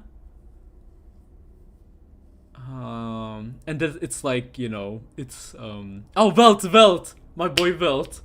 True, Velt. And also the one got the red-haired one. You know, the one with Velt on Pom Pom's train. The mother of the three trailblazers, so to speak. The one with the pizza cutter. I know what he's like. Himeko, thank you, Himeko. He rules with an iron fist, using despair and fear to force you to catch up to him. Catch up to him? All the while, standing ever out of reach. Sue is Kevin's friend from what I know in researcher. Never knowing how much higher we have to climb.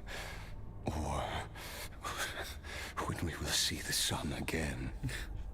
So it's just a matter of time before we get Finon or Kevin, right? And Velt. True. But I made up my mind long ago. No matter how dark it gets, I will not give in to despair. I will overcome it. Overcome it. But Honkai Star is the same Velt from Honkai Impact Third. I do know that, yeah. Bro, forget mom's name from what we know, but Archon is also in Honkai Star Rail. Besides, after hearing your story, I suspect what Master really wants is not a battle that demands his full strength, but rather a defeat without regrets. Of course, of course. Oh? Since you're his friend, you must have some things in common. The first time we came here, when you stabbed me through the fog and stole my power, I felt no emotion coming from that spike. But when you had to devote all your strength fighting me just now, I could feel joy and passion emanating from your blade. It was the joy of a researcher discovering the truth of the world. The joy of an artist uncovering a temple of wonders. Interesting. I'm certain I didn't express those emotions outright. Yet you were able to read them from my blade. From my blade. Like a glimpse into my inner world. You're right. That battle brought me an unbridled sense of joy. And my defeat brings me no regret whatsoever. Respect. Exactly. A true cultivator. I think Master also craves a battle like that. Aww. One where his opponent forces him to use all his strength, unlock the extent of his potential, and transcend his own limits. A battle to end all battles. Battle to end all battles. A battle to end all battles. A hero of heroes. A warrior of warriors. After which, all can come to an end. Including, perhaps, ooh, his life. Well, that was my initial theory. Later on I didn't think it was true. Guess it might still be true. Genshin is way more subtle, otherwise Momoko would be straight out called Himeko. And unlike Himeko, Momoko actually survived. This guy sounds like Ligus. Dark Cultivator's proven stupid again. Captain died from a week after sniping, that's the closest we can get for self-insert everyone wanted for Himeko. Wait, what? Was Captain supposed to be someone too from Honkai Impact or Honkai Star Rail? For that very reason, good and evil are meaningless to him. He has one purpose, one goal, to complete himself. It's one of the secrets to his strength. It's one of the secrets to his strength. Perhaps you're right. Perhaps that is his call. What a battle that would be. Oh, to witness such a... Such a battle. Are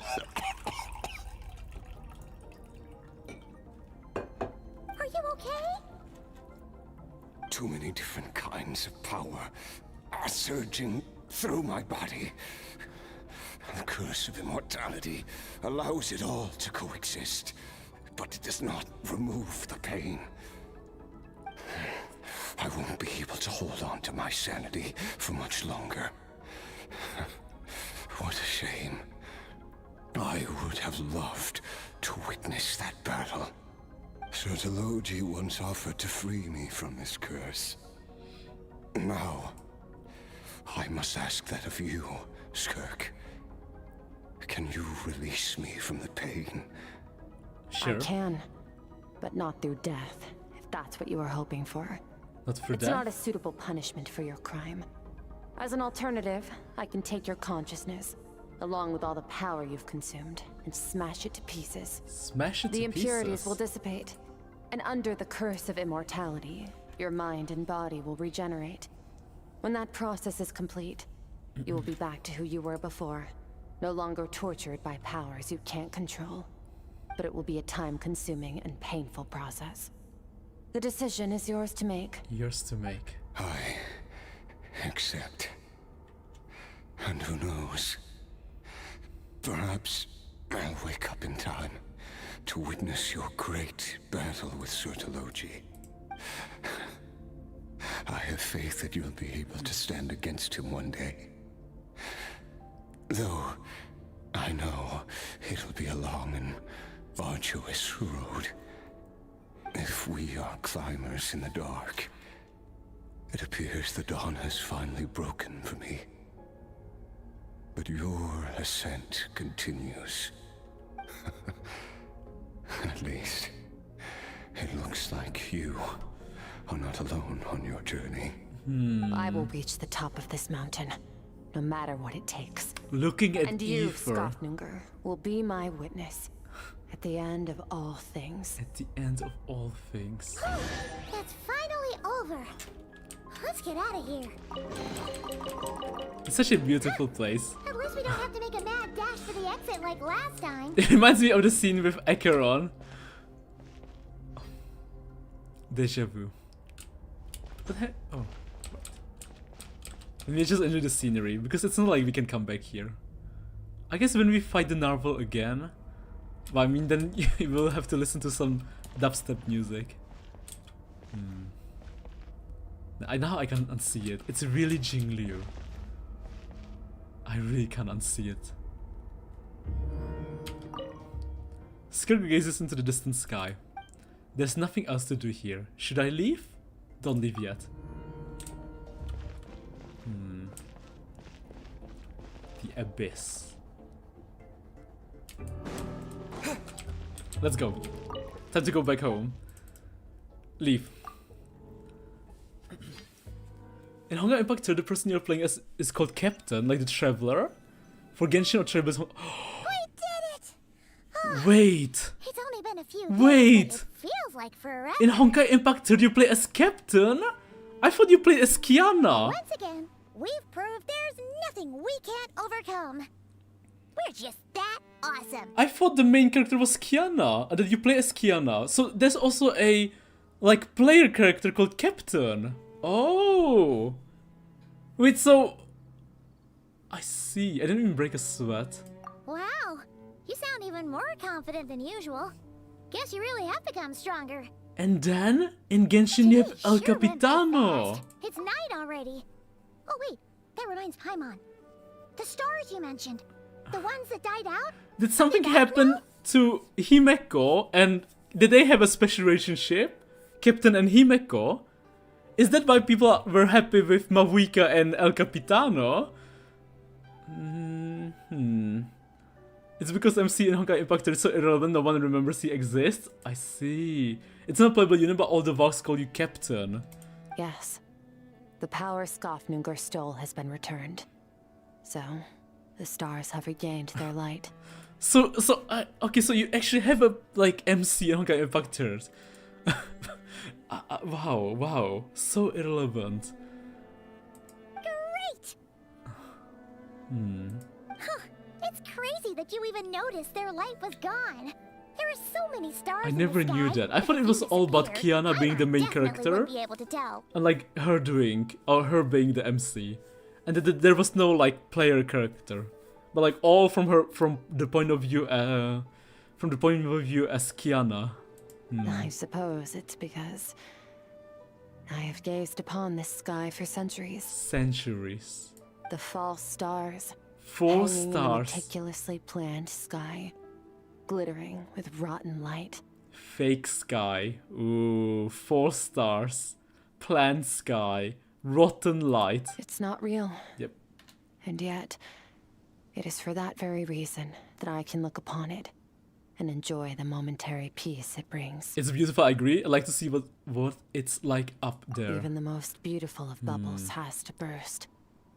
We will return to the real universe one day, whether of our own volition or not. The real universe. Time marches ever forward. Even the innocent and naive will taste life's bitterness. Hardship. Yet through hardship, we grow until we learn to seize the sands of time for ourselves and uncover our true strength. Our true strength. It's not a playable unit or the Vox Code Captain, and Honkai Impactor actually has love and passion into its MC rather than the blank slate that Honkai Star and Genshin MC are. I wonder if we'll meet Skofnungur again. Imagine the real Surtology boss fight. Though we gaze upon a false sky, its vastness and majesty is palpable. One can only wonder, what is it going to take for kindness to reign supreme in the vast expanse of the universe? I feel like this is a plot line they are saving for either Beyond Genshin or for a different game. Ugh, this is all going over Paimon's head. But if she knows one thing, it's that the traveler always finds a way. Ever since we met, he has filled Paimon's days with happiness. No matter how tough things get, he always finds a way to make it better. Always finds a way to make it better. It'd be cool though if we get to see him again. But he just feels so strong. He feels so strong, so cool, so powerful. If it's too big a job for one person, then we'll do it with 2. And if 2's still not enough, then 3. And especially the thing he said, right? There's nothing that interests him anymore in Taviat. Nothing. Not the shades, not HP, not the second descender, nothing. They just went away. Just like, yeah, I'm the strongest, there's nothing to do. He literally ascended to the next cultivation realm. Beyond the level of mortals. Actually ascended up. We've met so many amazing friends and accomplished so many amazing things. As long as we don't give up, we can make any wish come true. Any wish come true. Chapter 2 of Genshin, since Taviat is the only one of the chapters and Des told us Genshin would be 20 years long. Wait, is that official? Did the Des actually tell us about 20-year plan? Because if that's true, then I could definitely imagine Taviat being just part 1, or chapter 1, and then we will go beyond, you know, traveling through a spaceship, exploring other planets, and I guess eventually we might even travel with Skirk and like meet Surtology. So like, I feel like they're definitely, if that's true, they're definitely foreshadowing or preparing, teasing us about like future next level problems or next level antagonists. I suppose or when it Voss comes to for anything Aether. is possible. I wonder how many Immortal Canyons are doing their stuff behind the shadows right now. We have Dane, Capitano, Scorfer, who else? There might be a lot. There might be a lot. Like this big, you know, immortality curse, immortality problem doesn't feel like a big problem anymore. Or well, it's becoming a less and less of a problem. Yes, kinda. Last time I heard it was 10 years plan, but maybe it changed after they made money. Okay, I can definitely see that. Well, it always changes like that. Now that my power is no longer To be isolated fair, from my emotions, every game, every I need more story, every practice to get medium, used to it. you know, the moment it starts making money, like, why would you not change it? It reminds me of, like, Genshin, honestly, it reminds me of World of Warcraft when it comes to the plan and the fandom and stuff like that. When will we ever meet again? I suppose fate will decide. Maybe we'll bump into each other on the street. Or maybe we'll reunite? Or maybe we'll reunite on a different planet entirely. I really think they're definitely foreshadowing meeting Skirk again beyond Taviat. Regardless, reunions and partings are but passing moments. More than anything, I hope that at the end of this journey, wherever it takes us, we stand in a world reborn. Well, Hassan is going to... He's going to... go into a long coma the moment he has to step onto a spaceship. Poor Volha, poor Volha. He's never waking up from his coma. One without war, pain, or forced partings. One where I can't wait to meet the Sensho even where there was ships nothing in but Genshin. scorched earth. Holy shit. It sucks to be fooled by the Kandrians. I don't think Sotology will be important in the story for now. Yeah, I think so too. I think he'll not be important in Taviat at all. I think we're gonna meet him in chapter 2 or chapter 3. Probably chapter 2. For this, we must all work to become stronger. Of course! Master! If that's what you want to call me. She likes it! I won't object. She likes it! Goodbye. She likes being called Master! She's enjoying it! And you know, it's gonna be even teased by even her younger self, you know? I'm glad I brought you along. And by the guy who we just defeated.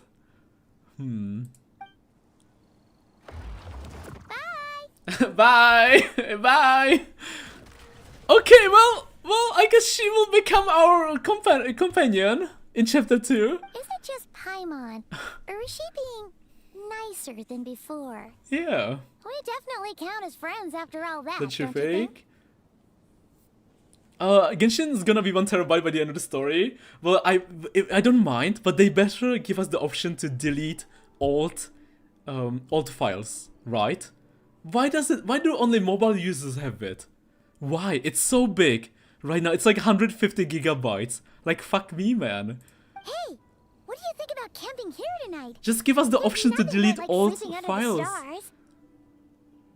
Like mobile users. Imagine you need 150 gigabytes for your phone. Like, that's GG. I will meet Surtalogy in Hongasara. That would be hella way to introduce Genshin to the Honkaiverse. So Child is your senior now, I guess. And I guess Child will potentially also travel with us through the universe. There's said Genshin will be 20 years and longer, so there's a lot coming in the future. I had to delete some stuff to update Viva today just to listen to the 5th Encore. Yeah. Like, you know, to make some videos, I deleted Zenless Zone 0, but I kinda need to install Zenless Zone 0 again for the story and for the characters. But like, I know if I install it again, I will have no space. Come tomorrow, we can continue our journey. But yeah, enjoy your 5th Encore. Oh, and since Paimon treated you to that super nice meal at Wanmin Restaurant, it's about time you returned the favor. Oh, and we did it! Wow! Wow, that was wow. Oh, we got a present. Lots of present. Will you read Skirk's story profile? I can't. I don't even have her, right? I don't have her. So I can't read her. Oh, check quest item. Let me do that. Arc inventory. How about reading Skirk profile voice lines while you're on the topic? Yeah, we can. I guess if you can just post it on Discord, or we can check Wiki. That is true. Oh, let me use that. Here. A guitar is Skirk based on the instrument of her homeland. The guitar has unique charm when played. Its ancient melody seems to hum of history that nobody recalls. Switch? Oh, we can play her guitar? She left it for us? Okay, so we got a guitar. Wait a minute. Wait a minute. I know this. Oh? Oh. Wait. Okay. Interesting. When did I get this? Wait, when did I get this? I mean, Howling Daybed. Okay, am I missing anything else? Hold on. Here. And oh, read. What scenery waits far above the sky? At Vix the universe? Wait, what does this? I've never seen this word before. At Vix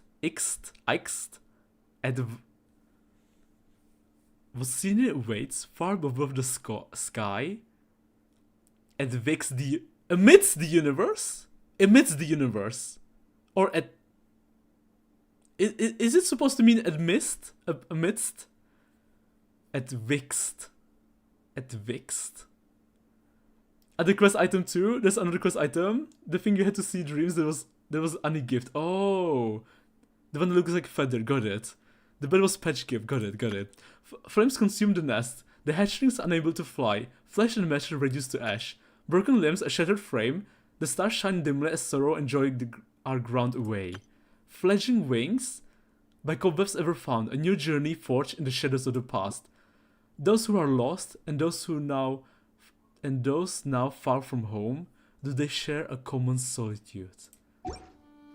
An abyss crystal, a gift from Skirk to you. When born, it can be used in your sleep to dream mirror with her. To find the culprit, Skirk infiltrated your dreams. While you witness the memories deep within her heart, use this crystal once more to revisit the certain scenes of what happened back then.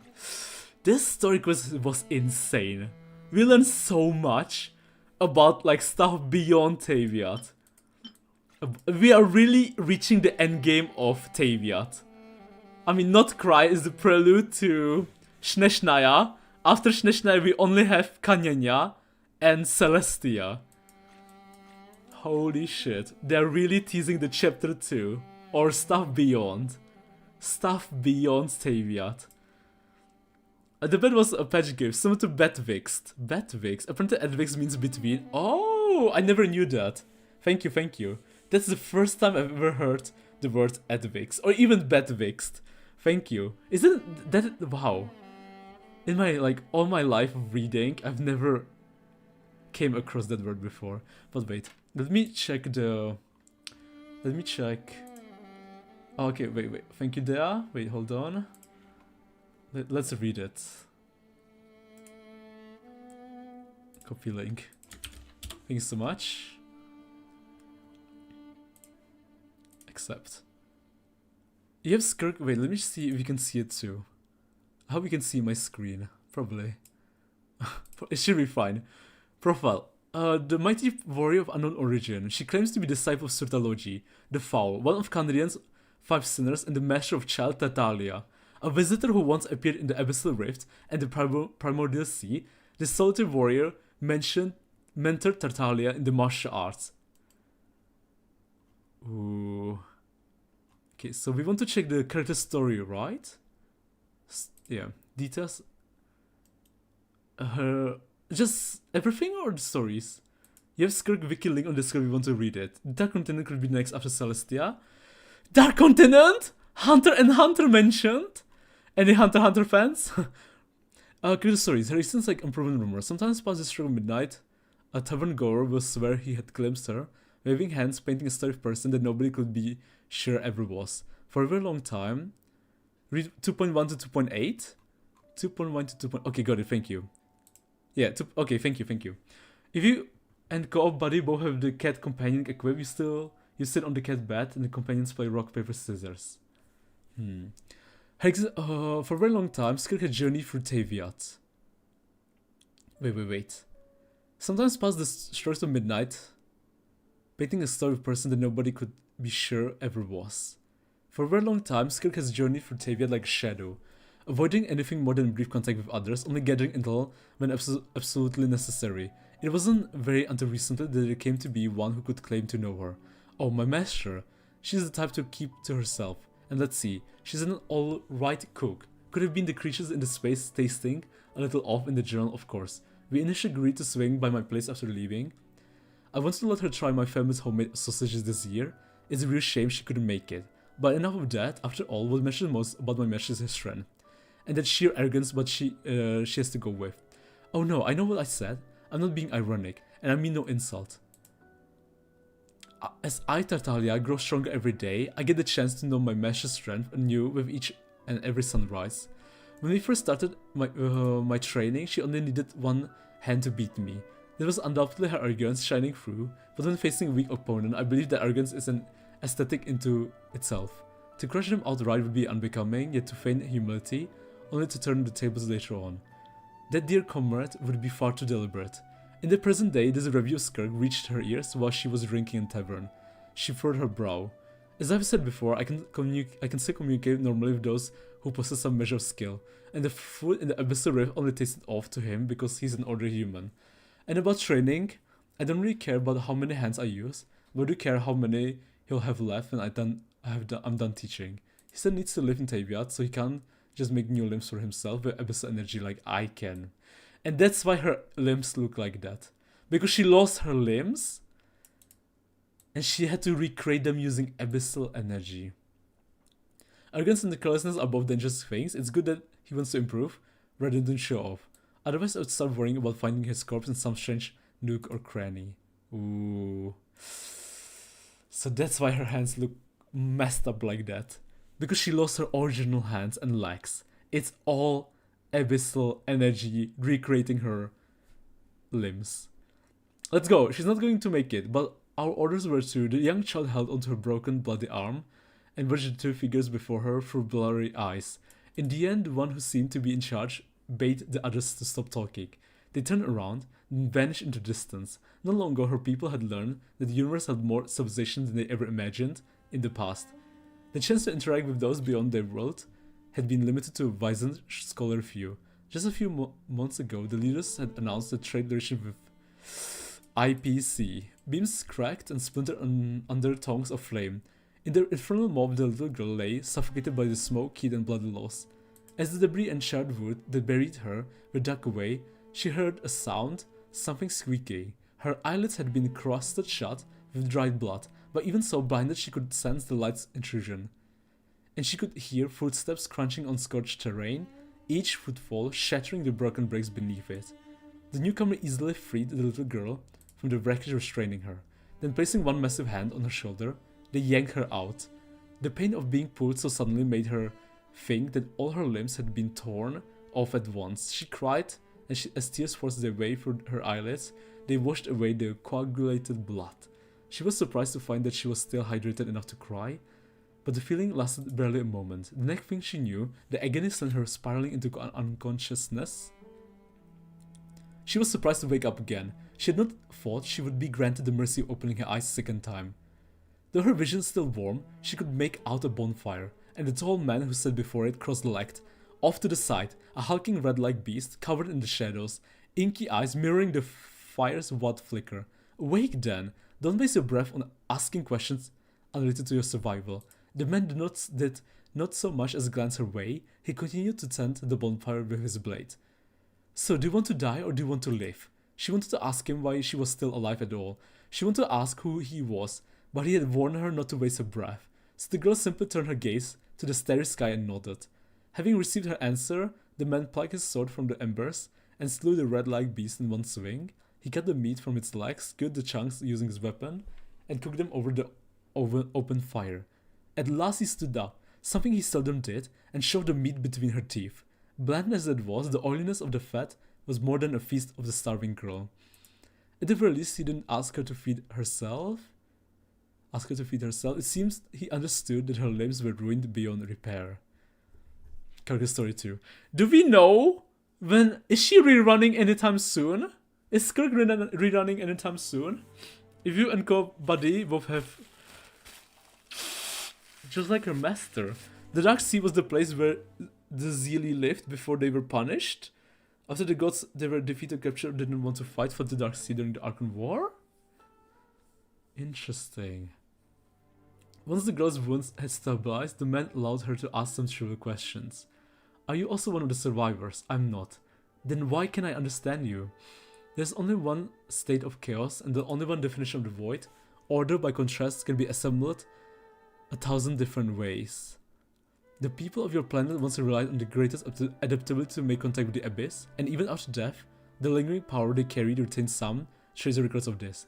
That power is similar in essence to my own. So I wove together the dying echoes of countless souls, spent quite some time learning from them, half a day or so I believe, just to learn our language. Then my father and mother are dead, devoured as meager meat for strength, gulped down like scraps. The man answered the second question, then continued. At first I believed those people went through the trouble of eradicating all life on this planet because there was something worth destroying. Some of this incredible technology for which the abyss might be wielded perhaps. But I was mistaken. Your methods are crude, your technology is primitive. One might think your civilization lacked even one individual who possessed any ambition or strength in all its history. You. Are you not the same? Did you not eat the flesh of the creature that dug you out of the ruins? Though I should mention I brought it here from another planet, since all life on yours is extinct. I doubt I will even find a single species adept at looking for things here.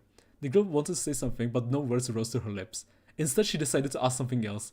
Why am I still alive? Your civilizations coexisted with the abyss, though none ever used it directly. Each and every one of you was tainted in some way. They strengthened your constitution slightly, had an orderly human being in your place, constitutions. They would have been suffocated, roasted, then crushed by the collapsing ceiling. So you can use this power to get stronger. The man's eyes glinted in the firelight, a perceptible change within them. Do you wish to become stronger? The girl nodded.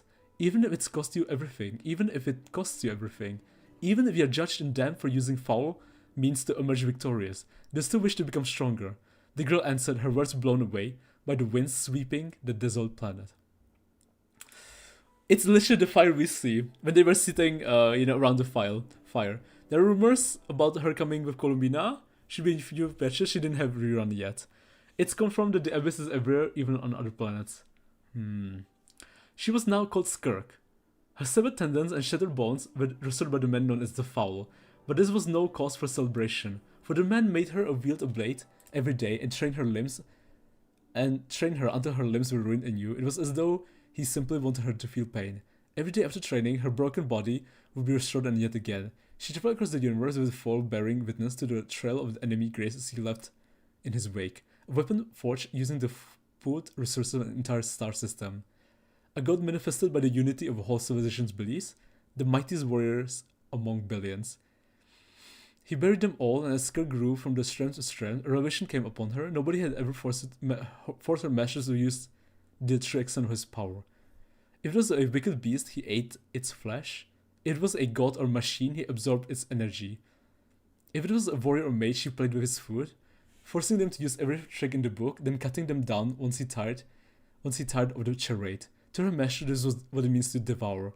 Skirk's limbs were replaced with abyssal phantasm. Never again would they hurt. Her pain receptors, having been overloaded and utterly numbed over the long years, would never again fire a signal.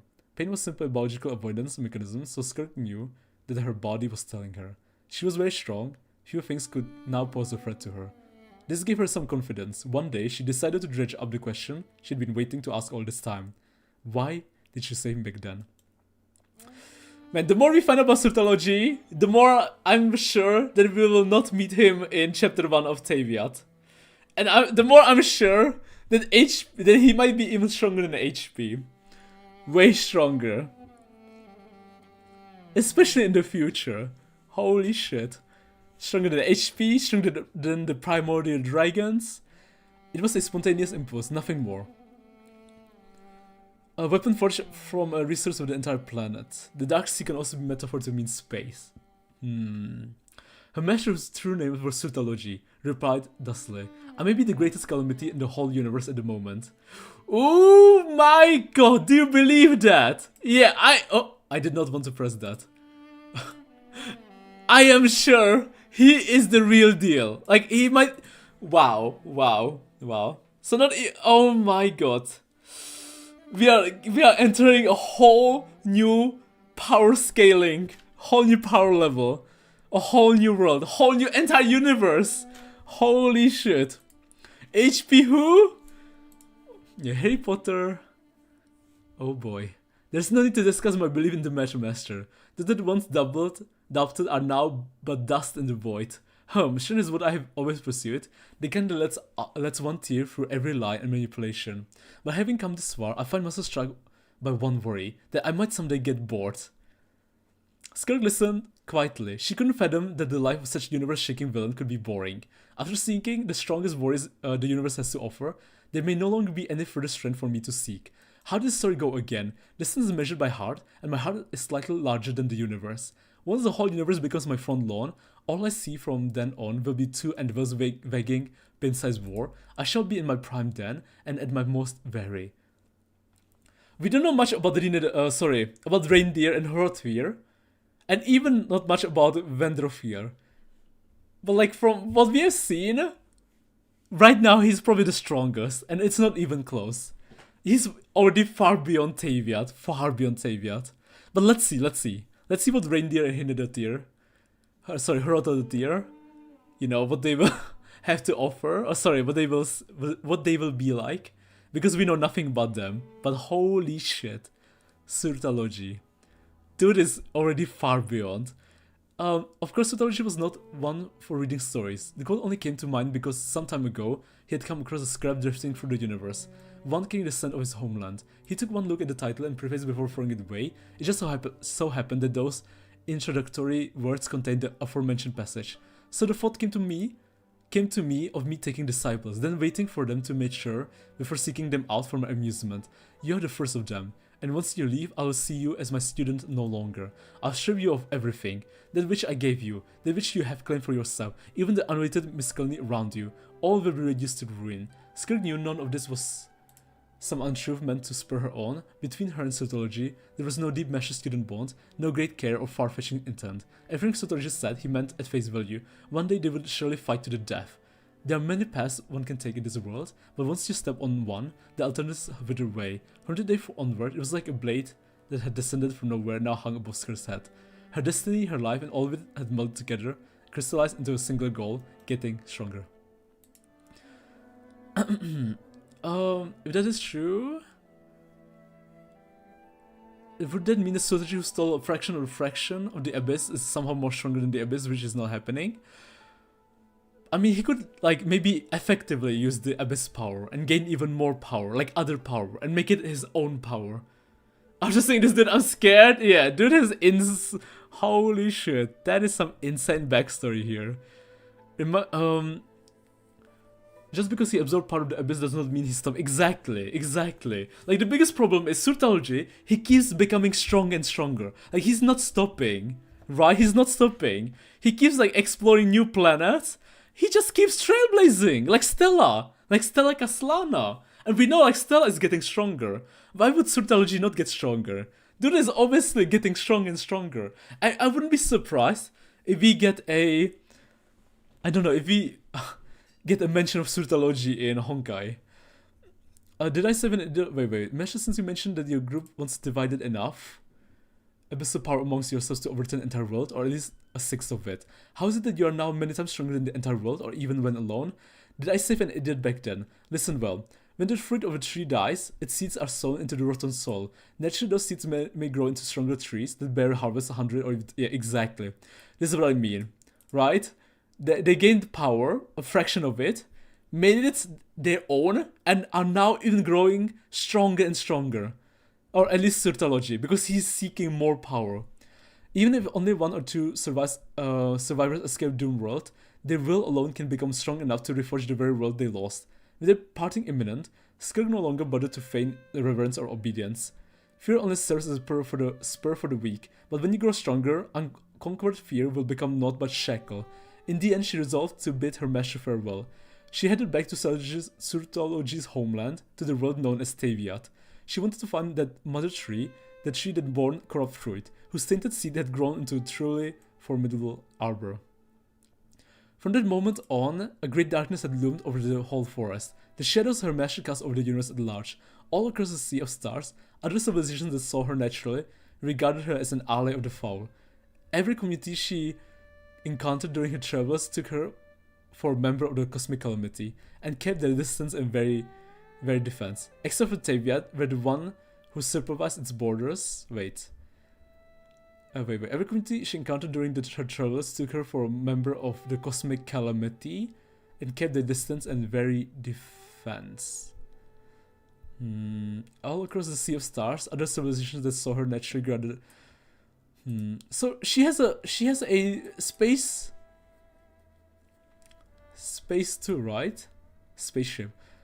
Except for Teviat, were the ones who supervised its borders. Lower her guard after talking to Skirk.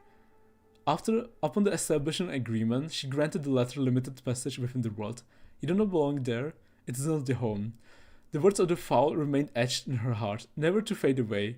But what if a wish flung at a shooting star as it passed in fire-fraught trails could stage between the faintest thread between it and the world? I see. And those were all, right? The 5 character stories. Man, Surtology! Okay, wow, Surtology! He's definitely next level. Goddamn. Goddamn. Surtology is for me right now the strongest being in all of Genshin. Not yet? 2 more? Oh, 2 more. Wait. Oh, her answers? Oh, right, here. Sorry. Right. Even if it costs you everything, even if you are judged and damned for using foul to mean emerge victorious, do you still wish to become stronger? What was Skirk's answer back then? The one that had been blown away by the wind. Perhaps even the answers were a fleeting yes. It would have changed nothing of what came after. But that had not been her reply. She was just a little girl, her mind yet unburdened by craft or cunning. She longed only to thank and to beg forgiveness from, the first life given to nourish her growth. Maybe the big rat and I could have been best friends. But I ate it. To the foul, this utterance gained a second meaning. I've turned my back even on the one who saved me from the ruins. What remains then that I cannot discard? None can say how much of the exchange was colored by self-indulgence or misunderstandings, on how much of it was intentional. But beyond this, there may have been some misunderstandings between the two that neither had expected. Well then, since I was the one who saved you the day, will you also kill me one day in pursuit of strength? The foul was stirred to expectation by his own words, but in her despair the little girl did not notice. The 7 Shifting Serpent. The 7 Shifting Serpent is a little trick that the foul passed down to Skirk. It was originally known as the Chaos Permation? Wait! Permation! God, what was his name? Honkai Star Rail Male MC. Part of the big 3. You have March, you have Stella, and then you have the Dragon Boy. Because he's got permutation too. What are you talking about? I'm talking about... It doesn't matter. It doesn't matter. Denny. Oh, permanence. Never mind, permanence. A minor spell developed by Canadia's Universitas Magistrotum, and was made to mock Teviat's Builder's elemental power. Users of this spell could use abyssal energy to evoke effects similar to the elements. The underlying principle was analogous to using the abyss to permeate reality, creating specific forms of negative pressure to thereby call upon the flow of corresponding element's energy. To Canaria, Chaos Permation was a mere party trick employed in performances and parades. As a warrior, the foul knew nothing of this technique at first, but as his first understanding of abyssal power deepened, he came to master it almost instantly.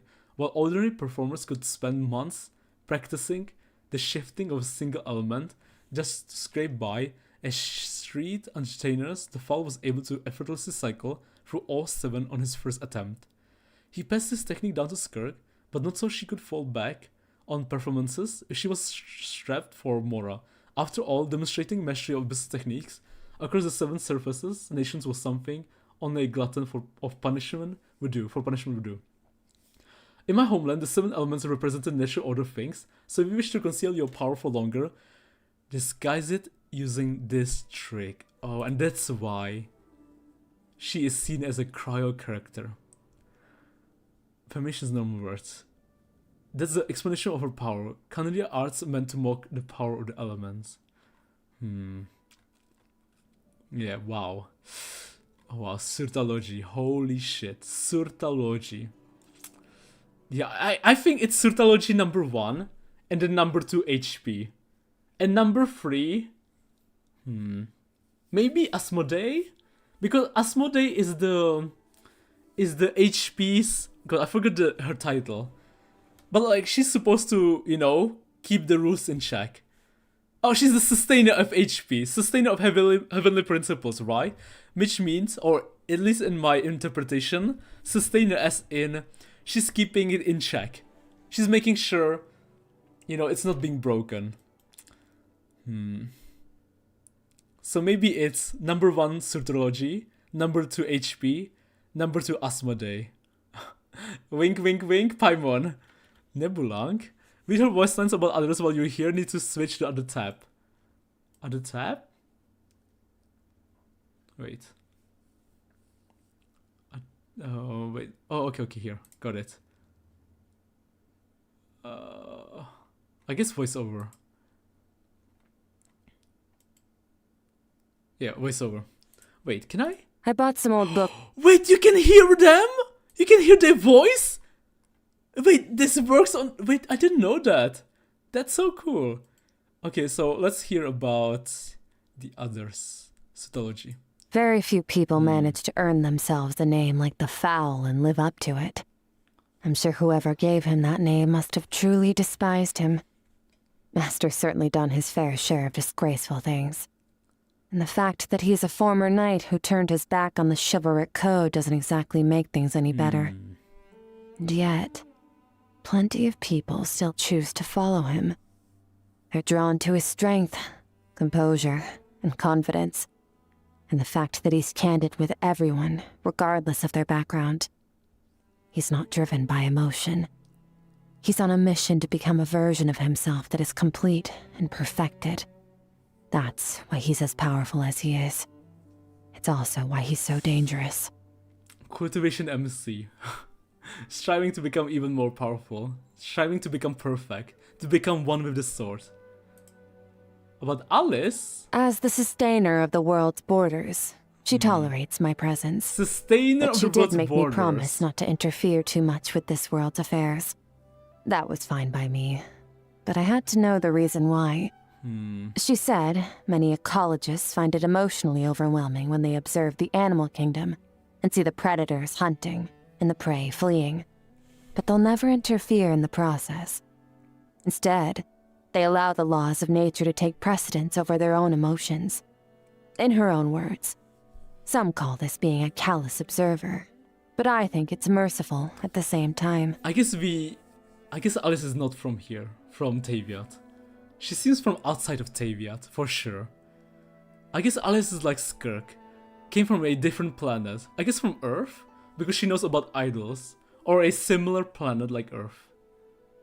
On one of the times that we met, she urged me to listen to the voice of my heart and learn how to enjoy my present life.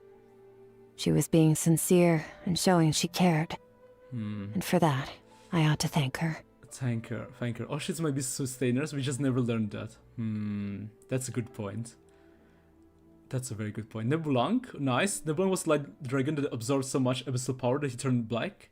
When he came back, the second Descender helped Poe fight him, and Nebulang dealt the fatal blow to HP. Where can I read about second Descender with Nebulang? Wait, so we do have lore about the second Descender. You should read up on the Norse god Suter off stream. There's a lot of nice tidbits that might be how they spin Suterology's role. Got it, thank you Donglord. Donglord the Third. Oh boy. Dainsleeve! At one time, he was Master's rival. At another, they were best friends, apparently. I had hoped he might give me some more information about Master. But the moment he recognized my style of blade work, he got very agitated and demanded to know Master's whereabouts. I don't want to deal with him. Hopefully I don't run into him again anytime soon. Oh my god, I don't know if you guys remember, at a bedtime story, Dane did say that one day he's going to bring justice to all the sinners. I guess Dane is going to travel with us, right? On his spaceship. In Genshin 2. Or Chapter 2, I mean. Potentially. Unless he's going to leave the job to Skirk. Dory? Oh, it's fine. Tartaglia. He's improved. Next time we spar, I might even use both hands. Ajax has a lot of talent, and he's fearless in battle, which gives him the potential to develop great strength. But I've seen many other bright sparks like him fizzle out before ever reaching their prime. If he truly wants to become the person he dreams of being, It's a long road ahead. he still has a long road ahead. Dory one? Okay. Yeah, the shrewd merchant. Alice's friend? She's one of Alice's Wait, friends. she knows Alice? I occasionally sell rare monster carcasses to her, since I need Mora to get by into that. Oh. She's made a pretty good impression on me so far. Never asks about my background, at least. I don't know how fair her prices are, but I also don't care. I only need enough to get by. Alice's friend. Any extra would be wasted on me. Dory is Alice's friend. New Villette? Lost power is always reclaimed in the end, in some shape or form. But where will this power lead? To a trial? To revenge? Or toward a new future? It's a question that strikes at the heart of his quest to find the meaning of his existence. And perhaps deep down, he already has his answer. About the will of the moon? Wait, not Cry mentioned. I once saw the 3 moons of Tevat when I was passing through the false sky. Saw them? 2 are utterly 2 destroyed. are dead? Their Wait, 3 are lifeless dead. remains 3 are dead. drifting aimlessly through space. The one that remains intact shows no signs of life either. Ooh. But its will has not faded completely. Oh, so... Maybe there's a chance that one day, a glimmer of truth will emerge in the false sky. A truth belonging to this world alone. One that remains intact, so it's kinda still alive. Maybe like Durin. Like it's dead, but at the same time, kinda still alive. Nicole? I wonder if becoming human was an evolution or regression to her. Becoming How human! did it feel, witnessing the self-destruction of her species firsthand? I considered asking her these questions when we first met, but given her personality, I thought better of it. I think I'll just leave her alone to work on her sculptures. She wasn't a human before. She became a human. She witnessed the destruction of her species. What was she before? Nicole. I spend most of my time training in the abyss. Nicole. There's little that deserves my attention on the outside. She was a different You've got species. nothing to worry about with me, though. Destruction I of a mean this world no species. harm. Something before. Maybe a mermaid? The worst part about training for long periods is managing the physical pain and fatigue. You can use abyssal power to help ease muscle strain, but that's physically draining too. So I learned a few stretching exercises instead. They're surprisingly effective. If you find yourself having the same issues, I can teach them to you. Venti? I met a bard once. I met a bard once when I was exploring Mondstadt. Venti. He taught me how to play music, then dragged me to the tavern to drink with him. I quickly adapted to the feeling of inebriation and felt completely fine, even as we drank more over the next few days. That bard, though, at some point, I noticed he'd passed out cold in his chair. Venti. So I ended up having to pay his bill. God, not only does he always pass out drunk, he also makes you pay the bill. Right. Hello, Cecil. Fun fact, the second descendant from Love is Zeely? Mermaid Lamar sounds like a angel. Zeus, maybe Zelis. Yeah, maybe Zelis. But, there's actually more important than you thought. She just got vented. Once in a while, I find myself gazing up at the stars. I know it's just a false sky, but I can sense that the creator had a romantic vision of the cosmos. HP. Faced with the unfathomable vastness of time and space, humanity looks to history books to preserve a piece of themselves for the ages. And I think the creator of this sky shared the same desire. To capture a fleeting moment of the universe. And make it last forever. Dude, HP might actually be from Earth. And he might be Kevin. Is Kevin dead in Honkai Impact? He's dead, right? I think. I'm not sure right now. We talked about this in before, but Kevin is dead, right? In Honkai Impact 3rd. And you guys told me something about his name before. Coincidence?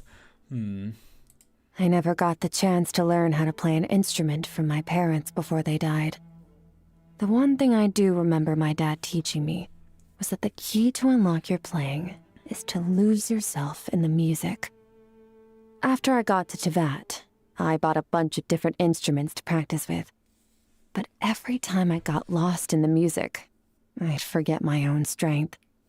Ended up destroying quite a few instruments that way. After that, I figured I might as well build my own, since I clearly needed something more robust. So, I gathered some strong materials and built a few instruments from memory. I guess HP? Here, take one. If it comes to it. You can even use it as a weapon, and it won't break on you. I guess HP was also a trailblazer. And eventually he settled down. Like in Penacony, right? We knew trailblazers and they eventually settled down. So the same thing happened to her. Oh, sorry, to HP. He eventually settled down instead of trailblazing. It was also made hyperbole to them forbidden techniques which angered HP and they dropped Nelne. They were said to be born from an egg and yes, Kevin is dead. And I wonder what the little Dane gonna do to Certalogy. I feel like Dane is not going to do anything to Certalogy. But you know, like, I mean, Verdorfiel already... Oh, Dane's brother already predicted, right? The future. So, like, it will be Skirk who will kill or defeat Certalogy. Dane is just going to be angry, pissed. In my spare time, I play music from my homeland, albeit on instruments from Tevat. I once thought that those melodies would eventually fade from my memory as the years went by, but they haven't. It's as if they're etched into my very soul. Every time I'm strumming my guitar, I'm so conscious that this music I'm playing is the last trace of that civilization's existence in the entire universe. Skirk troubles. I tried writing some poetry once. My mother was a good poet, and I wondered if she'd pass that talent on to me. But nope. Whatever I tried, it just wouldn't click. In Genshin 2, I guess it's just not one of my strong suits. They will fly to the So Astro Express into Certalogy. Poetry isn't gonna help me in battle anyway. True. So I don't have any real incentive to stick at They will it. fly the Astro Express into Certalogy. Like against the bird. Against the other bird in Penacony. Like against Robin's brother. Sure. Food goes down easier when it tastes good. But even when it doesn't, it's still edible. If we're going outside Just Saviat, don't let anything we go better to meet waste. Pom Pom. I swear. If we don't meet Pom Pom, I'm gonna be so disappointed. Not bad. Or, not necessarily meet Pom Pom, but we need like picture, reference, anything about Pom Pom. Pom Pom better be there. Okay? I better see HP being on the Astro Express hugging Pom Pom.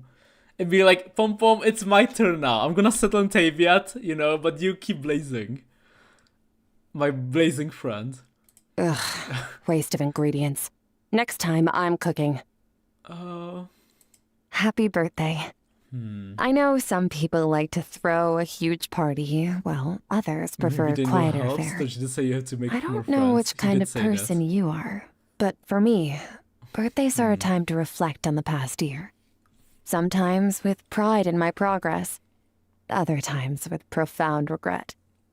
Pom is It's the probably best descender. not to ascribe so much meaning to birthdays after all. Don't say the Cecil. Each Don't say place that. has its own festivals for say that. celebrating the land, Do you know what one's happens in ancestors, Descender? friendship. Okay, Pom Pom can't be But the your Descender. birthday is the Can't, one can't. day of the year that is meant just for you.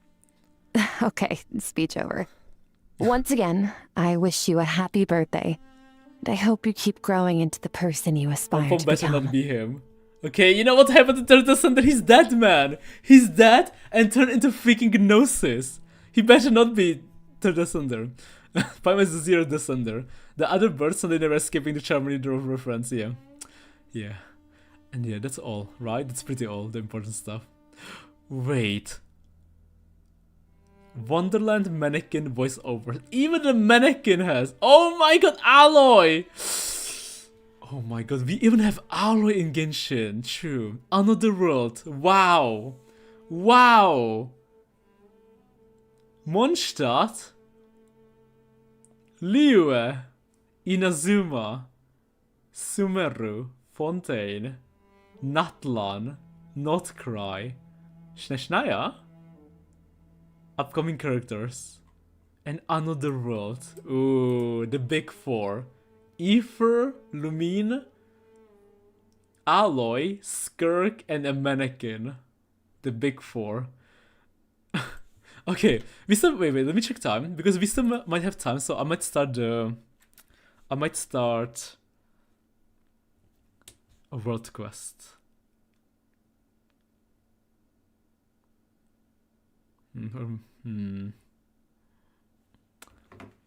Alloy who?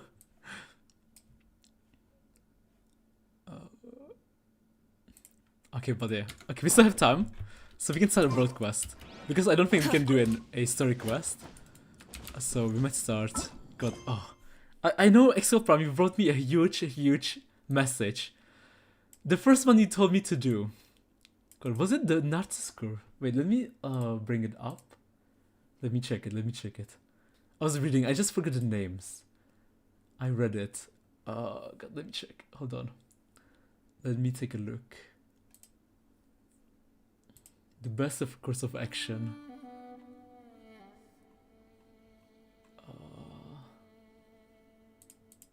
Aqua's Tide Mark? Okay. Aqua's Tide Mark.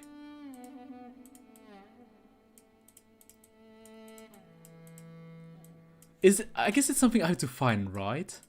It's something I have to find. So I don't have it yet. Wait, so there's even more than what I have here. Do you know where to find it?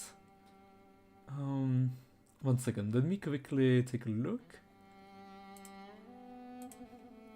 Aqua's Tide Mark. Was it in the court of Fontaine? In the main city? Oh, okay. I can't find your comment. Try scroll down maybe. Scroll down.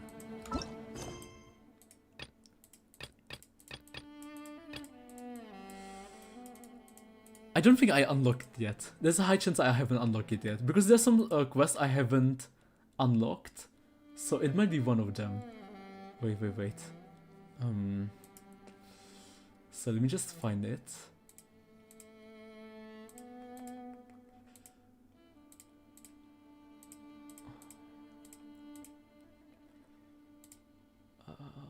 Aqua's Tide. It's pretty sure unimportant, but it unlocks new area with something interesting in it. Also contains some notes that are worth reading.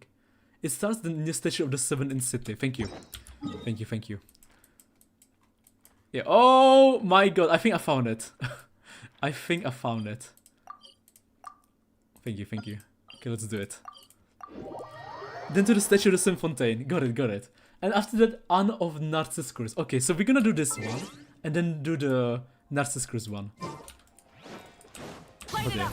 But man, like ever since Skirk Story Quest, the world opened massively. Holy shit. Like the Skirk Story Quest opened the world of Genshin. Like gigantically, like way beyond Taviat. You know, Skirk just casually introduced to us the world beyond Taviat. And not just the world beyond Taviat, but someone who's like 1,000 times stronger than the HP. And not just HP, stronger times, 1,000 than anyone in Taviat. Dude is so strong, he's like, there's no one who can rival me in Genshin, in Taviat. There's no one, no one interesting. A pleasure to make your acquaintance, Autumn, at your service. I'm Autumn and my companion is called Paimon. Hello, Virgil. Virgil? Which quest this is? This is the world quest. Such elegant names, welcome to the court of Fontaine. It is truly an honor to meet the two of you here. Paimon can't stand much of this. How did you know we're not from Fontaine? With a glance, it's obvious that you're... that you're unsatisfied with being bathed in the soft lights of the city. The feel of the wild, which will never be illuminated by the bright city light, just like the heroes in the operas. The lore is lowering. Yeah, that's totally true. Autumn's Adventure 2, add extra abyss sauce and all the jazz. I knew it. Those of the Adventures Guild are beggarly, courageous, warriors begging with all their heart to unlock the deepest mysteries of the world. They wake up their eyes at the stars above and see with their back to the abyss below. Where there is an unknown domain, there's an adventurer who simply must explore it, bravery bursting beyond brim. I could not help but notice how your gaze is focused on many things. Perhaps you wish to study our sublime arts, our intricate clockwork mecha, our advanced civic culture. It's okay. Amazing. Paimon didn't even notice the decorations, but Paimon noticed that Fontaine has a ton of delicious foods that she's never seen anywhere else. I remember it says something with diving, but that's all. It's pretty short, right? Yeah, it's apparently short. Yeah, it's not really important, but unlocks area. Not bad, isn't it? We have a long and glorious tradition of gourmet culture in Fontaine. Naturally, the two of you must often take your meals to the great outdoors, and thus are unfortunately limited in your ability to sample the breadth of Fontaine's superb cuisine. I'm listening. Do you remember how long this is Excalibur Prime? Most excellent. My two exceptional friends, have you heard of the Lila Cruz treasure? Nope, haven't heard of it. Then please allow me to explain. This is a legend of a lost treasure that being passed down, hello Melusine, in Fontaine for centuries. Once there was a secret society called the Lila Cruz Forum that was able to attract a great many of the rich and influential. Though they humbly called themselves a forum, their actual plan was to overthrow Fontaine itself. Overthrow Fontaine?! In the end, the conspiracy was exposed and the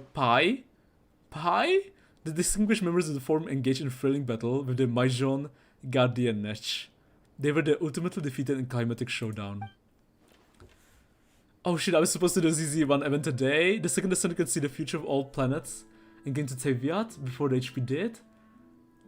He went drinking to abandon Tevia with his people and leave him with Neblanc Refuge. Where do you know all of this, Ether? Is this all from the books? I feel like it should be less than an hour. Okay, my dear friends, you must know that they were once the richest and most famous of all Fontaine. They must have gathered a tremendous amount of wealth. Yeah, they definitely did, and they must have a huge treasure vault somewhere. And when you open it, wow, it's overflowing with nothing but gold shining like the sun. Correct. They wish to overthrow our beautiful Fontaine, and to do so, they must have amassed a fortune so vast that they could literally be said to have more money than Morax. However, this wealth was never found. So that means that as long as we can find the Lila Cruz treasure, we'll also be filthy rich. Excellent deduction, my dear Paimon. With the fortune and control of Synth. Anyway, after a lengthy investigation, I've discovered the location of the Lila Cruz forums at the waters. It can be found amidst the underwater ruins outside the city. Really? What do you think, my dear Paimon? I hereby sincerely extend an invitation to both of you to become my partners, and dive beneath the waves to search for the lost treasure. Even though Fontaine's water is different from elsewhere, Paimon can never forget how she was drowning before she being rescued by you. Never fear, for I am here. Wait, isn't this a reference to My Hero Academia? All Might? Yeah, you'll save Paimon again for sure. Never fear, for I am here. All Mighto. With that settled, please allow me to prepare divine equipment for the two of you. I should have the correct sizes, there's no need. Maybe second descendant is so fully clear who is who. I'm pretty sure it's just Fury. Really? I thought Voyage and this person was the same? Vision holders may dive freely in our waters, but if it's you, dear Autumn, of course I do not doubt your abilities. Autumn is a famed adventurer and he must be very aware of his limits. But it just so happens that I do not share the same capabilities, so I have to rely on the homegrown technology to keep myself alive. But that as it may, shall we begin? Lead the way. Your wish is my command, please follow me, our destination is not far from the court of Fontaine. You arrive at the vigil at the place that seeks to be reserved. Wow, it looks so heavy and so hot and stuffy. Wait, so if this isn't important, is this a world quest I should do off stream? Maybe. Maybe do this off stream and start the Nazi Cruise one? But Voyage is not confirmed to be the sender. Actually, you can place mist flowers wrapped in cloth inside to lower the temperatures. As for the weight, well, just put it underwater. There's no time for delay, let's go, my friends. You know, Paimon would love to see what you look like in diving gear. Please take extra care in your investigation, you two. The nearby water bodies... Wait. The quest disappeared. I think this one is saved by off-stream, to be honest. We can do that. I guess we can just start the Nazi cruise and do this off-stream. Maybe if there's some important books, we can read that off-stream together. Like, after I complete it. But the quest disappeared anyway. The quest disappeared anyway. I guess so. I just think a reaction to the area sounds interesting. I see. Oh, this is the one. You know what? Let's do the Nazi cruise one for now. In Fontaine, where there aren't supposed to be any oceanists, you meet a tiny oceanit. Wait! I know this one! When I first discovered this place, I knew this was going to be important. Because this is a huge underground city under Fontaine. Oh my god, this will be huge. This will be huge. I remember accidentally discovering this place. You can do the next one if you want. Got it. Let's start the next one. This one feels insanely interesting. Petit Cho, get away from me. Is that Petit Cho you were referring to, Anne? That's right, please help her. And this is the 16-hour-long quest, right? The 16-hour-long quest line. If you don't leave, I'm gonna get mad.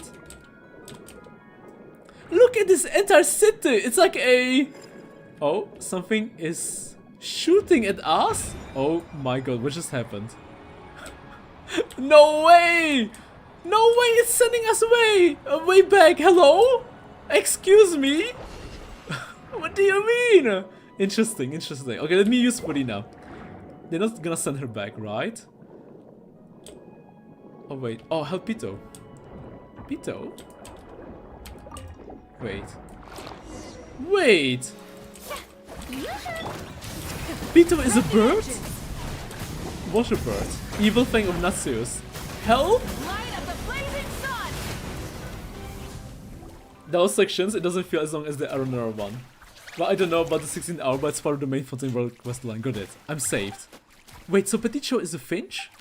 Petit Cho is a Petit Cho. It's a cute little one! Regardless, it'd be too good. It's good that you're well, Petit Cho. Now let me introduce these two. Actually, I haven't yet asked you two your names. I'm Knight who looks more reliable. Autumn's the name. And Paimon's Paimon. Thank you, Knight Autumn, Squire Paimon. Squire? Squire Paimon, attend to my weapons. Squire Paimon, my shoulders ache. She's not my squire, we're companions. You got it all wrong. Paimon's not Squire, she's Autumn's companion. Indeed, there's been a misunderstanding. We're companions, of course. Which Melusine quest was part of too? And don't you get that twisted? That's more like it. I see, my apologies. Paimon, I'm Petit Cho, a member of the Natsus Croix adventure team. If not for your help, I might have... Well, Natsus has girded his subordinates with the ages of 4 orphans. So our powers are unable to overcome them, that's how it is. But with you and your companions on our side, good night, we shall have nothing to fear. The princess will be pleased. One moment, who is this princess again?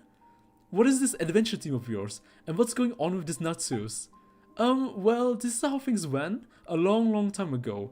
This was a kingdom of unparalleled gladness. The children and Princess Lyris lived happily together here. But later the kingdom fell into the predations of Natsus, a fell dragon who had designs on the princess and her treasures. A fell dragon. Princess Lyris hid herself away in a high tower, entered deep slumber. That is why now the name kingdom... That is why we now name the kingdom Anapausis. Narcissus filled Anapausis with bitter waters. That which we just defeated was an evil being born from those waters, entity that opposes Requon. Sita. Rina Sita. This time we attempted to infiltrate this place and rescue the princess while the dragon was absent. However, we ran into a great many foes and ultimately we failed. A dragon? A princess? Right now? But now that we have you and Paimon on our side, Autumn, we have nothing to fear. Moreover, we have princess, a kingdom, and a wicked dragon. A princess, a kingdom, and a wicked dragon, and a knight and her squire. Tradition and the stories dictate that we must also have a knight. Yes, a mighty and righteous knight like you. Beautiful. I'm ready to defeat a dragon, save a princess, and kiss her. Ah, yeah. The Narcissus and Croix quest. Yeah. Das ist richtig.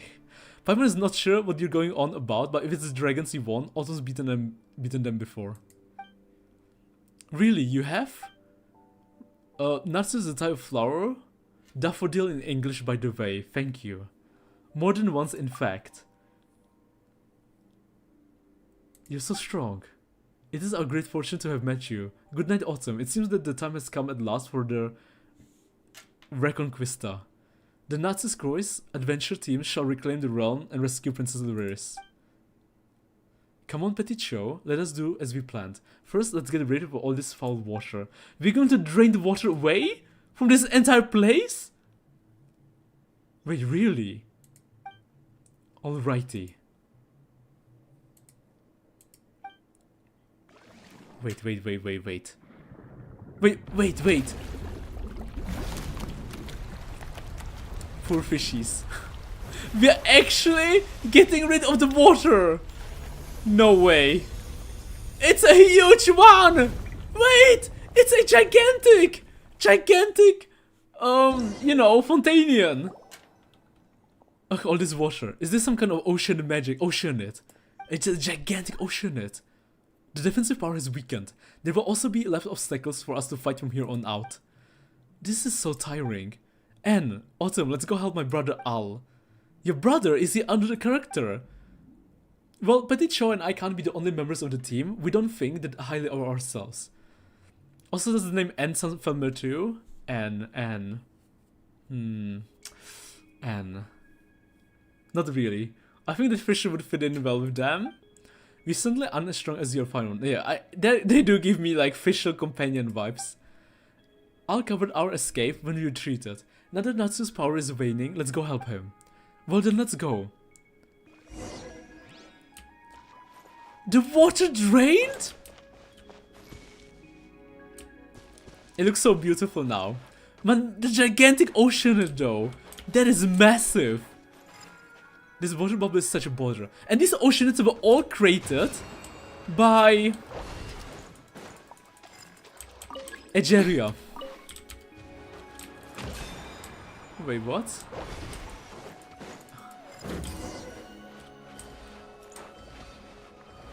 Oh, you have to be kidding me! Okay. Blazing Heart. Easy. Quick. Height. Easy. Smack. Height. Oh my. Quick. Height.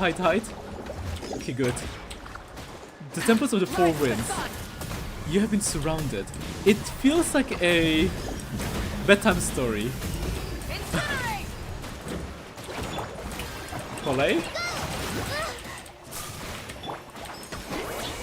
Huge damage. Show no mercy.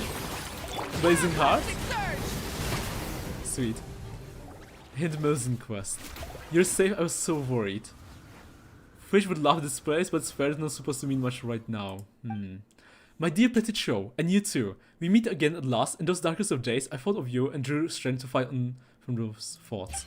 Thank you, noble warriors. You have come forth to uphold the cause of justice. Why had I arms as slender as yours?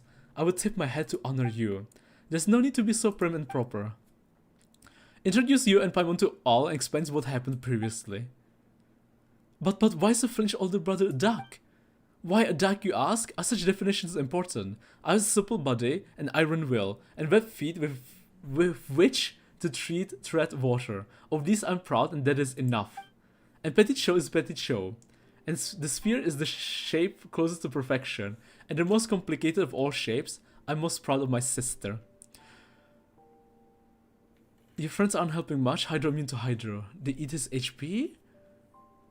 Also, I think Ajiri was name dropped in Aqua's Tide Mark if you read one of the notes. I will. Can't wait for the Hexerai buff visual. Seriously, brother, what are you talking about? Actually, Autumn, what is Al talking about? I don't know, but it's probably not important.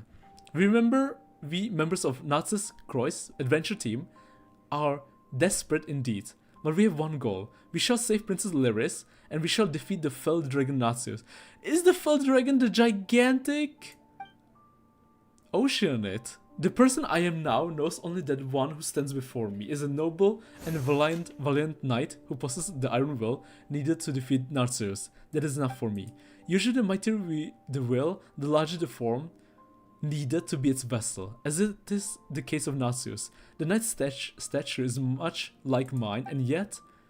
Seriously, the first and last thing Paimon understood here was Narcissus. You're always going on about Narcissus, this and Narcissus that, what is it really?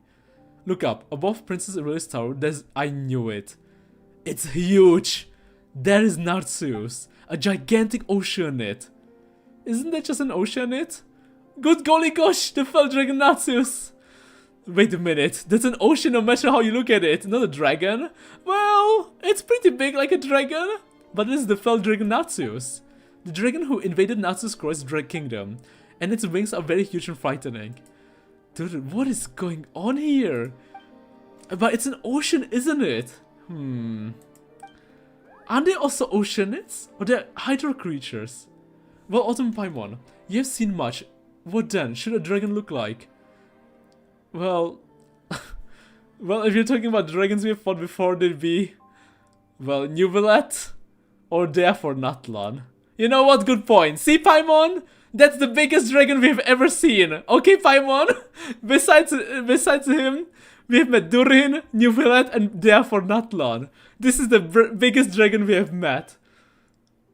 It's like Mondstadt's Valen, like Luis Ashdaha, like Sumer's Apep. A being whose true form cannot be grasped by humanity, and who can summon all measures of servants. That does sound like quite Narcissus. Incredible and measure of many servants. That must have been a grueling battle, very impressive. No. We have definitely met other dragons before. Like Mondstadt's Valen, Luis Ashdaha, who became embodiment of primal energies and Luis' enemy. I see, so it was a being as evil as Narcissus then. No, not at all. So how are they different? Narcissus represents primarily regression and aggression is our foe. Ugh, Ashdaha's from Liyue, and that's a huge difference, right? No. We have definitely met other dragons before. Who? Dvalin? What? Dvalin's a whole different story from Oceanids. Dvalin's super blue, his wings are huge and he can fly. What? That's exactly the fell dragon. Ugh, Paimon's starting to get confused about what counts as a dragon. I'm confused as well, I never understood that in the first place. Categories are just social construct. There's no objective meaning. Come on, that can't be right. How would we be able to communicate and understand this world otherwise? I agree with Knight here. Our categories should not define our essence. Can't wait to dust off my Venti and Albedo. I'm sad I didn't get the Oceanid pen version 1.4. What is going on here? You will understand in time. Our purpose defines our essence, and this time we are the heroes of challenging the wicked dragon. And he is the wicked dragon. That is sufficient. You know what? I agree with them. Give me a big dragon to defeat and a princess to save, and I'm all on board. Okay, I don't even need to understand what's going on here. That's all we need to know. Petit Cho Al, we're going to save a princess. I'm all on board. That's my specialty. Saving princesses in need. A strong princesses. Like Mawika. Like the Cryo Queen. This must be a foreshadowing about Shneshnaia. So as long as that's the tower your princess sleeps in, the one lurking atop the tower is the fell dragon Narcissus. Is that right? No, I fear. As we stated previously, he's not here now, which is why we were able to win our way here so easily. That up there is the dragon's hatred made manifest. All the names of the hydro creatures here actually have meaning, by the way. Oh, except the fat bird, I guess, or maybe I just don't know? It's so complicated. Can't it just be an ordinary statue? Like, you know, Narcissus commanding his underlings to make an image of him on the highest tower so as to show off his greatness and force all the people of the land to look upon him or something. Well, you actually make a reasonable point, Paimon, but if that was the case, then we should still have been able to see it even before Petit Cho made foul water disappear, right? But instead, Narcissus' evil has melted with the waters, which is why this wicked intent crystallized into that image once the waters were drained. Is this seriously how it happened? The fell dragon is truly terrifying. My tongue's hurt just looking at him. Well, we have our Night Autumn, so we should be fine even if he is present, right? It's just a little dragon. That's our Autumn for you. Let us move on then. Will you be by our side? We have nothing to fear. Head to the designated location.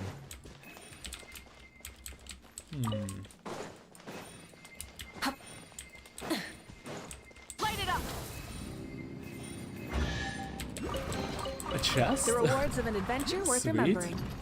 A frog? Puck. Thank goodness you're safe.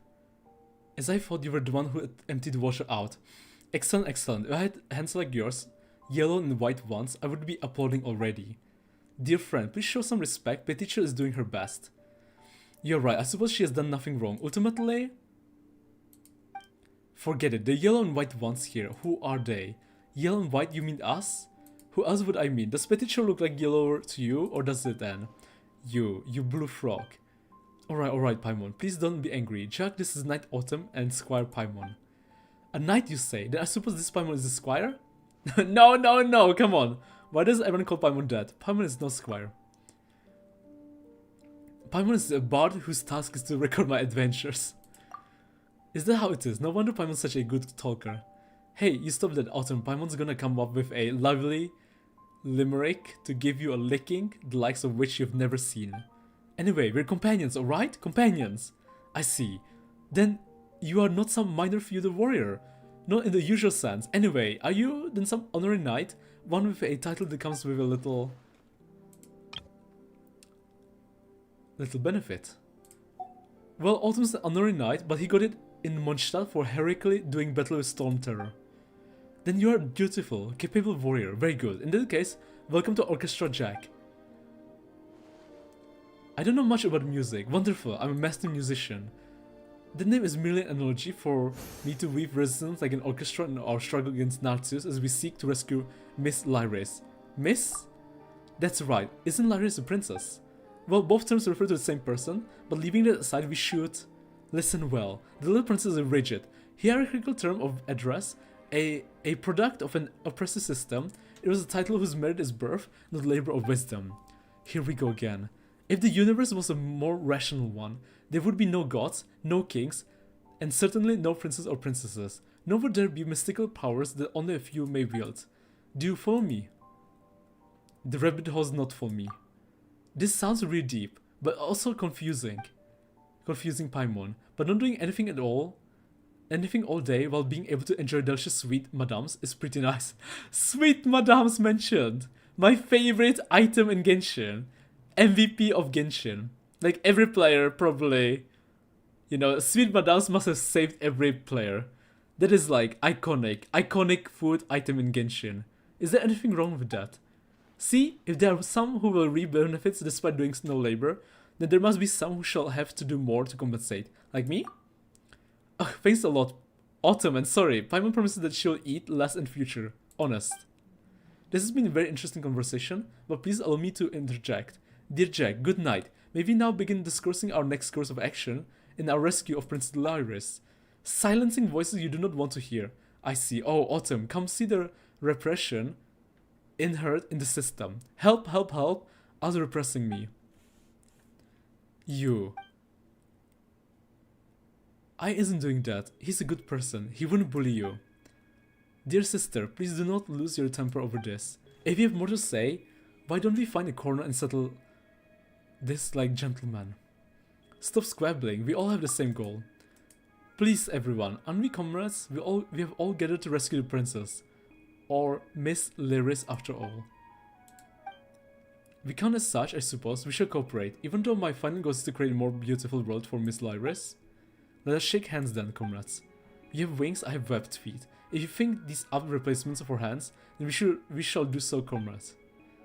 Jack and Al shake hands awkwardly. If nothing else, they extend their wing, web foot, and tap them together. Please get along with him. Of course, dear sister, do not worry. We are united in one cause. Alright, now that the problem is solved. Problem? This is but the manifestation of a deeper issue. Please. Okay, so what do we do next? Oh right, I almost forgot that we were here to save the princess. Why, I was starting to think that we brought such a capable help along, just to let them listen to the two boys squabble. As for the situation, ask Al and Jack to explain. I need a moment to cool off. Anne's having a tough time too. Should we let him about the names? It might be more immersing if you realize. Talk to Jack. Jack, you. Paimon, don't. Question mark. Knock it off, we're going to start this all over again. Is there anything I need to do? Allow me to speak first then, another night in Paimon. Concerning the tower before us, Narcissus has been unable to overcome it, as such the princess is still safe. At the time when all seemed lost, the princess gave her greatest treasure to us, and that was the time that belonged to her. Time. She gave you her what now? Time, you say. After she lost the time, the princess and the tower she dwells in both fell into stagnant, dreamless slumber. In remembrance of her, we name her our fallen realm, the Anapausis. And does that mean... Because it has completely stagnated, Narcissus has also been unable to attain anything within. That's our more or less situation. What do you mean more or less our situation? Firstly, how would someone give anyone else their time? But it's true, Princess Lyris did share her time with us. Narcissus would constantly plot to invade, but with the time she gave us, we became far stronger. I think that's a good idea. Back in the Melusian quest, the Abyss guy you fought was Jacob. And he mentioned Elaine and Marianne. Wait! Marianne? Jacob? Petit Chou is a French term for little darling. Try to connect the names, Autumn. Petit Chou is little darling? My brother Al can usually only defeat one foe at once, but with more time he can vanquish 4 or even 5 at one go. A most vivid example. Thank you for your explanation, dear Petit Chou. Well, I hope you understand now, Autumn Paimon. Not at all, in fact, understand.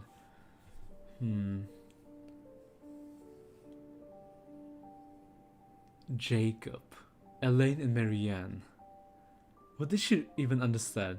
There's too much oddity at play here, let's just leave this aside for now. Alright then, Paimon totally gets it too. Narcissus has spent long years since searching for the princess's treasure. Only its power can cause time in the tower to flow again, and only then will its locked gates open. Does he summon washers brimming with wicked intent to drown the kingdom? And created underlings unnumbered and many magical devices beside? All this was done to hunt us, Narcissus Croix, adventure team members down and seize the treasure that should have been in our hands. I did this quest first, I think, so I didn't connect the names until later. Like, you know, you have Jack and Al. Jack and Al? Like, Jacob and Elaine? Oh, wait. So is this the past? Is this some leyline shenanigans of them in the past? Should have. Therefore we had another older brother. Nay, in those terrifying days, he took the treasure and fled alongside us, but he dissolved into the waters while covering us. He dissolved into waters while covering us. Fontaine mentioned. Wait, and then there was the ship, right? The ship! Where they were running away from the big dragon. I miss him so much. Are they missing him? Jacob? They're talking about Jacob? What are the names of these water creatures? We were good friends. I hate the dragon. And the dragon they're mentioning is the dead dragon who birthed the Melusines. And these are all the people from the ship. The ship. I know that these feelings are not good, but I miss Nay. He was like my real brother, just like Al. Just keep that in mind that it's not considered to you just do this quest. And Anne, like Mary Ann. We're sorry for your loss. I don't remember the lore of Marianne in the Melusine World quest. Was there anything about them besides them being on the ship? If this is the case, how are we supposed to save Princess Lyris? The treasure has sealed the tower. It can only be opened again with the treasure. Well, when they say how do I put this? They were looking for treasure? Considering our real lines, we of Orchestrate Jack obtained some key intelligence that has allowed us to ascertain the treasure location. It was Jacob to Seymour, you failed to protect Marianne. No, you're right. You failed to protect Marianne. The person Seymour's looking for. Really, you have? Of course, it's right over here.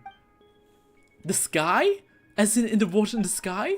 Before they dissolved, he used the last of his strength to purify a patch of water in the firmament. It was there that he hid the treasure. What an irony. It seems that Narcissus has gotten too used to looking down upon the scenery below and has not been in the habit of looking up. And there the treasure has been hidden all along. It's them. It's them. As Oceanids. Right? Because Fontainians, when they touch the primordial water, they dissolve into water. They become one with the water.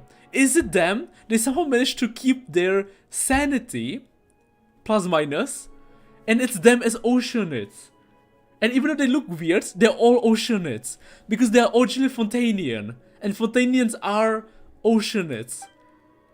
I see why it doesn't sound like something they would come up with. How do we get up there though? Could Petit show and I'll take it up there. And he's also someone. But Jacob's still alive? Jacob is still alive? Too literal? I mean, he is alive. We did fight him. A very imaginative idea, but unfortunately impractical.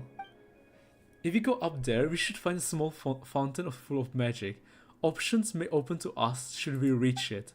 Are you feeling better now, Anne? And this is Anne, Mary Anne. Thank you, Paimon, but you need not to worry. So this is the Anne that transformed into an Oceanid? Because Anne got killed by the primordial water. Or killed, transformed. We must destroy the 3 bubble formations set up by Nazius before we head up. What are those exactly? They are underhanded contraptions powered by Hydrograna. They can bombard intruders from great distance. Perhaps you might have already seen one on the way here. If we do not first destroy those formations, Kate should have been in charge of eliminating them before we attacked, but it seems he might have been smashed into sea foam already. Don't say that. We should be hoping that he made it. He's our comrade in the end, isn't he? In that case, our next task is to destruction of the bubble formations. After that, let's go to the small fountain and see what we find there. In that case, leave it to Autumn for what Petit Show and Al have said. It seems like only his attacks will work. Oh? But Paimon didn't mean to put you down. You guys have just been fighting Nazis trying to save Princess Lyris for so long, but you leave this to Autumn, right? That's relevant to me. You may see it as a knight doing their duty. I'd like to see where this story goes to. You have my thanks. Alright, in that case, let me lead the way. Clear the bubble formations. Burn it down! Try and stop me!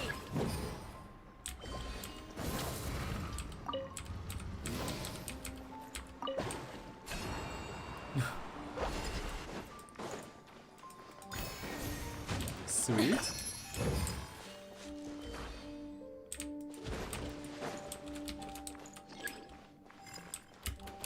Uh-oh. Oh no. Easy. But where... Oh, take the hydrogen out? We made it quickly remove the hydrogen from inside it. Oh! Oh, we have to fight it! Rise with the sun! E? Ultimate attack? Sitlali? Sweet. Let me heal. Collate. And Mavrika. And there's a bell, and I can enter it. Entire underwater kingdom. A massive underwater kingdom. Light it up!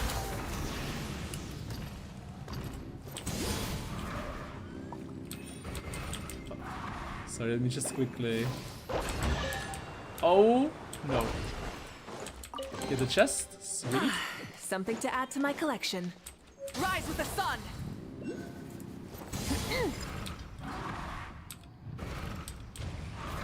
Oh my god, okay. Let's see. Hide, hide, hide. Nice. Smack. Hide. Burn it down! Blazing heart. Full throttle! Made it in time. Corina. The show begins! Polly. Lali. Show no mercy! Eureka. Light of the blazing sun! Please show this lowly minion some mercy.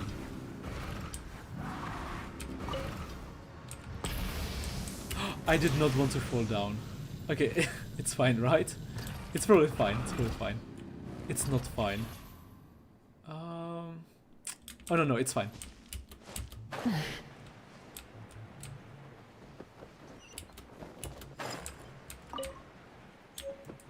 Hi. Oh god. Rise with the sun!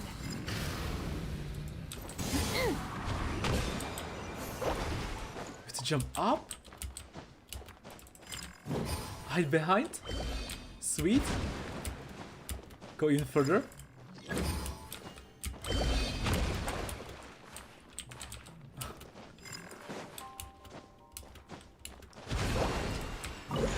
More enemies. Oh, brilliant! Like mine. Collate. But we go. Burn it down. Try and stop Bludgeon. me.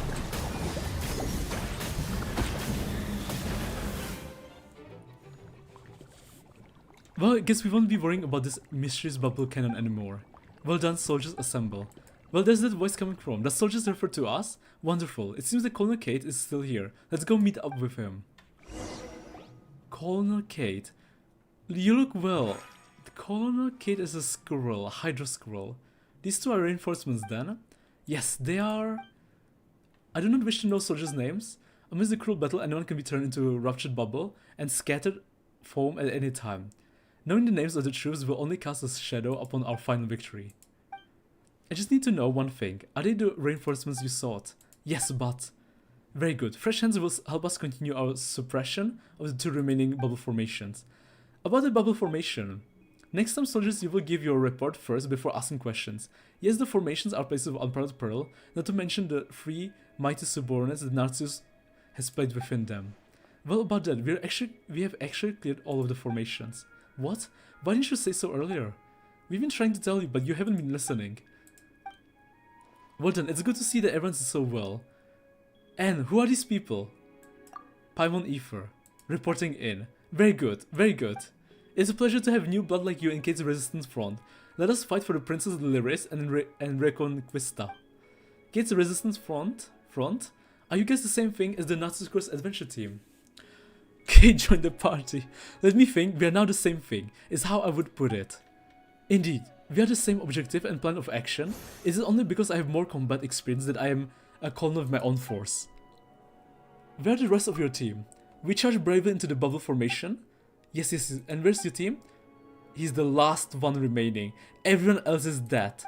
We charge bravely into the bubble formation, and as for the rest, please don't ask. They got turned into water, because it's primordial water.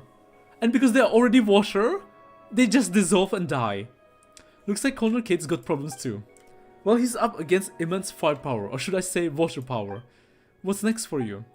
I plan on going behind the enemy lines to see what can be done there. After all, it should be quite easy to go up there now that the bubble formation has been broken. I mean, I can't lose to some new recruit, can I? This isn't a competition. Regardless, I shall return to when the sun sinks into the sea, victory in hand. Let us meet again before the high tower. Again, Jacob is alive, so you can't take them too literally. That's true. Wait, so there's neither sun nor sea here. Since the bubble formations are gone, let's head to the little fountain. It's just over there.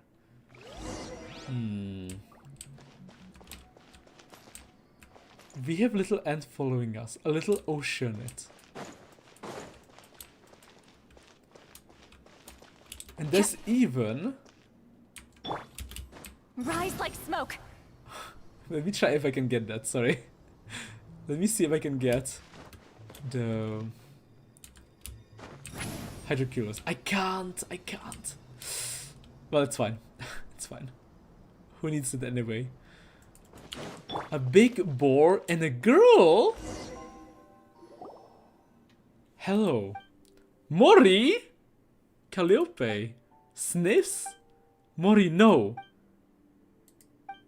Woof woof woof, bad people. Full throttle. Use the force to clear up any misunderstandings. Why is it attacking us? Silly dog, Mori, bad. They're good people. Wolf, understood. Give paw? A dog? A boar? A dog! You and Paimon shake hands with Mori. It's slippery experience as one might expect of a dog made of water. Great, now we're all introduced. Don't attack them, okay, Mori? So you're a dog. This makes so much more sense. Does it? Does it really? How does Mori resemble a dog at all? Didn't Al say that? What? Don't you go believing that purpose defines essence? Nonsense. And even if you do, Paimon won't. But that's what Mori is, though, a silly dog. Huh. Whatever, if an ocean can be evil dragon, then the forest boar can be dog, alright? True. I'm still dog, yes Woof. And you've been good boy, haven't you? Guarding this place. So is Mori a member of your team? No, I mean Mori is a dog. But a duck, a frog, a flinch, and a squirrel can join, so why can't a dog? Mori is Mori, must protect the princess. This is probably the princess. Mori dog Samer. A long time ago, Mori played here with the princess, Owl, Petit Chow, Ney, and Jack. But the air and water were later filled with the scent of evil, and everyone left. Only the princess remained, so I protect her. So that's Princess Lyris. Right, it was mentioned earlier that Princess lost her treasure, which is why everything stagnated. So this is where it was. Problem solved. This is just a statue of the princess. She's still in the water. Seriously? Another looks like it, but not really. Woof woof, not the princess. Nope, Princess Lyris in her tower. There are two princesses? No sir, this one's not real. Not the princess? Well, try gaming and sniff. Sniffs. Not the princess. Told you so. Well, it's an understandable mistake. In this, Anapasius, a boar is a dog, Ocean is an evil dragon, and the evil dragon turned out to be a statue. And the squirrel is a colonel, and the duck and Flinch are siblings. Exactly. Paimon can feel her sense of what's real or not slipping away, the longer we stay here. Well, let's not sweat the small stuff, alright? Huh? Okay, Mori, be a good doggy and descend to the tower, and then meet up with everyone. Okay, what about you, Anne? Well, I'm going up with Autumn Paimon to reclaim the princess treasure. Okay, I see. Bye? Bye? What do we do now? Paimon's Paimon. What do you mean this is this is about a dick? Looks like one you to me? Use this bubble. The princess would make these back when she would play with us. And they would fly very high up indeed. We would fly around in those bubbles touring the realm. That sounds like the trick those Hydra Abyss mages pull. Hey, don't say that about Princess Magic. Whatever the case, we just need to sit on the bubble and it will take us up there, right? That's right. In the meantime, I'll do my best to control the bubble's direction. The fake princess. Hey, not a bad haul. Suspicious. Very suspicious. We are flying. Oh, this is how you get it! The kingdom sure looks deserted from up here. Thank you. Of course, it's been ruled by Natsus for many years and he's just the worst. His underlings steal snacks from children, burst balloons and scream and shout. Well, they do sound bad, but not in the way Paimon was expecting. You mean that people... bad people that aren't bad? If they were, the world would be a better place. Another one. Oh, wait, what? Wait, we went up and now we're inside water. So there's a water layer and underneath is a air layer. Yes, we were. And we kept going up and up and up until we crashed headfirst into the water, right? Yes, is there something wrong? There's so much wrong with this that Paimon doesn't even know where to start. No one wishes to have their soul weighted down by gravity. Well, you know what? Paimon's just not gonna ask. The princess treasure should be around here somewhere, right? Yes, it is there, protected by free laid seal. Wait. Is the water levitating above the air? It looks like something there are threads of flowing water connected to the big bubble. It seems as if the bubble formation here will not attack us. In that case, let's use it to break the seals. We just need to guide the projectiles to the bubble rings connected to the flowing water. They should transfer the force of the projectile through the water and weaken the seals. Yes, those bubbles are pretty scary. 1, 2, 3, looks like there are 3 strands of water. Once we deal with them, the treasure should be ours. That's right, in your hand. It's in your hands, Night, Autumn, and Paimon. Above formation, strange reason doesn't attack you, but helps you unseal treasures. And there's even a waypoint. And wait. Oh my god, see? Holy shit! Oh no, a treasure. Oh, let me get that. Oh my god. The water is above us. The water is above us, air beneath us. And if we jump, we start... This place looks crazy. This place looks so crazy. And not only that, it's upside down! Wait! It's upside down. The walls? Everything is upside down. And now we need... Oh my god. Okay, this... Okay, I have to be careful I don't fall down. It's kind of like you're swimming upside down. Yeah. Oh god. Okay, hold on. I just have to be careful I don't... Something's blocking.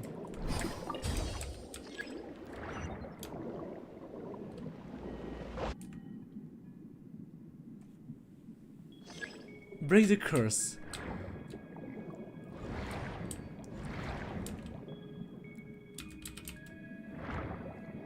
I guess we have to go through them. Nice.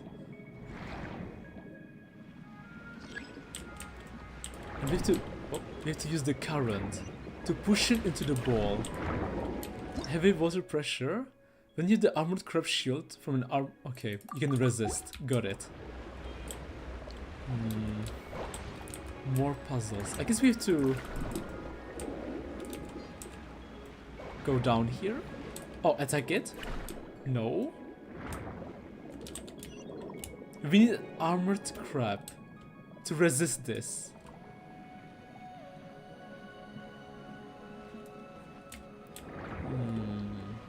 It's showing us the way over here, around. Okay, let's do this one. Oh no. Oh god. Fontaine deja vu. Fontaine PTSD. Okay, where's the bomb? Or something. There's no way I'm going to whip them for hours, right?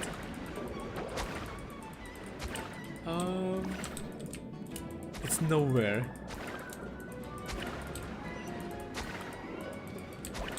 I guess maybe we have to whip them, because I don't see the bomb or the power up.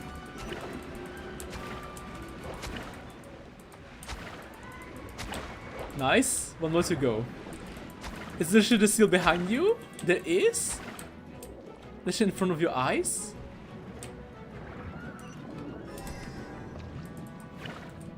Front of my eyes? Oh! Wait, I can't go there. Oh. Oh no, I can! Oh shit, wait! Okay. Sweet! Let's do it! Okay, easy.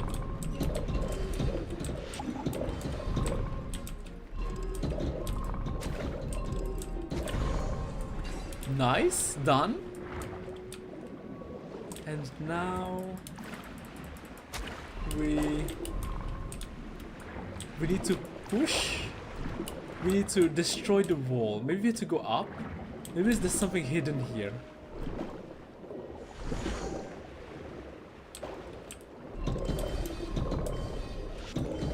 In the room, Autumn, in the building. I got it, don't worry, I got it.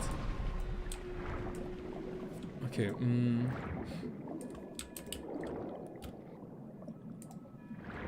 Oh, wait. Oh! And now we go through? No, we need the ball to go through. Right? Okay. I understand. Easy. So now we just need to figure out the other one. But we have a weapon now. So we just need to like...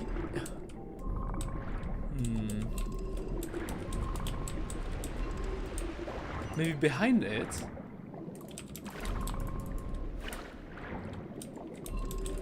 Push it? I think I know why I stopped doing Fontaine World quests. I see. Okay. I get it now. I get it. We need to find the... Oh, we have... Okay. We have to open this door. No. Oh my god, wait! We can just go underneath! Wait, no? Oh god, not like this. Not like that. Okay, I get it now. I get it. I understand. There's a hole, and we have to fly through the hole. Or, I mean, go through the hole. We just have to make sure we don't fall down. Right here. Okay, we go. Okay, we have to be very careful. Very, very careful. Where is the hole? Oh, here. Nice.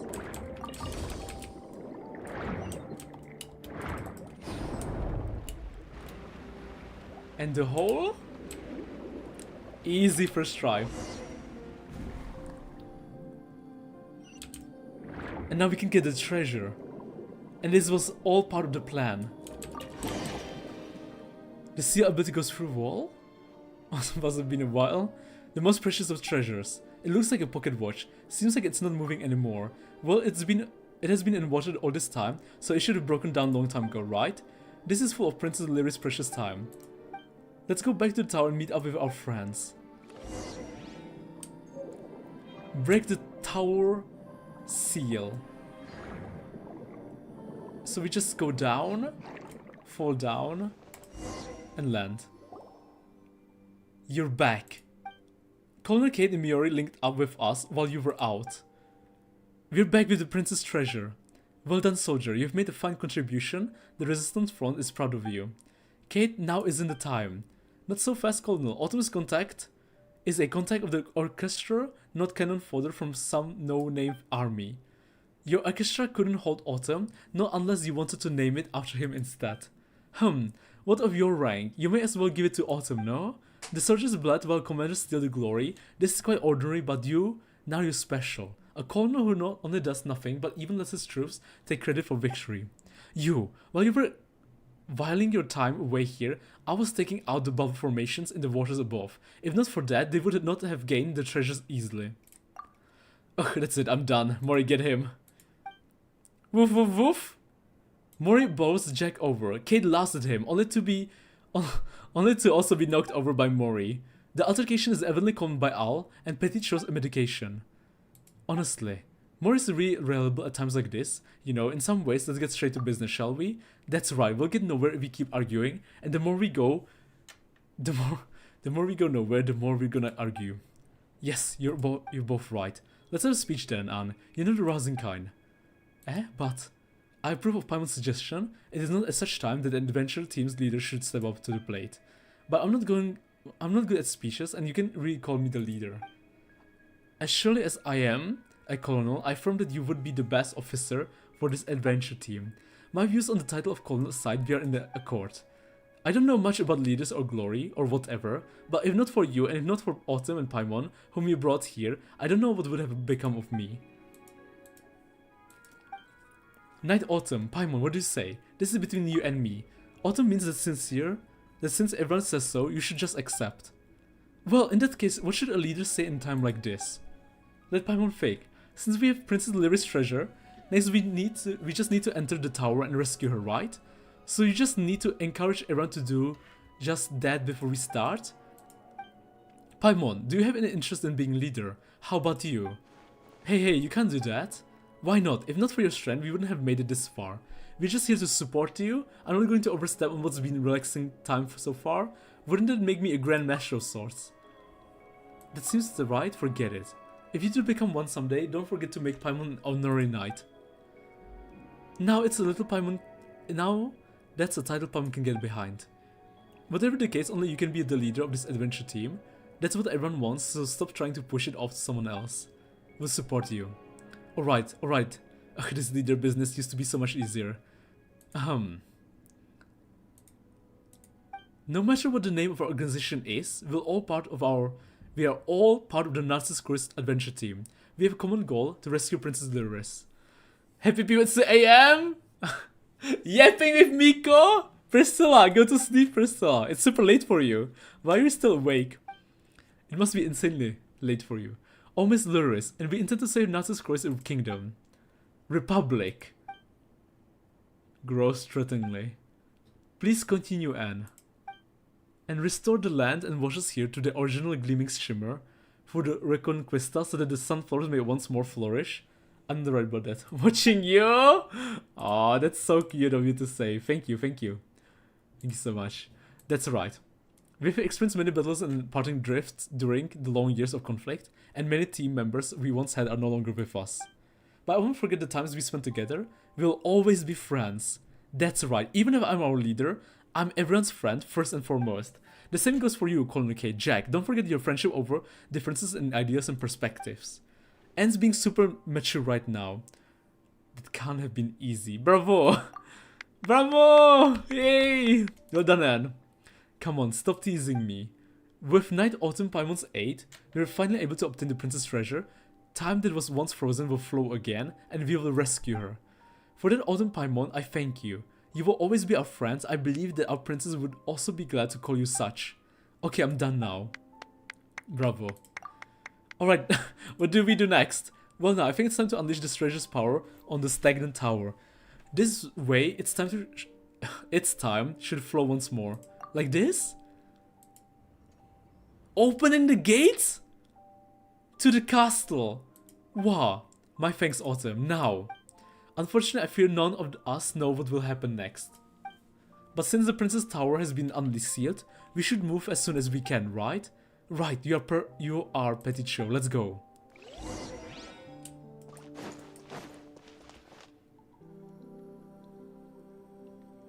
Music.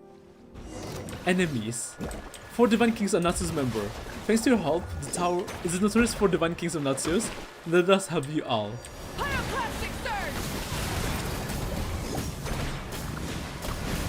We have the upper hand with me.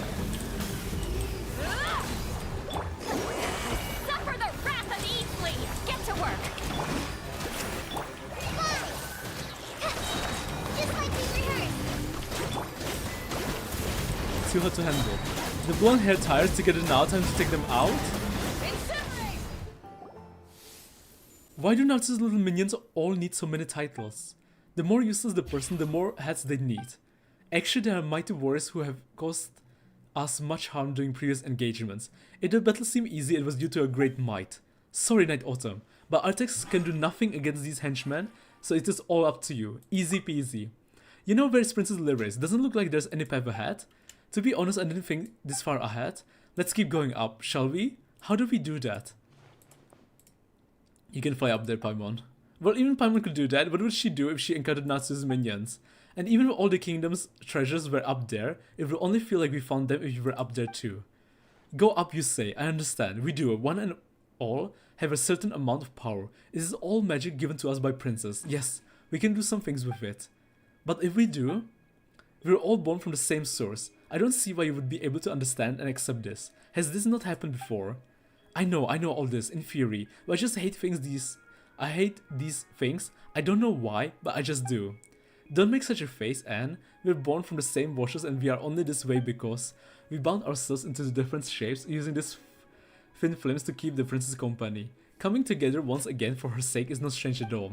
Wait, what are you talking about? As long as we forsake our forms and join together, we can produce greater magic. This way, we can send you to the tower's apex.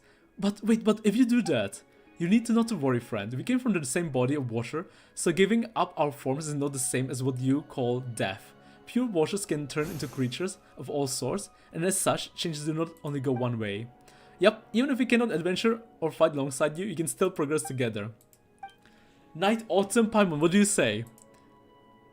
This is not our decision to make. Only you can decide what your adventure team will do. Only you can decide whether we proceed or not. This is your story. You're right, Autumn. Give us our orders, madam. The tower's seals have been broken, which means they can no longer hold Natsu's back. Every moment counts. Alright, I'm counting on you all. Orders received. We're going to fight the big blue dragon. Leave it to us. Go with Autumn Paimon and make sure you save the princess.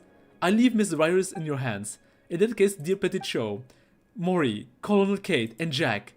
Okay, bye-bye. It's just like what happened at Mori's fountain. And they turn into a big blob of water. Our power is derived from the princess. If so resolved, we can manifest it once more. Pull yourself together, Anne. Let's go. Night Autumn, Paimon. The big reveal. Fighting the gigantic dragon. Enter the bubble. Water is formless. What comes from the water will surely return to it. Once we rescue Princess Lyris, she will be able to bring them forth again. Man, this entire world quest is so suspicious. So freaking suspicious. It's just a portal, but wait, a portal into the Abyss world? I'm not sure either, to be honest. I've never considered what would happen after we enter the tower.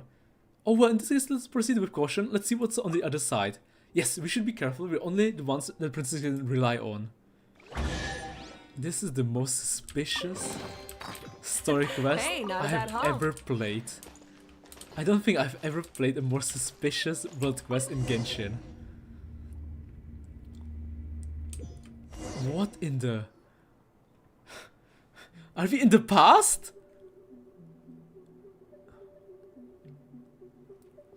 Paimon's kinda dizzy. There's so many books here.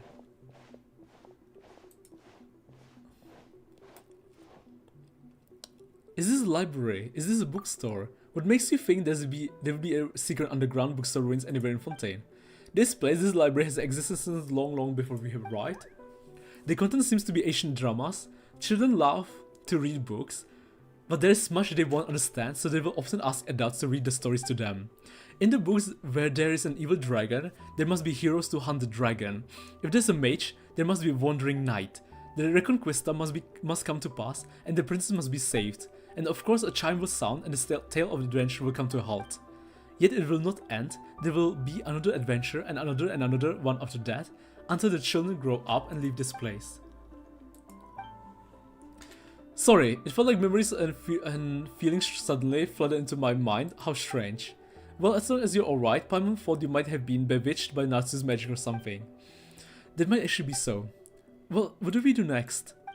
I'm not sure either. Whatever the case, let's have a look around. First off, there's a door over there, but it looks like there's no way through it. You two should be able to get across. Your end's night right now, you know? This will all be pointless if you don't come along. That's right. The title sticks out like Lord Sword Thumb. This might be a trap. Paimon doesn't know either, but let's go all the same. Act 2? Oh shit, we finished Act 1? Wait, where are we on the map? Wait a minute. Wait, what? An adventure of the ocean at N. Oh? My god. Suspicious looking tower. Is it floating in the sky? Or it's underneath? Underground. It's 8 PM here. Am I the earliest? That fairy tale is important, by the way. That fairy tale. Keep moving ahead. Do you guys know how many acts this has? Oh, Corina. No?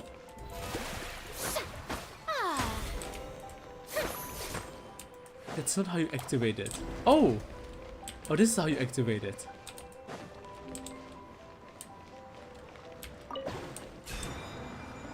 Actually, I should probably stop here to go eat. Intestinal is like 20 quests, some small, some bigger. Got it. That's a Fell Shield of Natsu's. The name does fit our adventure up till now, huh? This is the center of the world, the castle where the dragon lurks, the tower that imprisons the princess. Sometimes it's the lost ancient city of YS, sometimes Arcadia. At times, it is even Golden Hyperborea. Here, many untrodden realms have been conquered. Here, many heroes have defeated evil dragons. 3, I think, for this part. This is the place that brims with magic, and I was never really able to understand it. Children could see through a stone wall the imaginary griffins that roll freely in distant cloud-filled skies. These 4 pools would, in different adventure tales, be the 4 seas, and sometimes the 4 cardinal realms of the world. I could not understand these things either, but to accompany the children on the adventure, I played all sorts of roles. Are these more of those suddenly emerging memories? Yes. Anne, are you alright? I don't know, I feel very strange. These memories are so beautiful, but terrifying too. Look. Wait. A sword? The Holy Blade? Is it really? It looks kinda cheap. Behold Paimon, the Holy Blade. It looks like the time with the Sword of Brilliant Valor. Seriously, just a shabby wooden sword. With this sword in hand, Paimon bets the kids sure felt like the invincible heroes ready to take on ready to take the skies and do battle with their enemies. Appropriately shamed branches and drying rows could also in the right tale be the holy blade. But one day, a certain woman brought several wooden swords for the children to play with, so their drying poles would stop being used in fights. And who was that? I do not know. I must have seen someone who once lived here. It does seem like the kingdom who once a lively place with all sorts of people in it. When you think about it like that, the holy blade must have been very important. A normal sword can cleave flesh, but a holy blade can cleave spirit and will. As such, even impervious dragons and formless illusions are no match for it. If the story of our adventure team is to reach its end, we will need the blade. Is it really that powerful? It looks just like a cheap wooden sword. Just take its holiness at face value. Sure, if you say so, but it doesn't look like we can reach it right now. Let's continue exploring. We'll find some way to break this magical bubble. Let's continue on. Princess Lyris. I want to know how this ends, because this is the weirdest broadcast I have ever played. I'm so curious what will be revealed eventually, because I just can't wrap my head around it. But cool place, very cool place. Keep moving forward. Hello? Who's this creature from the Fontaine? Is this the Nazi School Kingdom too? That is not, they're just ordinary wildlife. Ordinary wildlife. I see, I see. Hey, not a bad haul.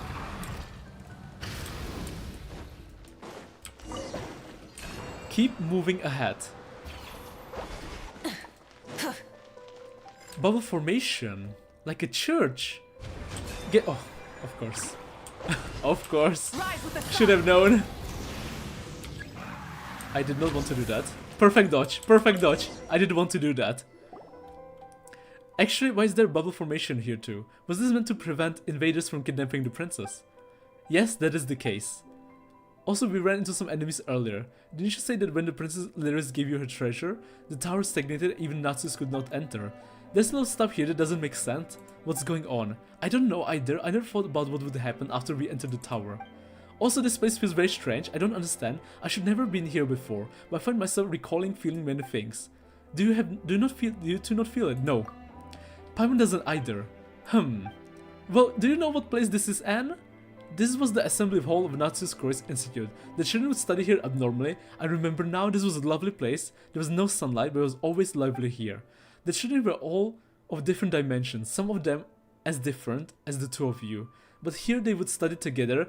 Listen to the tales of the Hydro Archon, Egeria, and to test the older still dimensions. I mean, some children were small, and some were somewhat larger. Hey now, Paimon might be small, but she's got a big heart. Anyway, what about the princess? Was she a child too? Would the children hear stories about her? I don't know. Huh? Why does Paimon get the feeling that the story started drifting away from the princess? Ever since we teleported here. No, this place must have something to do with her. We must be able to find her at the end of this road. She'll be happy to see us. A princess at the end of the road. Well, you're the local. Paimon trusts us. She's probably a Oceanid too, right? There's no way she's alive as a normal human. There's no way she would be able to survive here for hundreds of years. Waiting for us at the end of the line. You hear the sound of a bell. That's the sound of the bell? Does that mean the adventure is coming to a close and Princess Lyris is right up ahead? The rewards of an Keep adventure moving worth ahead. remembering. Would anyone put feathers in treasure chests? Do they just wake up one day and decide to do that on a whim? And we are back here at the beginning. Paimon's kinda dizzy. There's so many books here. Is this deja vu? You know, Paimon thought that she hadn't fully woken up yet, but haven't these things happened before? There will be another adventure and another one after that. Deja vu. We've been here before, higher on the street. Even though the princess is waiting for us at the end of this road, it's just a bunch of connected loops with no real end. On the other hand, there's two of them now. We'll be able to leave as long as we find the end of the road. Do you have any idea? Let's go over what we know first then. Have you noticed anything, Paimon? You're asking Paimon? Hold on for a moment. First, the paths here have been connected, such that they form a ring, right? In that case, there'd be no getting out. Except that we were able to get on these paths, so there should be a way off them. There has to be a point from which we can break through. Next, we saw that super powerful sword or something. Yes, the Holy Blade of Nuts and Cruise. It should be a key item in some way. And why do you think that? Well, it looks like a wooden sword, but it was inside a protective barrier. Would all that trouble be necessary if it wasn't important? So Paimon thinks that we need to get the sword.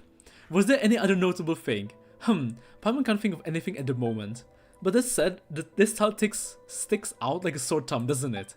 Paimon didn't just make that one up. By the way, when we passed this way before, it did feel weird how this tile is not connected to the others and how there's a different pattern. It could be a trap. Good work, Paimon. Wait, why are you praising Paimon so seriously all of a sudden? Paimon's not used to this. But you really do have an impressive mind, Paimon. As for me, my head's a mess, I can't get my thoughts straight. Don't beat yourself out too much. You're being assaulted by strange memories in the first place. Anyways, let's think of how we can get out of this loop based on the stuff we thought of earlier. Keep moving ahead.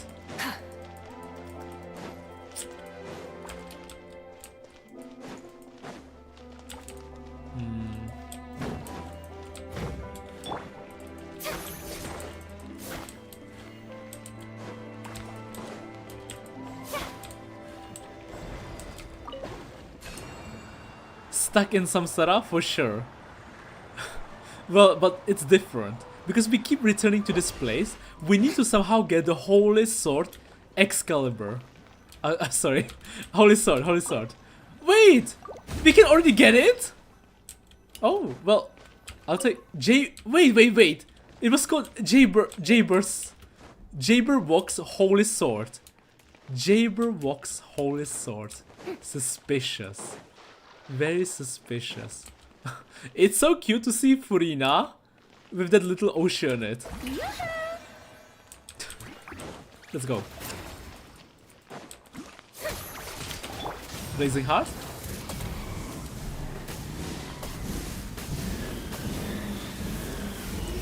Okay. My bad. Nice. Show no mercy. Go down. Oh, check quest item. I should do that. Once I... Wait, I can do that right now.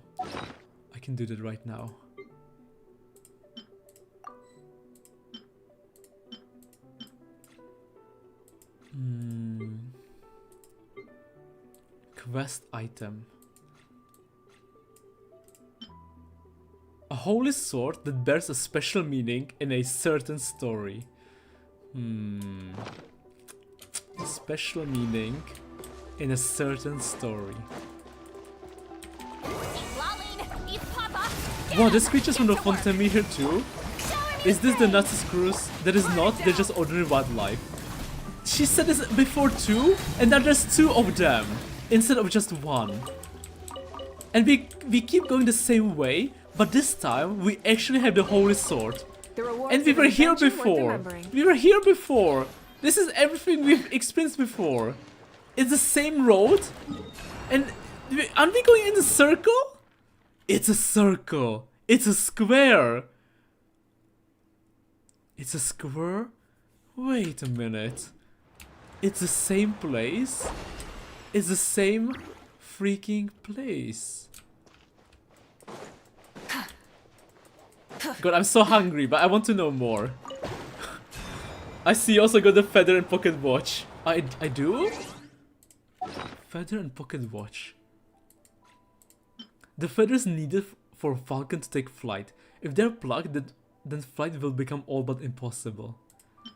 An old pocket watch, it has ceased to tick and talk, and its cover cannot be opened. And now we go down again? You hear the sound of a bell. Now we go up. And there was a chest here, but there's no chest here this time, because we already took it. And now we're back at the beginning. Paimon's kinda dizzy. There's so many books here. Hear the wrong feather, ignore good one. There was... Oh, wait. Let me do that again. Someone wants this tale of adventure to never end. What are you on about? You know what? Paimon thought that she hadn't fully woken up yet, but haven't these things happened before? We must keep moving forward? Yes. Princess Lyris waits at the end of this path.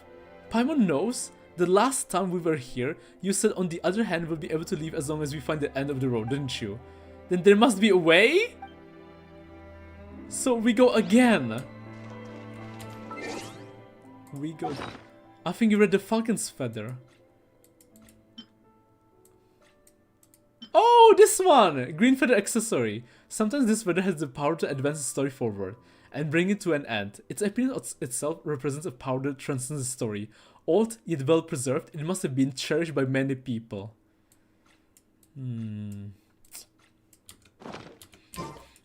So we just go again. And now, there's 3 of them.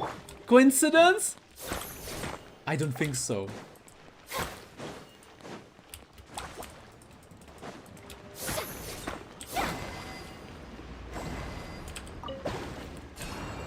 But now we're going to use the feather because now we have the sword. We have the holy sword. But we only have the holy sword. So what happens now? Because the sword is gone. The sword is gone. And they are back. We are back here again.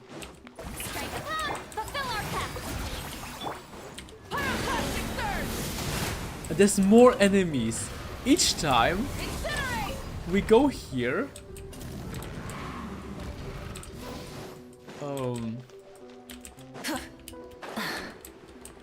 Wait, there's a door here. Maybe we can open the door. We can't open the door. It's so over again. It is. And there's 3 of them. I knew it. Something suspicious is happening. This is not normal. Time to shine. Get to work. You two. Time to burn it down. But why is this happening? Who is making us... And she must have noticed something. But it's almost like she's repeating the same thing over and over again. Like she's programmed. She's programmed to do the same thing. And I feel like there were like many heroes before us who were here and who did the same thing. And we got a chest again. Hey, not a bad haul. And the door opened up again. And we're going to be back at the same place.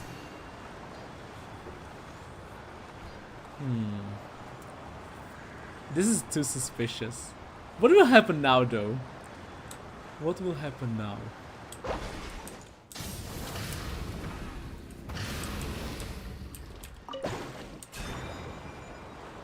There's no way we're gonna go again, right? For the 4th time. You hear the sound of a bell.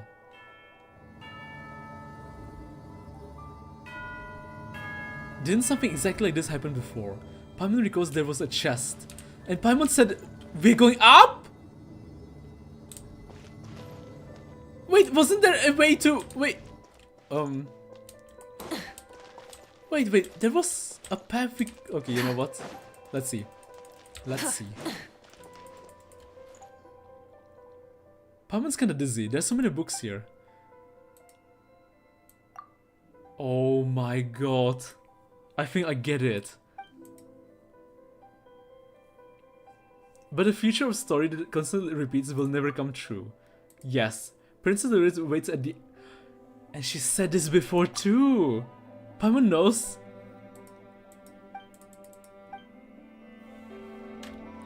And now... It's already open. But what if we don't go forward, but instead we go backwards? Because there was like a special door.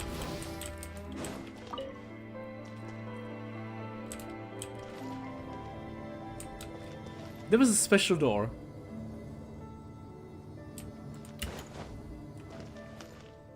No?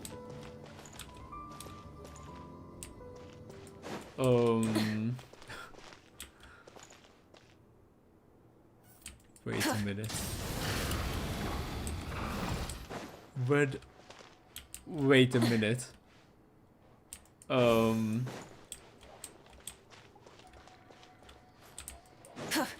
You know what? I don't know. Let's enter. I think we cracked the code. We did not. Hello? We're back here. But this reminds me of the Chasm Archon quest. Literally. We're inside a time loop. With puzzles. We don't have the sword! What do you mean? Oh, we have the feather.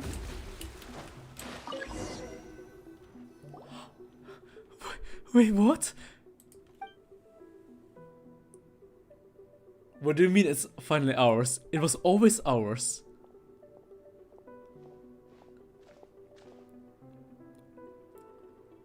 It doesn't look much, but once its parts are awakened, it will become destructive and invincible weapon. How is it? Can you feel its power? Unlimited power blade works. Excalibur! It comes not from this blade. Which reminds me, we still have to finish watching Fate. Come on, you had Paimon going there. Come to think of it, you did mention that the Holy Blade was original wooden sword the kids played with. That's right, when the young heroes from Natsu's Crew's adventure team would pick the sword up, they would become able to defeat all foes in their tails. We'll just take this sword, shall we? Who knows, it might come in handy, and if not, we can take it as a souvenir. Is this new dialogue? Should we upplace? Wait, is it in our inventory now? So do we have two? We have two blades. This one was Jabberwock's Holy Sword. This one is Holy Blade of Natsu's Cruise. A holy sword that bears a special meaning in a certain story. It belongs to no one. And we have a new green feather. Sure. Okay. Okay, Paimon. We are moving the story. And now we go back to the beginning. But this time we have the real holy sword. Before it wasn't the holy sword. Before it was just Jacob's sword. Elevator down? It looks the same? Have you been going up the elevator? I see. Looks like the path leads downward rather than forward. This is a real long descent, and all the rooms do look the same like the previous rooms. Autumn's reliable and really good with Wind Glider too. Paimon knows you worry about what might come afterward. Well, don't be. The best sword in the game. Real adventure is not only filled with challenges. I should have looked up all this time. We've come this far, it would be a shame to give up now. You did say that Princess Lyris would be just up ahead, true. I believe in you, Night Autumn Paimon. You're wise and wonderful, and you're also kind people. Ding ding ding, we also have a winner. In this case, let's go. Add extra abyss sauce, as Catherine always says. I can't wait to meet and not cry Catherine's master. You know, the mechanical harbinger.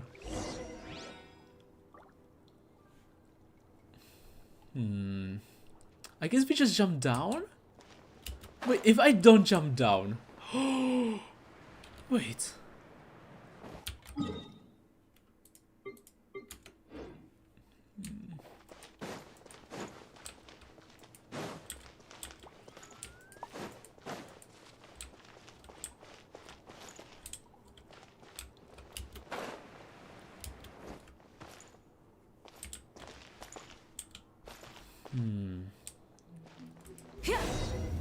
Temporary weapon unlocked. Marionette. Yes, marionette.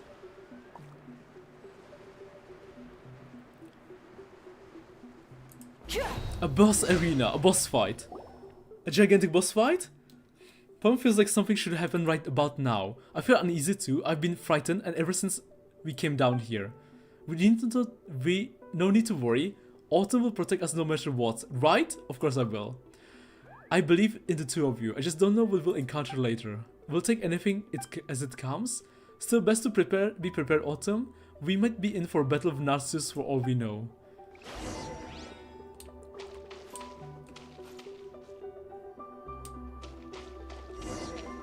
Defeat the dragon!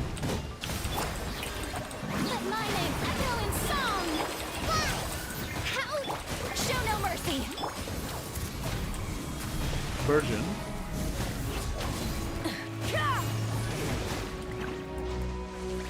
Burn it down! We're fighting her! Wait, wait, wait! It's our dog! It's the dog! We just killed the dog! Incinerate! Shower me with praise! Praise this on And the commander! Rise with the sun! And the dog! And the commander?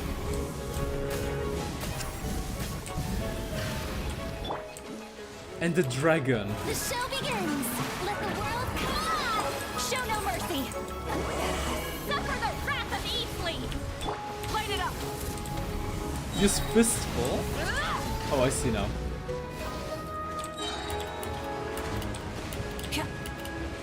Okay, nice.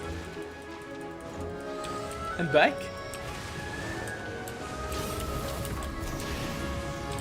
And nice. Ultimate attack. Huge.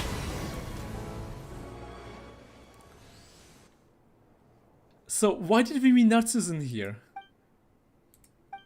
According to what we said before, the tower lost its time and thus stagnated.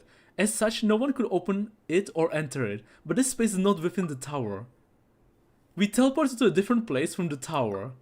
That's right, Palmer forgot that happened, but if that's the case...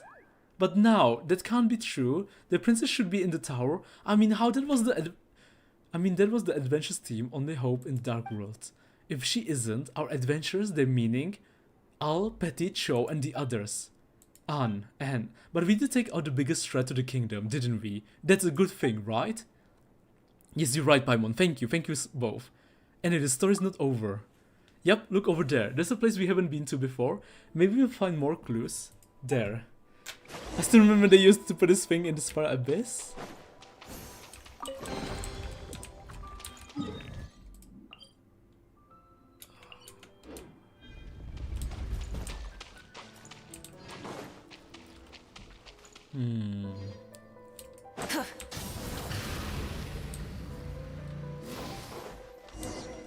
There's some resources here, stand to reason that there's got to be some clues, right?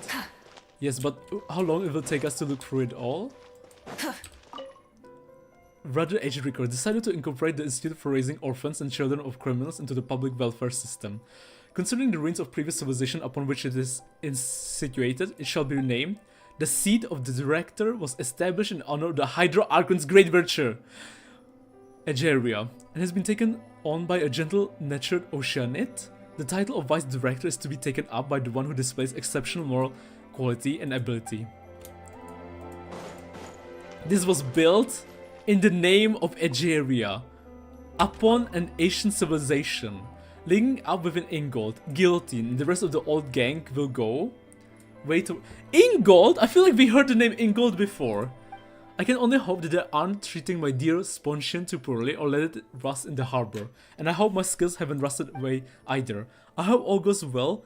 I still want to watch the rise to the sense of play outside the window. I still want to watch them grow into fine adults. You did. Jacob Ingold. The duty will be taken up by Basil Elton. Elton? We heard this name before too.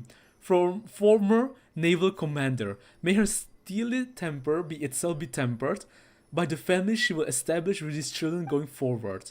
What's that idiot thinking? Well, whatever, might as well have some fun post-retirement. In the Fontaine WQ. Wait, aren't they still they are the adventurers, right? The Adventurers Guild.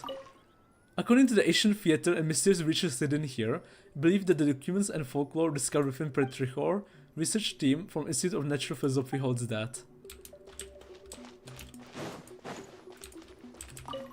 One serving of flour, one of sugar, one of melted butter, 2 eggs, large amount of milk, foam. Are you kidding me?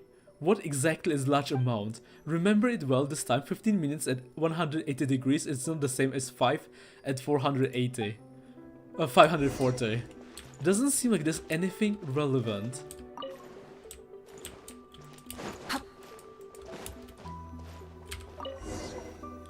When you...